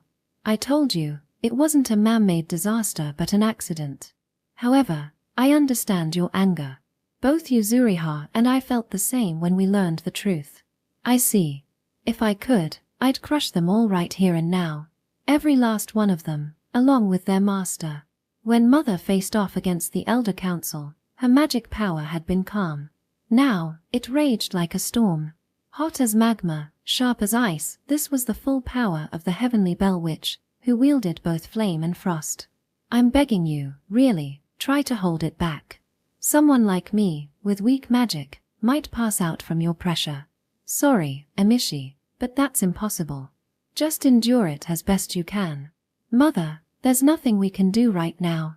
Let's hear them out first. You're right. I'm sorry, Suekuen. Karen, too. This concerns your parents, after all. It's fine. Thank you for being angry for them, Vile-sama.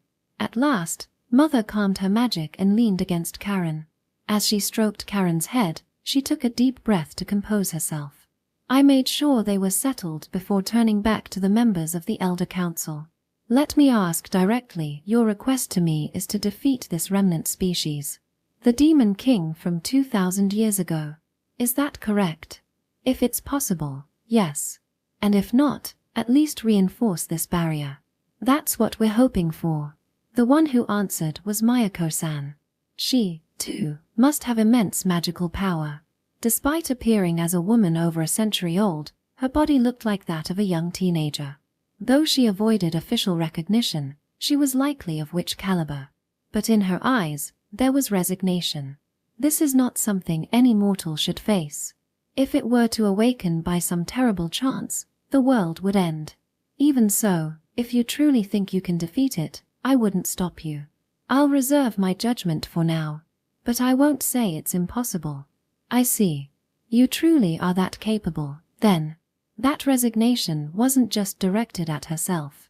It was also aimed at the entirety of Alfheim. I have lived for 110 years.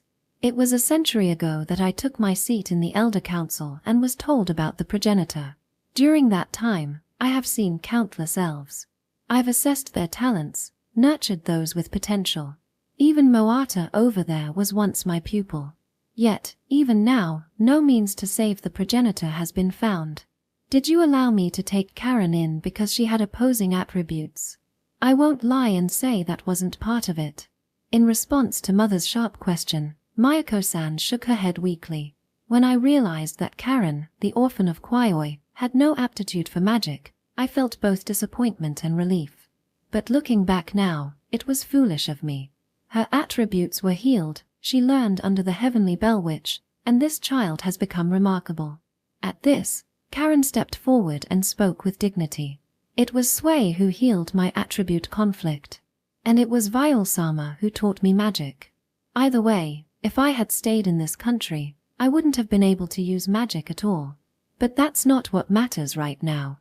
After stating this, she cut straight to the heart of the matter. Tell me, why is the Demon King sealed at the heart of Alfheim? Does it have anything to do with this country floating in the sky? For about 10 seconds, Mayako-san closed her eyes in silence. Then, with a deep sigh, she began to speak. This is an old tale. One that dates back 2,000 years. No one alive remembers it, and all we have are fragmented oral traditions. Yet it is also truth, for the progenitor herself still resides here. Thus began the story from 2 millennia ago. It was a tale of the 6 elves, Japanese, left behind after 4 Season-san and Color-san reshaped the world, a tale of their battle to mend the wounds left behind in its wake. Section. After 4 Seasons, Sab and Color-san vanished into the fairy realm of Tur-Na-Nog, leaving only their legacies behind. The elves, founded on 6 ancestral clans, were steadily growing their numbers. But before they could fully flourish, they were confronted with a colossal problem. Even now, 2,000 years later, scars from the ancient past remained on the continent regions where twisted life emerged unnaturally. These were the Divine Will's broth, lands poisoned by extreme magical anomalies. These were the remnants of old empires that had constructed facilities for mass-producing demon kings. By continuously creating artificial magic power crucibles, they broke the natural ley lines. The only way for these lands to heal was through the slow process of natural recovery, a process that would take millennia. If left unchecked, these areas would spawn not only twisted creatures but also remnant species, posing a catastrophic threat. Something had to be done. Yet despite all their deliberation, no fundamental solution could be found. All they could do was employ palliative measures by periodically dispersing the concentrated magic. The decision was made. The children of the Athanak clan, Watanuki, took responsibility for monitoring the Void Forest. The Helheim Valley was entrusted to the fairy dogs, Cu Sith. The malignant sea was overseen by the dragons, friends of the progenitors. For the time being, it seemed manageable. If any location required additional aid, the elves as a whole would rally to provide it. The elves, as a species, were steadily growing in number, and though there were concerns about the execution, they believed they could make it work. They believed it would work. But both the elves and the world overlooked something critical. Everyone assumed there were only 3 Divine Will's broth. It wasn't until 200 years later that a new Divine Will's broth was discovered. Likely, an old nation had secretly constructed a demon king's castle, leaving it hidden and abandoned, unnoticed by anyone. This Divine Will's broth already harbored a rare species, a demon king. A monstrous creature, part insect, part dragon. Or perhaps, a dragon with the visage of an insect. It was a calamity of the highest order, laying eggs that birthed twisted creatures. The elves fought valiantly. In the proto-historical era, the civilizations of other races were likely underdeveloped. The humans, dwarfs, and beastkins would have been unable to unite. It's unclear if they even had organized nations at the time. In the process, half of the progenitors perished. The progenitors, blessed with immense magic power and centuries of life, took the lead against the Demon King, as if it were their destined role. One after another, they fell in battle. Even then, they could not slay the rare species. Eventually, they resorted to a desperate plan. They halted the rare species' time, sealing it along with its dwelling, the Divine Will's broth. They then lifted it into the sky, isolating it and vowing to guard it for eternity. The Demon King was encased within its castle, which in turn was surrounded by walls that formed the elf settlement. Thus, with a monstrous being trapped within its core, the elven nation became a kingdom that floated in the sky. This was made possible by the progenitors' ultimate magic, a spell for which they paid with their very lives. Section. Mayako let out a deep sigh at the end of her long tale. 1,800 years ago, imagine the tension in a nation with a rare species sealed in its midst, suspended in the heavens. But then, yet, after 200 years, people grow accustomed. After 400, the core problem is distanced. By 600 years, even the tragedy is forgotten. After 800, and certainly by 1,000 years, the matter becomes no more than a state secret. Another 1,200 years pass. Legends fade into fragments of oral tradition, and only a rare few know the truth of our history. The weight of her voice, the emotion within. 1,300 years later, Fatima said they hated the skies and descended to the earth. By 1500 years, no one wanted to marry into the Athanak clan to fulfill their duty in the forest. And now, as you can see, this is the state of things. Even if mutants escaped the progenitor's barrier and attacked the nation, no one can reveal the truth anymore. In the end, even Athanak has abandoned their role. And now, everything we've built, this nation, our people, and the world itself, teeters on the brink of collapse. Her gaze was fixed. And yet, I saw her. When I was 12 and newly named among the elders, I met her. Watanuki-san. She had seen Watanuki Alice, facing the Demon King, unmoving, frozen in the flow of time. The progenitor. Her clan, even her name, is no longer remembered. Yet despite the ingratitude of her descendants, even now she continues to protect this country, us, and this world. For 1,800 years, she has fought on. Mayako-san, Mayako Veda, spoke with a voice that trembled. Then at least, when the far-off day comes and she awakens, may she find that the 6 children bound by her bloodlines remain, that her legacy has been properly inherited. May she find joy in that. That is what I have wished for. Author's note. Mayako's experiences over the span of a century are extraordinary in the scope of a single life. Perhaps this lengthy path has bent her thinking and methods over time. Timeline recap. To clarify the changes among the elves over time as recounted by Mayako, here is a summary of the timeline. The starting point of her narration is 1,800 years ago. 1,800 years ago, founding of the nation. 1,600 years ago, people began to adapt to the situation. 200 years later. 1,400 years ago, the core issues are distanced and no longer addressed. 400 years later. 1,200 years ago, the founding tragedy begins to be forgotten. 600 years later. 800 years ago, the core truths become state secrets. 1,000 years later.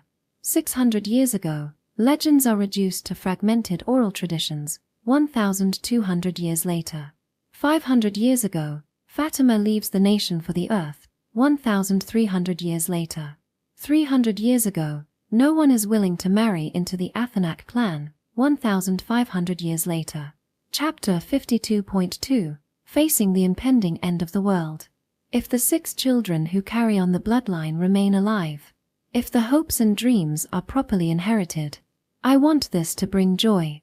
That's what I thought. Mayako-san's soliloquy left us without words.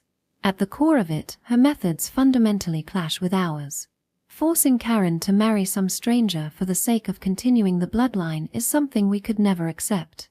On top of that, her way of pushing her demands onto us, the harassment-like tactics at the Immigration Bureau, her use of our goodwill and sympathy as leverage in negotiations, it's all selfish, high-handed, and infuriating. But what kind of emotions did Mayako-san harbor as she watched Watanuki-san, frozen in time, for a century? What thoughts crossed her mind as she stood before the progenitor elf herself? That weight is something I can't even begin to comprehend. I've heard that Moata Pure-san is also one of Mayako-san's disciples. To think he inherited and was raised under Mayako-san's century-long sentiments, was influenced by them, and ultimately decided to dedicate his own life to that cause, it's staggering. Of course, that doesn't mean I'll ever be able to get along with him.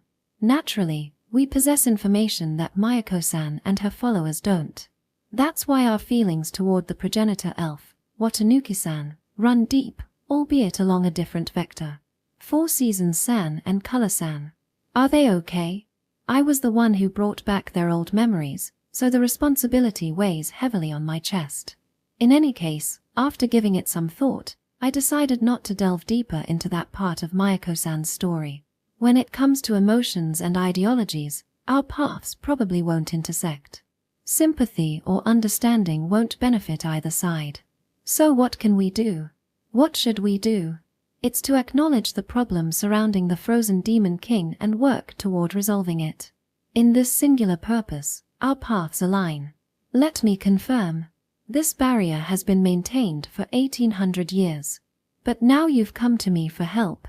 Does that mean it's starting to show signs of breaking? Is that how I should understand it? Yes, that's correct. It was Amisha-san who answered. It seems he'll be taking over as the point of contact from here. That's a relief. For me, he's far easier to talk to than those staunch bloodline supremacists. Bark. Cooin. Bored. Sorry, I can't play with you right now. Chocola nudged against my legs, so I patted him while apologizing silently for my poor manners during a conversation. Still, it helps me calm down. Honestly, I'm not entirely composed after hearing all of this. This ties into the recent Great Outbreak. Over the past 20 years or so, the range of the barrier's effectiveness seems to have diminished. Hearing that, Mother's expression grew grim. While not as large-scale as back then, several mutants have already broken free of the shackles of time and escaped. Fortunately, thanks to Moata Dono and the other arcane special forces, we've been able to handle them before they breached the walls. Nevertheless, it's a grave situation. It's likely that this arcane special forces consists of those who trained under Mayako-san. Thanks to their efforts, the resurgence of a great outbreak has been held at bay for now. From a cynical perspective, it makes sense why the bloodline supremacists have gained such influence. Even so, it seems they couldn't interfere with the barrier itself. If they could, I wouldn't have been summoned. The contraction of the barrier is accelerating, isn't it? Yes. If nothing is done, in about 100 years, not just the mutants, but even the temporal stasis of the rare existence will begin to unravel. Emisha-san responded to Mother's question, his words making the atmosphere even heavier. 100 years. Long, if you think of it as a single person's lifespan. But as a countdown to the end of the world, it felt far too short. In this world, the amount of magical energy one possesses can extend their lifespan. For example, Mayako-san, who looks like she's in her early teens, is actually 110 years old. Grandmother Seralind, though over 70, once said she had at least another 50 years left. Given that, for my magically gifted family, 100 years is very much still part of their foreseeable future. Me, Karen, Mom, Chocola, Mint, Pochi will all still be alive and well in 100 years, living as we always have. Mint, in particular, will live twice as long as the rest of us. And so will G-Liz and the others. Beside me, clenching my fists, Karen murmured with a grave expression. We fought the rare existence in the void forest. They're living calamities. They absolutely cannot be set loose. If their lifespan increases based on magic power, the same likely applies to the rare existence. They'll live exceptionally long. The mutants are unstable because of their chaotic magical power, but the rare existence aren't. They've mastered their power. For centuries, they'll roam freely, attacking towns and people at will. Humanity will be slowly, relentlessly driven to extinction. We'll be forced into a life of perpetual escape, unable to maintain nations or civilization itself. Exactly. Then, it's time to avenge Lewis and Exia, isn't it? Karen and I exchanged a glance. Then we looked at Mother. Finally, at Chocola, our beloved dog barked enthusiastically. Bark. Please tell me the way his tail is wagging isn't his usual "are we playing now" signal. You get it, don't you? You're smarter than that, right? Of course, this doesn't mean we're rushing into action immediately. Thorough investigations, analysis, and planning must come first. Only then can we move. Still, if the present and the future are connected by a thread of causality, at this very moment, the resolve we've solidified marks the true beginning of our fight. I glanced back at Watanuki-san's frozen form, then turned to face Emisha-san and the others once more. I'll take on this mission. Slaying the rare existence and rescuing the progenitor elf, I'll give it everything I've got. Chapter 52.3. At the end of what has been connected. We adjourned for the day. The matters of the rare existence and Watanuki-san, to be dealt with from the Zero District of the castle, would require meticulous planning from here on out. There was nothing left to discuss in that meeting, and certainly no inclination to enjoy tea and build rapport with the bloodline supremacists. Instead, Mother went out into the city with Emisha-san and Yuzuri-san. Old friends, it seemed, with plenty to catch up on. Just don't overdo it on the drinking, okay? Thus, Karen, Chocola, and I returned to the inn. Though it was still early afternoon, We were completely drained. Taking it easy in the room felt like the right choice. Tomorrow promised to be hectic, and we needed to collect ourselves. Chocola, how's the Alfheim milk? Gafu. Pretty good, right? But I bet it doesn't beat the stuff from Skylark Pavilion. Bark, Fusu. Chocola seemed quite pleased with the room service milk. After putting up with all that tension, he deserved at least this. Here, Sway. For us too. Thanks. Karen handed me a cup of herbal tea, and I took a deep sip, letting out a long breath. Karen's situation got left pretty vague, didn't it? But at least we made our position clear. Besides, there are bigger issues. Thinking back, bringing up marriage and all that first was probably the only chance they had at the time. If they'd done it the other way around. This is Alfheim's secret. If left alone, it could lead to the end of the world. Oh, and by the way, we've arranged a fiancé for Karen. Yeah, that would have been ridiculous. Well, for now, I'll set it aside. Kunizi Onagia, who had used Lila-san as a threat, was taken out of the equation by my Shinko Teitai spell. Mayako-san and Moata-san likely wouldn't push the issue at this stage either. What stuck with me more was Maciel Fazuagic, the one elder who hadn't spoken a word to us during the meeting. Until the very end, I couldn't read what they were thinking. At least, they didn't seem to align with the bloodline supremacists. But it didn't feel like they were simply quiet by nature either. I'd have to ask Emisha-san or Yuzuriha-san about it sometime soon. Lost in thought, I reclined on the sofa. And then, before our eyes, like mist taking form, two figures materialized in front of us. Hello. Four Seasons-san. And Color-san too. Not just the Fairy King, but the Fairy Queen as well. Karen and I reflexively stood, though for Karen, that wasn't enough. Color-san. Are you okay? Yes. Thank you. Thank you so much. Karen rushed forward and embraced her tightly. The Color-san closed her eyes, resting her face against Karen's chest, letting herself be held. I'm fine now. I've calmed down. I can't let myself lose composure. I'm sorry. If remembering caused you pain, it's my fault. When I apologized, Seasons-san responded immediately, gently but firmly. What are you saying? We're grateful. If it weren't for you, we wouldn't have known about Alfheim or Watanuki. We'd have remained in ignorance, simply watching as the world met its end. Thank you. And if it's all right with you, we'd like to help, even if it's only in a small way. At Four Seasons-san's words, I felt some relief. I invited them to sit on the sofa. Karen brought over 2 fresh cups of herbal tea. Once they had a sip and caught their breath, Color-san began to speak softly. Alice was my best friend. She was talking about Alice Watanuki, the progenitor elf, eternally frozen in time at the heart of the castle. We met and became close in middle school, I think. But I don't have many memories of our school days. Not because my memory is missing, it's because we were transported here almost immediately after starting middle school. I was 18 when I came here. I'd already graduated high school and was on the cusp of turning 19. Practically an adult. But to be thrown into this world back when it was even more undeveloped than now as a mere middle schooler, that's brutal in every sense of the word. That was 2,000 years ago now.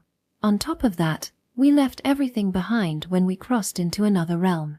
The adventures we had in this world, the battle against the Demon King, they're all lost in the fog of distant memories. But I wonder how it was for her. Her voice was tinged with unease and fear. When I learned that they kept fighting after we disappeared from this realm, I lost control. Why weren't we there with them? If we'd stayed and fought together, maybe Alice wouldn't have ended up like that. Maybe the others wouldn't have had to die. Maybe the elves wouldn't have had to bear such a terrible burden. Four Seasons-san, her husband, placed a reassuring arm around her shoulders. Color, we've talked about this, haven't we? It's in the past, it couldn't have been helped. We chose to save the children's lives. We can't regret that choice. Kuan. Chocola let out a small whine, nudging closer. Color-san's expression softened, stroking his head gently. Are you worried about me, Chocola-chan? Thank you. I'm sorry. As she petted him, Her gaze shifted from regret to the present. To us. For so long. Her very existence had slipped from my memory. Even after I remembered, thanks to you, Sui-san, I resigned myself to never seeing her again. I was nostalgic, but I thought it was impossible. My Oni-chan, and the others. It's heartbreaking. But I was able to see Alice's face again. And she's still alive. We might meet again. With that, she straightened, squaring her shoulders. Her hands clenched into fists on her lap, and Color-san, the girl who once saved this world, spoke with resolve. So please, help. The Demon King is terrifying, unimaginably strong. Helping might put your lives in danger. But even so, I can't give up on Alice. We'll do whatever it takes, so please. Of course. You don't even need to ask. I nodded, meeting Color-san and Four Seasons-san's gaze, with Karen sitting beside me. I can't think of you as strangers. We're all from Japan, all brought to this other world. And on top of that, Color-san. You're Karen's distant ancestor. I carry the blood of Color-san's Onia-san. Knowing that makes me feel warm inside.